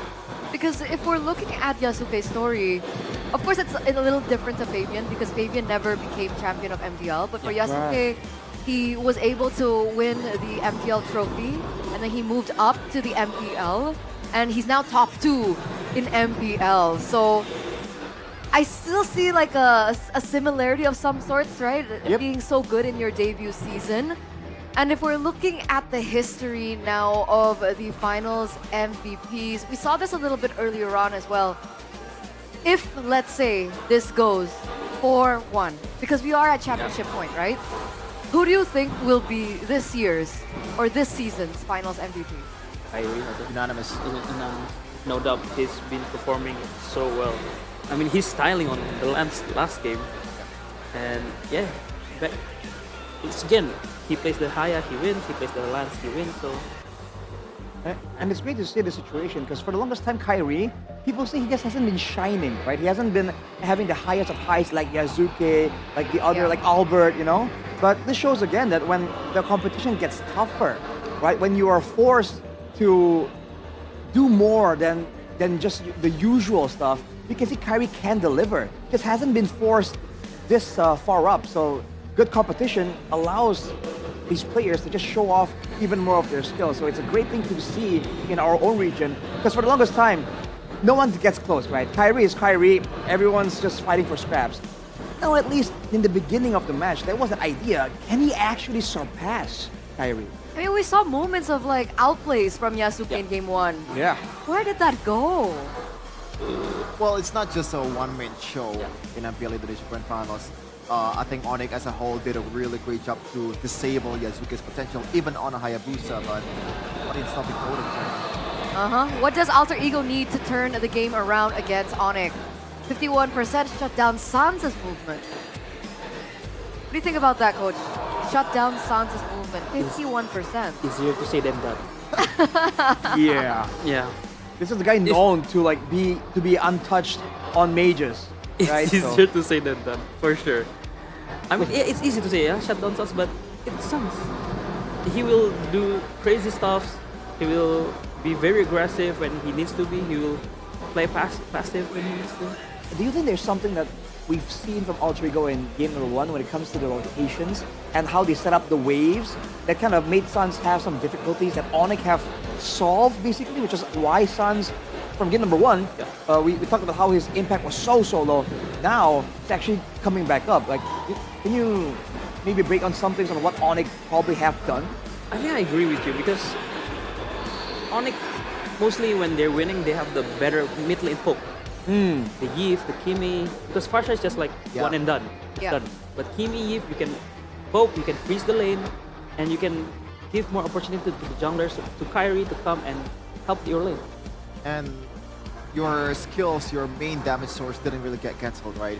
Even if Dragon come to you, especially with the fact that in gold lane there are also fighters too, so in a way Farsa becomes less relevant as the series goes on. If you're going by the the trend of this series, which also is the map, the trend of the series, Dangerous Grass. Dangerous Grass. One of the maps that we thought would benefit Alter Ego, and even with the Dangerous Grass buffs, we're in a position of a 3-1 right now in a best of 7. 1 game away from championship point. I think Alter Ego's listening to you, Arashi. They're opening the Esmeralda and the Lapu Lapu from the back. Oh, and it's still a CC for ONIC. Yeah. Be a bit more flexible, I guess, but Alter Ego, is this the moment, right? These are picks that haven't been seen in the series so far. Because I think CC in ONIC has been both in Lutfi and Skylar in this series, right? And both wins. So yeah, why not? Oh yeah. Hopefully this time they will put the Uranus wherever the CC is. Hopefully. Yeah. But we'll see the other match happen first though, because that could very well be the plan, but Alter Ego still has a lot of tricks up their sleeve. I like the Yif pick though, just because of the fact that it's a stable mid laner there, and this should be, if ONIC wants to play the same way again, Hayakimi, right? Hayakimi. Yeah, but it does get, like we were talking about, like the damage trade, Eve is probably better than Kimi so far. There it is, yeah. I'm Hussein Kimi. I think it's for sure Lance here or Fanny's band, so it's only Lance left. Oh, they change up. That's the curveball. That's the curveball, yeah. You mentioned, right, against the Hayabusa, take something more utility and focus on objectives? Yeah. And maybe the for sure, I think they will play the Halcard now for this game. Oh, for Alter Ego, because they already have the Baxia. That is if the Baxia will very well go into the jungle. Yeah. Because it is still very much flex in this playoff so far. Have you even seen a jungle Baxia? Jungle Baxia? Yeah. Right? Once, I think. Once. Playoff. Yeah. Okay, but it's more dominantly roamers so far. Yeah, Especially on with key. Yeah, sure. Oh, good beat. Oh. Yeah, they win the. Yeah, they saw it. They saw it coming. They saw it coming. And despite having the box that they're running away, the Blue and the Yuzong, so I guess it's really a funky back angle, no? Like maybe a protect as a president type deal. Because again, these are some really good zoning heroes that Alter Ego are banning out. Yeah, I think that's two heroes that is good against Baxia. So as a Baxia, it's hard to play against Blue because it's very easy to cancel the first skill of Baxia as a Blue. Right. And also, if you play Yuzong, you can target the jungle Baxia. Or I think the bench is towards for jungle Baxia. No. Oh, they ban all the combos for the Baxia. They smell it. Oh my god. Okay. Oh, they are going all in on this one, man. This is still flex. This is still flex, Interesting. You don't really know here with Alter Ego. Will ONIC fall back to their own style, round out their own drafts, or do they want something? Are they a bit more concerned about all the dive available? Again, Sans has been a big portion of their success, looking kind of vulnerable against really big heroes like this. I think Gatot Alice will. It's very, very good for ONIC. Gatot Kacha and Alice, although it's against maybe a Baxia jungle, but it's still a very good pick for ONIC. Yeah, okay. A big AoE combo. Yeah. And also combo Chichi Gatot and Alice Gatot. Right. And by seeing wow. Dude, you bring crowd control, they take crowd control immunity. The Lapu Lapu that has not been let go a single time now falls into the hands of ONIC. But remember, is this Guinevere for keyboard? Yes, it knows? is. It's a Guinevere for keep. I think they're reading towards the marksman pick here for Alter Ego. That's why they're going all into the dive with the Guinevere and also Lapu Lapu. It's forcing Arfi to use a Purify, which is not really good either against some of these picks. Yeah. This is a hero that we've seen Keyboy really pop off on, but a very long time ago. Long time ago.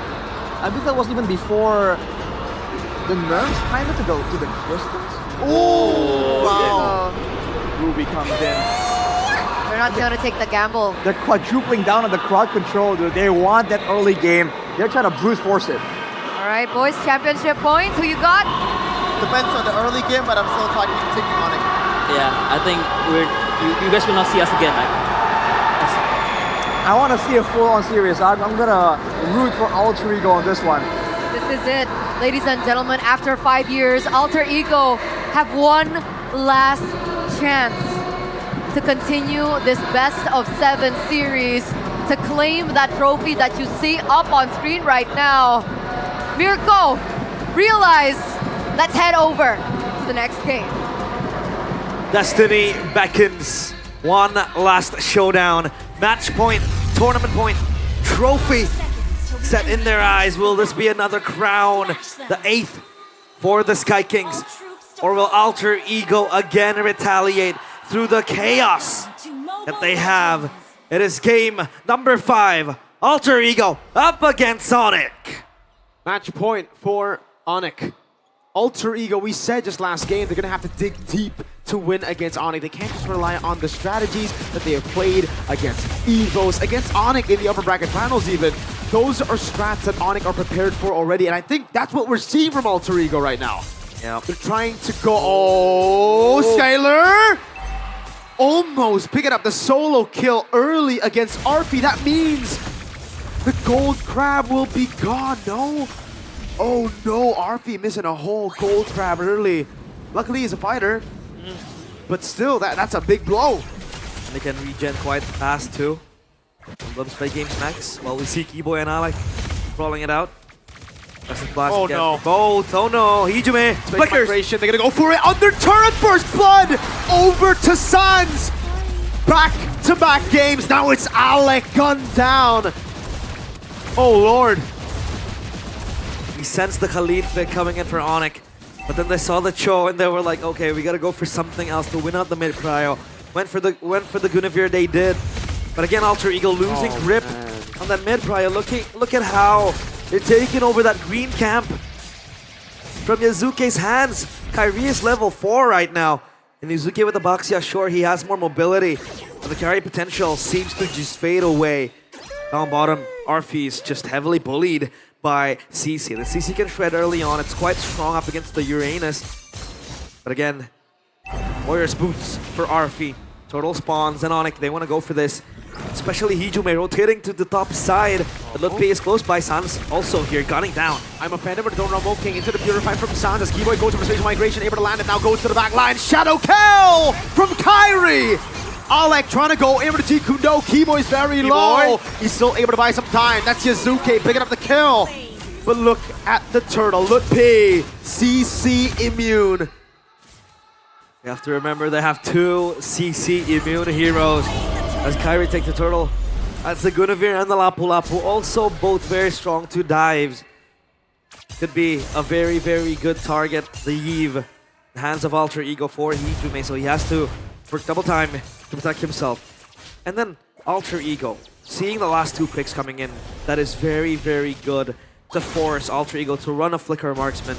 or to run a very mobile fighter. We were calling out the Esmeralda. Then they flex the Uranus, who also is very, very strong to kind of survive the initial dive with the Consecration and all the debuffs it has. But then putting Nino on the Ruby early on against the Lapu Lapu, sure. It's also a battle of sustain, but again, Lutfi has that prio for the Lapu Lapu to go in for the dives, to go in for the team fights. ONIC up 900 gold, 1k now, mounting slowly. Meanwhile, up in the mid lane, that gold turret, that blading is just gone. A spatial migration into the final Requiem. And the Shadow Kill Sans picks up the kill. Kai in the back line. Hijume. He's going to go on Hijume. Pops in regen. Keyboy still able to sustain. Dodges away from the shield thrown at him. Now Yazuke's caught. Kyrie's able to quad shadow. Spatial migration again. Keyboy escaping. Yazuke falls again. It's Alter Ego on the back foot early. Keyboy. He should fall. Hijume picks up the kill. Alter Ego dismantled slowly. Precision incision from ONIC. Sans. They still have the rocket to fly away. The man Alter Ego, the only chaos is inside their heads. They're going crazy and losing lead slowly on every portion of the map. Skylar Arfi is just gonna be a brawl. And now ONIC wanna rotate. They wanna maximize their power spikes, especially with the Lapu Lapu and Kyrie having 2 kills. Moving into the mid lane is a great answer.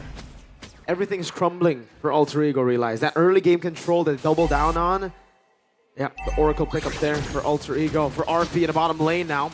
Chucked down by Sans. The DPS is doing a number on him. But the crumbling Alter Ego, those pieces are all falling in place for ONIC. Okay. To test the turtle. It's gonna be an engage. Alec looks for a kick. Oh man, he can't even find it. Kyrie's still able to go for the Retribution. T-Boy with the Final Requiem now. They fall under the RWM, but it does no damage over to the rest who's able to get out of it. Skylar walking in. Kai in there already. Now it's Nino who gets away in time. They get something back, but it's just Lutfi. Is this the end for Alter Ego? They're crumbling to pieces. Disintegrating against Sans, might overstep. Purify out, spatial migration cancelled. Now Hijume on a killing spree. Alter Ego trying to stay in the game. Ooh, Alec. Oh, Kung Fu against Ninja Arts. And Kyrie just moving and bobbing and weaving. But again, at least Hijume is on a killing spree with 3 kills. The sieve might prove to be deadly with the poke. Lutfi dove upon.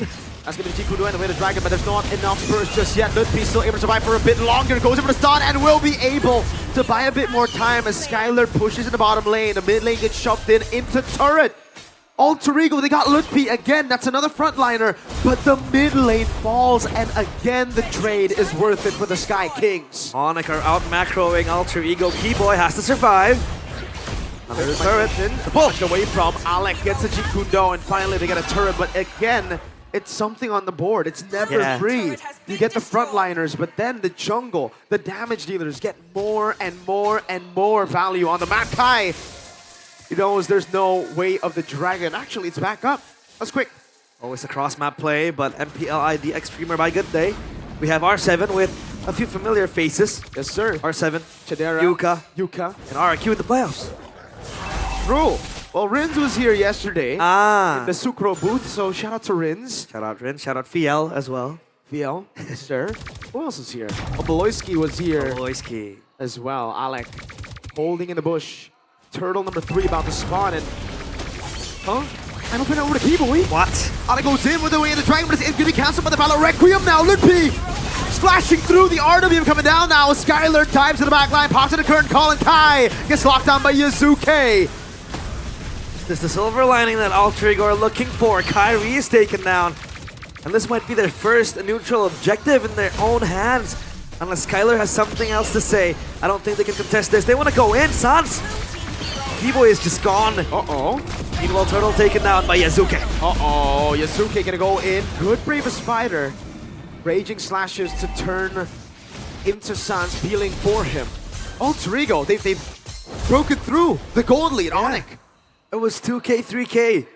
And now it's only 400. They might collapse on Skylar, Mirko. I don't think they want to contest. Kyrie is close by 2. Traction Pulse. Traction Pulse lands.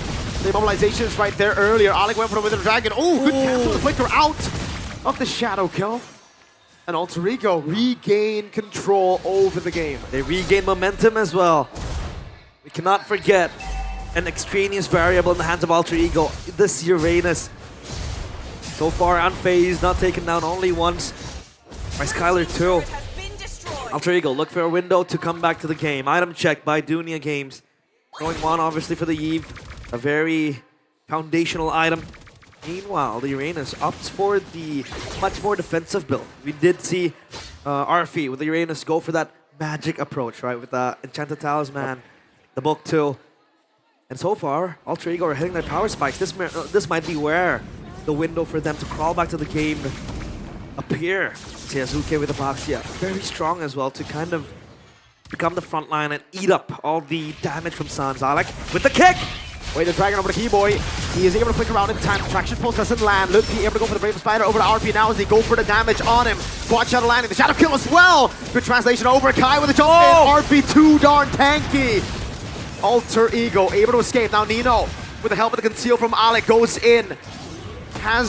No, he doesn't have the I'm Offended. Skylar gets the curtain call over to Heejum and Alec as he walks up. Now Nino's getting caught. I'm Offended! Landing on Skylar, pulling it into the shots of Heejum. Yasuke with the shield unity forward. Oh, Yasuke rolling in. Lutfi with the Bravest Fighter. Can they hold Keyboy with the kick? Wait, the Dragon. Alec able to find Keyboy there. Sans doing a lot of damage. That's the Bravest Fighter not landing. Nino still jumping in forward. Lutfi gets a kill. I'm Offended by the Beast. Nino, full charge. Arfi is running it down in the mid lane. Lutfi held on, and Arfi knows he is unkillable at this point by Lutfi. Alter Ego, they instill the chaos needed, and they will be the ones to claim the Lord. Mirko, it all swings to their favor with one prolonged fight. A massive spike, not just in power, but in confidence. Something ONIC has been able to beat out of Alter Ego in the last 3 games. They finally regained that confidence, and it's through the chaos, through these awkward fights. Where it's just so long, where ONIC have a lot of damage, but not enough to take people down. You see the Alter Champs in the venue. Dustin. And now Alter Ego. Oh! The I'm Offended misses. But Alec, very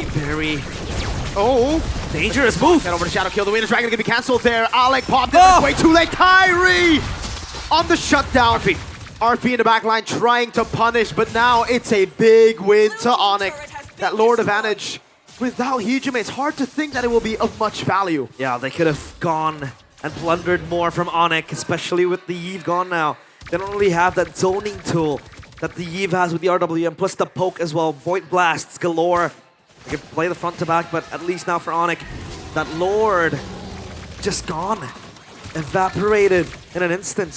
ONIC very much more calculative in their approaches, and my question was that Heejime with 4 kills, who reaches here, right? You have T-Boy Shore with the Quell and Requiem, and then you have Kyrie diving into the back. But Nino has been doing a good job peeling for his teammates with the mini CCs that the Ruby has.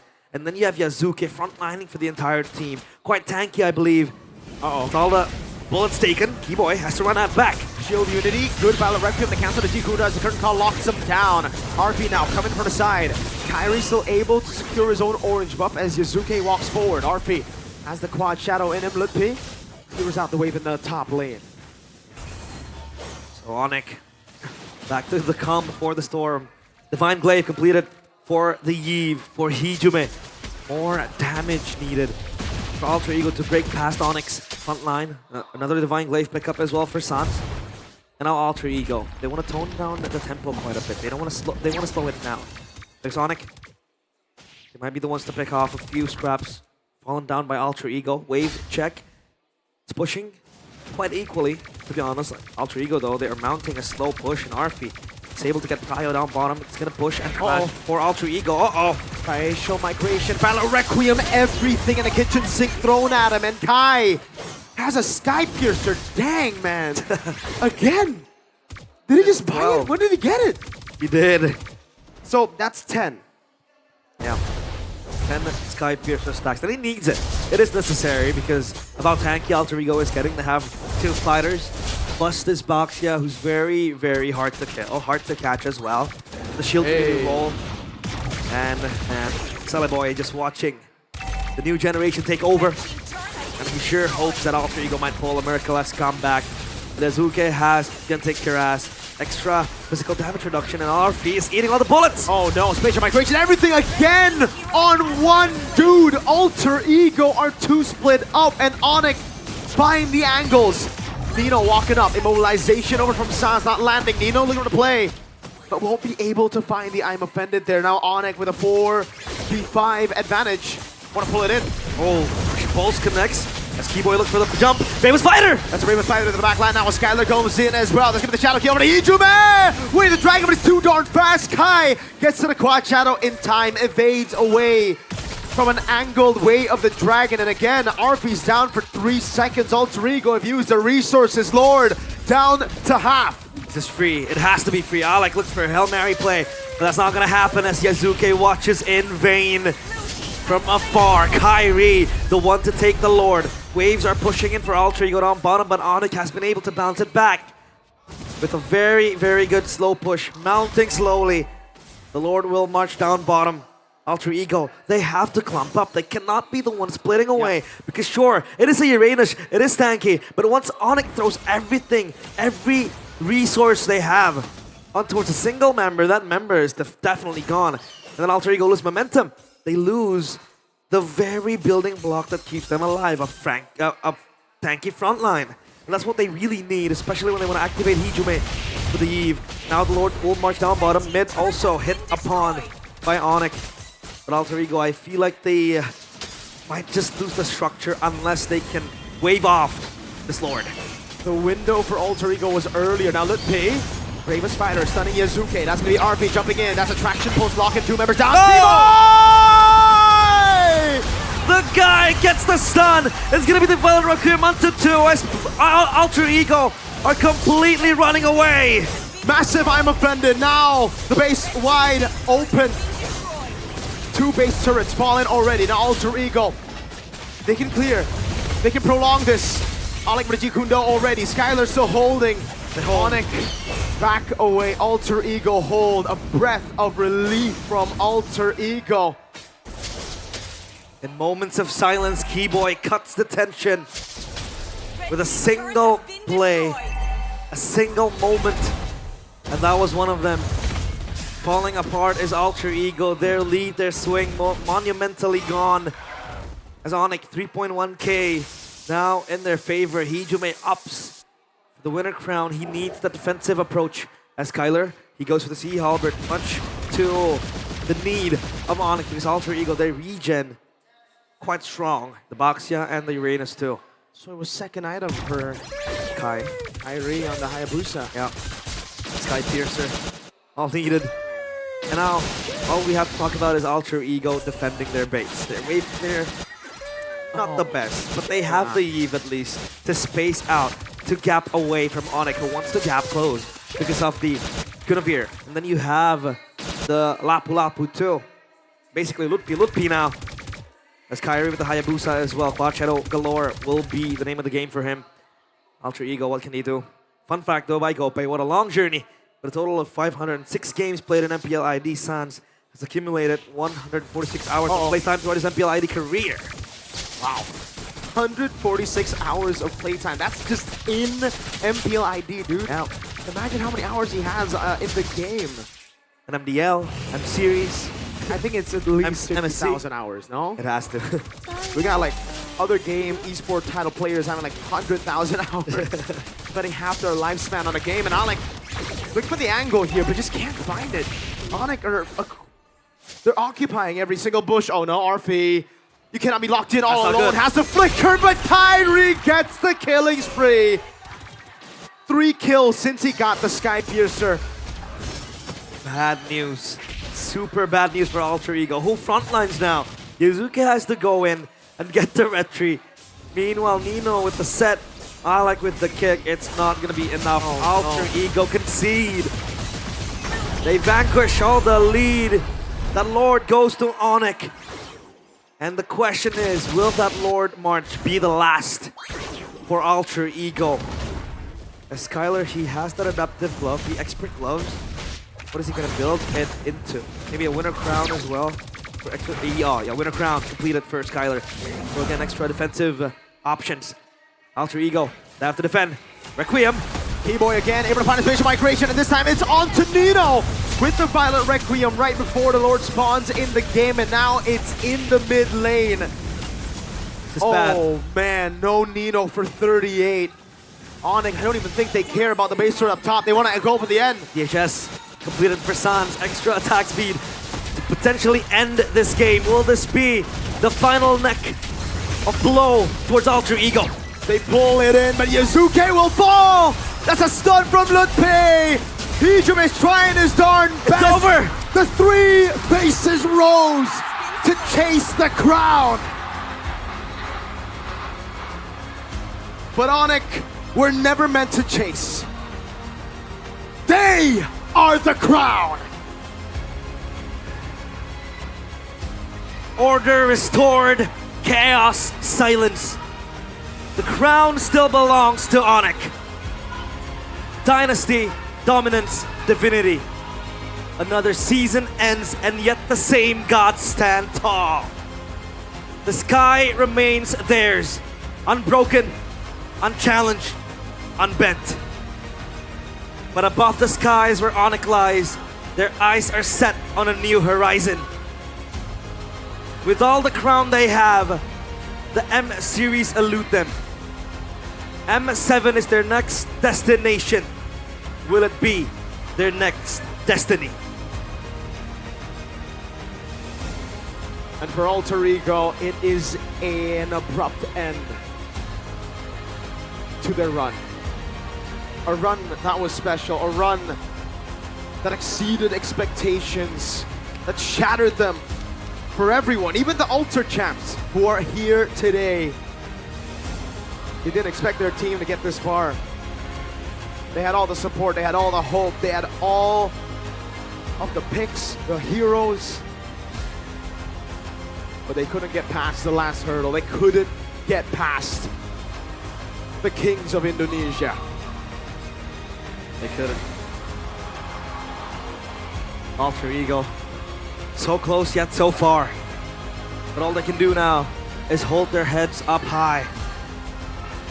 As the second representative of Indonesia in M7. But for ONIC, it's time for them to stand even taller in the international stage, setting their sights on an M Series trophy. What a road it has been for Alter Ego.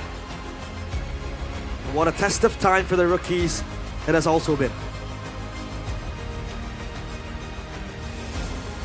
One last show of sportsmanship between the two teams who battled it across the 9 weeks, across the 5 days of playoffs in Season 16 to get to this point. Some of them ex-teammates, some of them have worked together for so long, but they will have to accept the fate of today.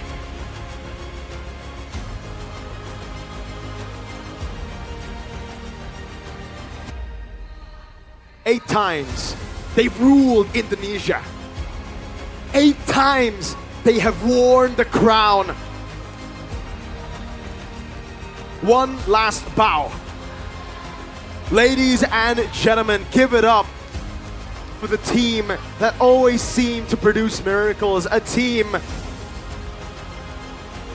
that through time, through a rebuild, through everything, makes their way to the grand stage. Alter Ego! It's been a nice game. It's been a nice ride. One last ride for family. But here comes the big guys.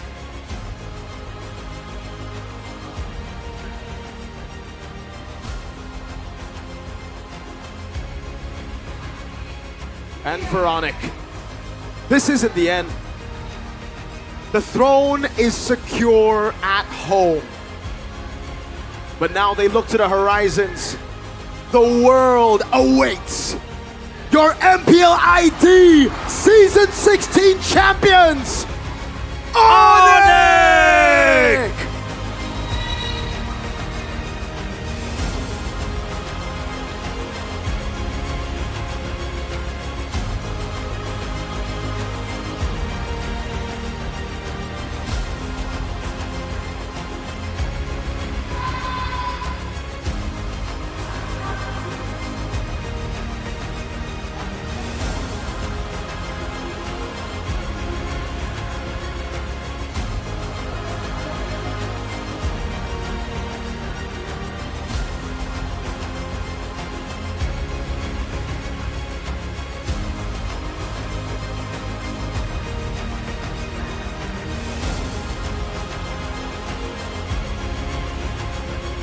Pada akhirnya perjalanan dari season 16 berakhir hari ini. Hasil manis masih didapatkan dari tim ONIC. Mereka terus mengkoleksi kemenangan. Kemenangan demi kemenangan. Tidak mudah, namun disinilah mereka.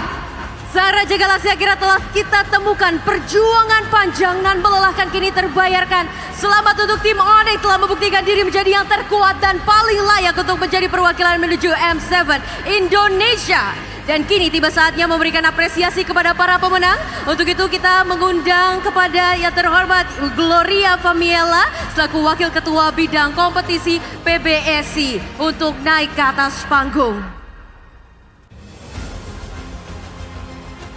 Hari ini kita melihat ONIC mereka tak gentar. Kehilangan satu game di awal membuat mereka semakin mengganas. Sang landak siap untuk mengangkat piala. Pasukan landak tak memberi ampun.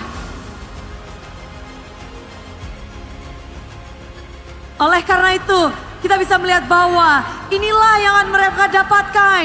Kejayaan, kemenangan, dan juga pastinya hadiah yang begitu besar. Kita tahu Bude luar biasa sekali, entah ini cincin keberapa atau medali keberapa yang mereka dapatkan, tak tujuh.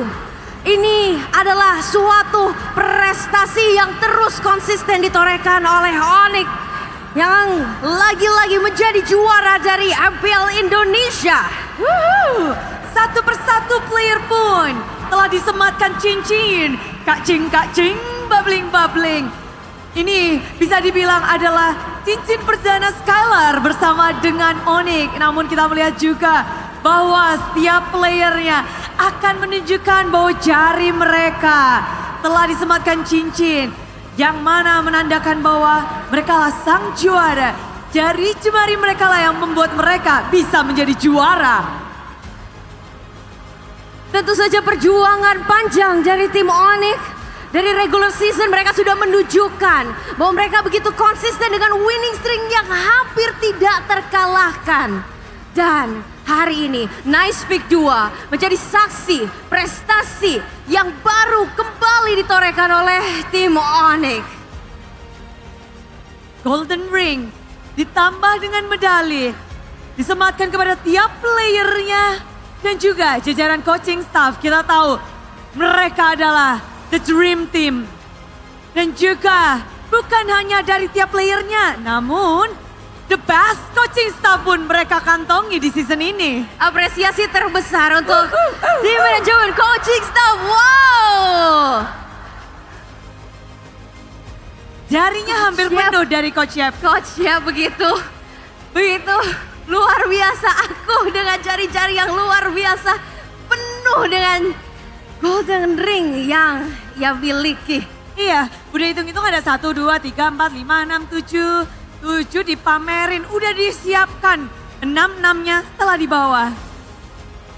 Kita abadikan momen ini bersama dengan pastinya Ibu Gloria. Ibu Gloria Famiella, kita akan mengabadikan momen ini terlebih dahulu. Boleh merapat Ibu? Baik, mungkin boleh berdiri di tengah. Ya, sebelah Coach Yap, baik. Boleh kita abadikan momen ini, boleh lebih merapat. Baik, boleh lihat ke arah kamera dalam hitungan 3, 2, 1.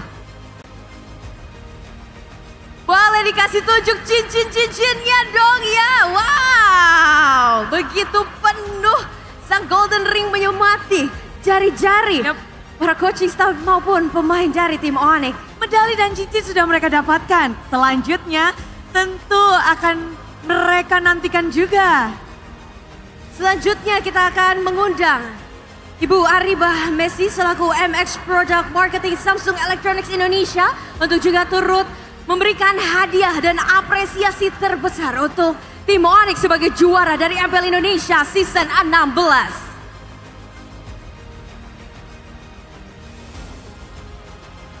Koleksi dari tim ONIC bertambah.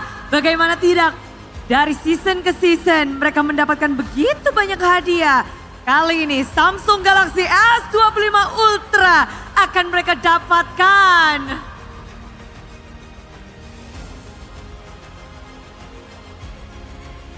Inilah hasil kerja keras yang begitu konsisten dan apresiasi diberikan oleh Samsung sebagai official turnamen smartphone yang senantiasa menemani kita sepanjang musim MPL Indonesia.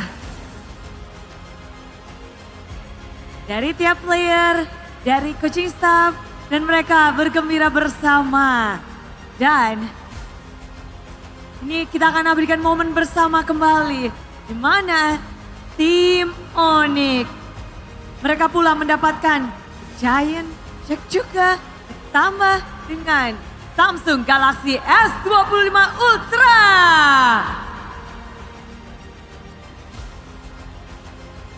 Selanjutnya untuk pemberian giant check oleh Ibu Aribah Messi kepada pemenang kita, tim ONIC sebagai Raja Galaksi lagi dan lagi. Wow, Sonic merayakan kemenangannya, mengangkat bendera kuning dengan tinggi. Begitu bangga menjadi saksi tim kesayangan mereka kembali lagi dan lagi menorehkan prestasi yang akan menjadi perwakilan Indonesia di M7 World Championship. Dan selanjutnya kita akan mendengarkan sepatah dua patah kata dari Ibu Gloria Famela selaku Wakil Ketua Bidang Kompetisi PBSI. Kami persilahkan Ibu Gloria. Selamat malam. Mana pendukung ONIC? Kurang ya. Mana pendukung ONIC? Pendukung Alter Ego mana? Selamat malam semuanya, salam e-sport. Jaya, jaya, jaya. Sekali lagi ya, kalau aku bilang salam e-sport, jaya, jaya, jaya. Gitu ya. Salam e-sport. Salam e-sport. Selamat malam semuanya. Saya selaku mewakili PB Sport Indonesia mengucapkan selamat congratulations all guys kepada ONIC team. Tepuk tangan dulu guys. Luar biasa banget. Congrats juga. Dan untuk Alter Ego kita juga mengapresiasikan setingginya juga karena kalian sudah bertanding secara luar biasa tadi sampai pertandingan terakhir. Dan di sini saya mewakili PB Sport Indonesia mendukung penuh kepada dua tim yang akan mewakili Indonesia di ajang M7, M-Series, ONIC dan Alter Ego. Tepuk tangan dong guys. Semangat bertanding, tetap sportif guys. Dan buktikan kepada dunia kalau Indonesia bukan cuma jadi ajang tuan rumah doang, tetapi jadi layak untuk menjadi juara dan bawa pulang piala. Dan let's show the world what Indonesia can do. Thank you. Salam e-sport. Thank you. Terima kasih banyak kami ucapkan kepada Ibu Gloria Famela selaku Wakil Ketua Bidang Kompetisi PBSI. Dan selanjutnya Bude, momen yang juga dinanti-nantikan. Dak dik duk ser, karena kita sudah mendapatkan pemenang, kita sudah tahu Raja Galaksi ada di tangan ONIC, tapi ada satu yang belum kita ketahui. Final MVP. Siapakah? Bukan Adi, bukan Coach W, bukan Kak Game juga ya. Dan langsung saja Bude, sepertinya sudah tidak sabar semua untuk menantikan dan inilah our final MVP. Final MVP jatuh kepada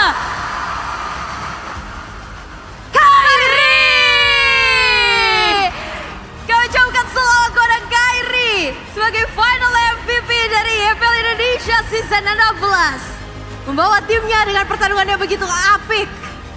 Dan kami akan mengundang kembali Ibu Ariwa Messi, selaku MS Product Marketing Samsung Electronics Indonesia, untuk menyerahkan MVP Trophy kepada Kairi, sang MVP dari MPL Indonesia Season 16. Wow. Satu momen yang mungkin sudah diduga-duga atau tidak terduga bagi para super fans, maupun kita bisa melihat performa dari Kairi yang selalu tampil konsisten dengan pertarungannya begitu epic. Dan inilah dia penyerahan trofi pada final MVP kita. Lihat bagaimana dari Kairi pun memberikan dampak besar. Bukan Kumar ya, ini Kairi di sini. Kairi sebagai final MVP di season 16. Sonic, beri tepuk tangan.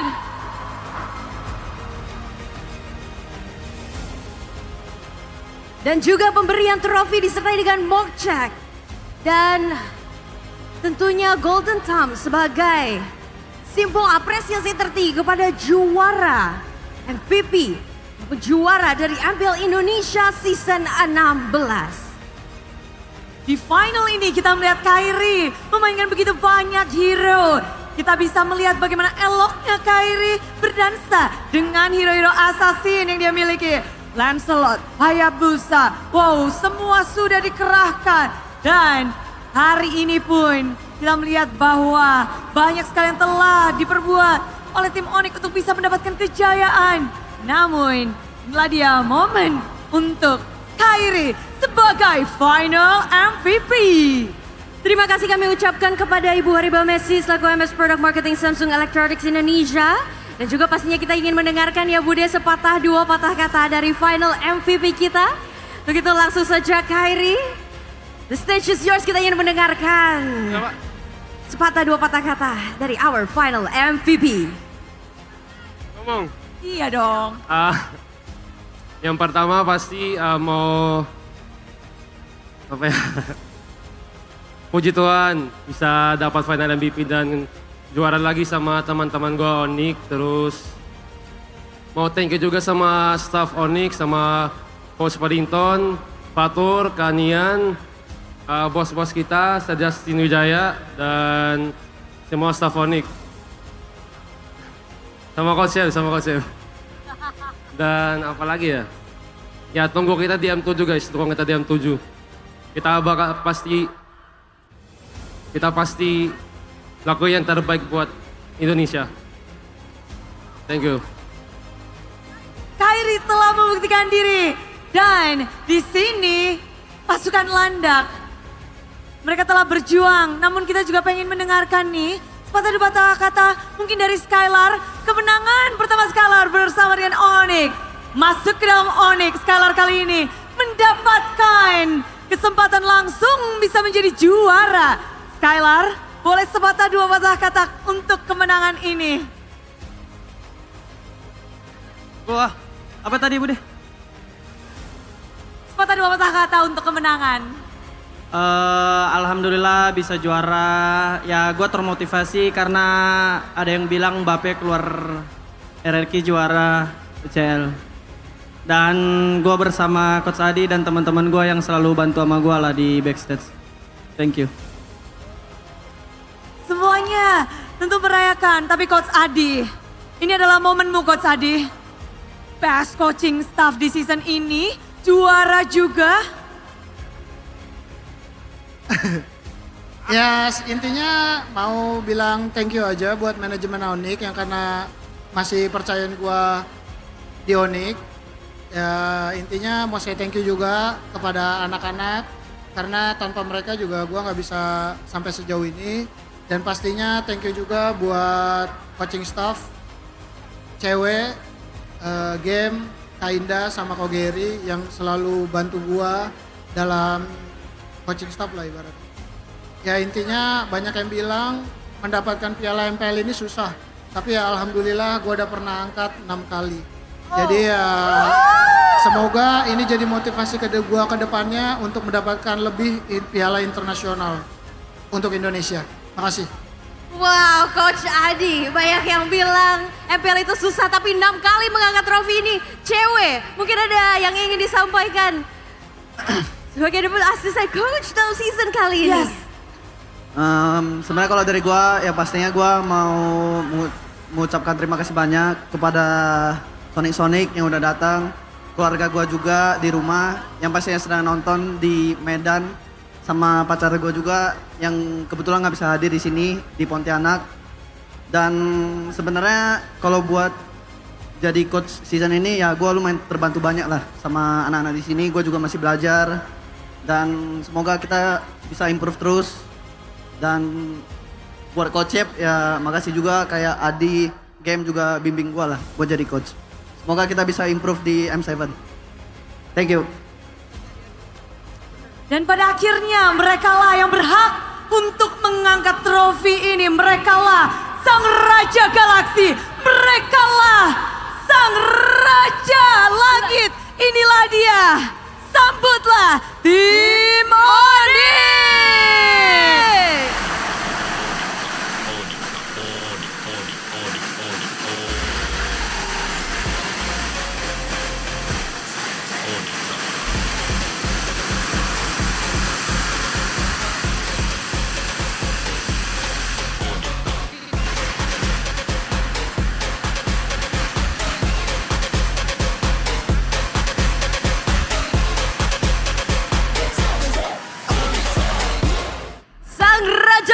Raja Galaksi, di atas langit ada It's ONIC time. Season 16 masih menjadi season ONIC. Mereka benar-benar membuktikan diri. Namun kita akan menantikan bagaimana mereka akan melanjutkan perjalanan ini menuju M7, menuju juara. Karena kita ingin perjuangan mereka tidak usai di sini. Mereka masih harus membawa kembali pulang M-Series ke tanah air. Tentu saja perjuangan yang seharusnya menjadi double beban karena M7 kali ini Indonesia menjadi tuan rumahnya. Kita ingin M7 M-Series kembali ke tangan Indonesia. ONIC, perjalananmu masih panjang. M7 Series menantimu. Tiap kejayaan bisa kita rasakan. Sonic sedang merayakan kemenangan tim ONIC. Begitu ikonik, mereka benar-benar tim yang sangat menarik dan apik. 7 cincin di jari mereka menjadi tanda konsistensi dari setiap musim ke musimnya. Back to back winning, dan inilah dia ONIC. Sekali lagi Bude mengucapkan terima kasih sebesar-besarnya kepada dukungan super fans. Dari awal season ini dimulai dan bahkan kita melihat semua bersatu untuk menjadi satu suara mendukung Indonesia. Dan juga Bude ingin besar-besar terima kasih kepada semua sponsor dan partner. Acara ini begitu meriah tentunya karena dukungan seluruh pihak. MPL Indonesia Season 16 powered by Bunton, supported by PBSI, presented by Official Tournament Smartphone, Samsung Galaxy, Official e-wallet, GoPay, Official Coffee, Good Day. And our partner in eSport ada Simpati, Dunia Games, Games Max, Good Times. Our advertisers ada Kacang Sukro dan Yoritos. And our suppliers ada Head and Shoulders, UBS Gold, Killa Food, Royal Guard, Imaginary, dan Nice Pick 2. Tak terasa, kita akan meninggalkan panggung ini dengan kejayaan tim ONIC. Kemenangan Grand Final yang begitu ikonik. Dan di sini Bude Klarawasana mengucapkan terima kasih. Bude akan pamit. Dan saya Alisa Natali pamit undur diri. Terima kasih banyak, dukung terus tim kesayangan kalian dan tentunya di M7 Series World Championship yang ada di Indonesia. Tentu saja untuk ONIC dan juga Alter Ego, mereka akan berjuang untuk nama Indonesia. Dan kalau begitu saatnya kita menutup MPL Indonesia Season ke-16 ini Bude. MPL Indonesia Season 16, we OD!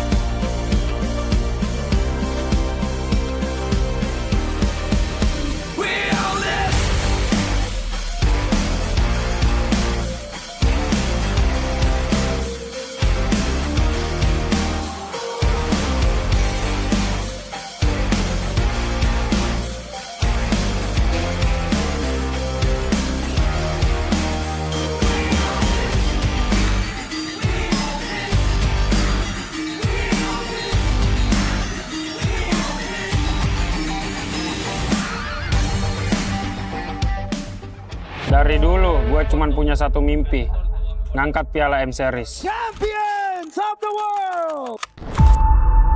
Gue selalu di alter ego dari awal sampai sekarang. Tapi jujur, gue belum pernah ngerasain berdiri di panggung internasional. Dan ini adalah momen terakhir di mana perjuangan mereka berakhir.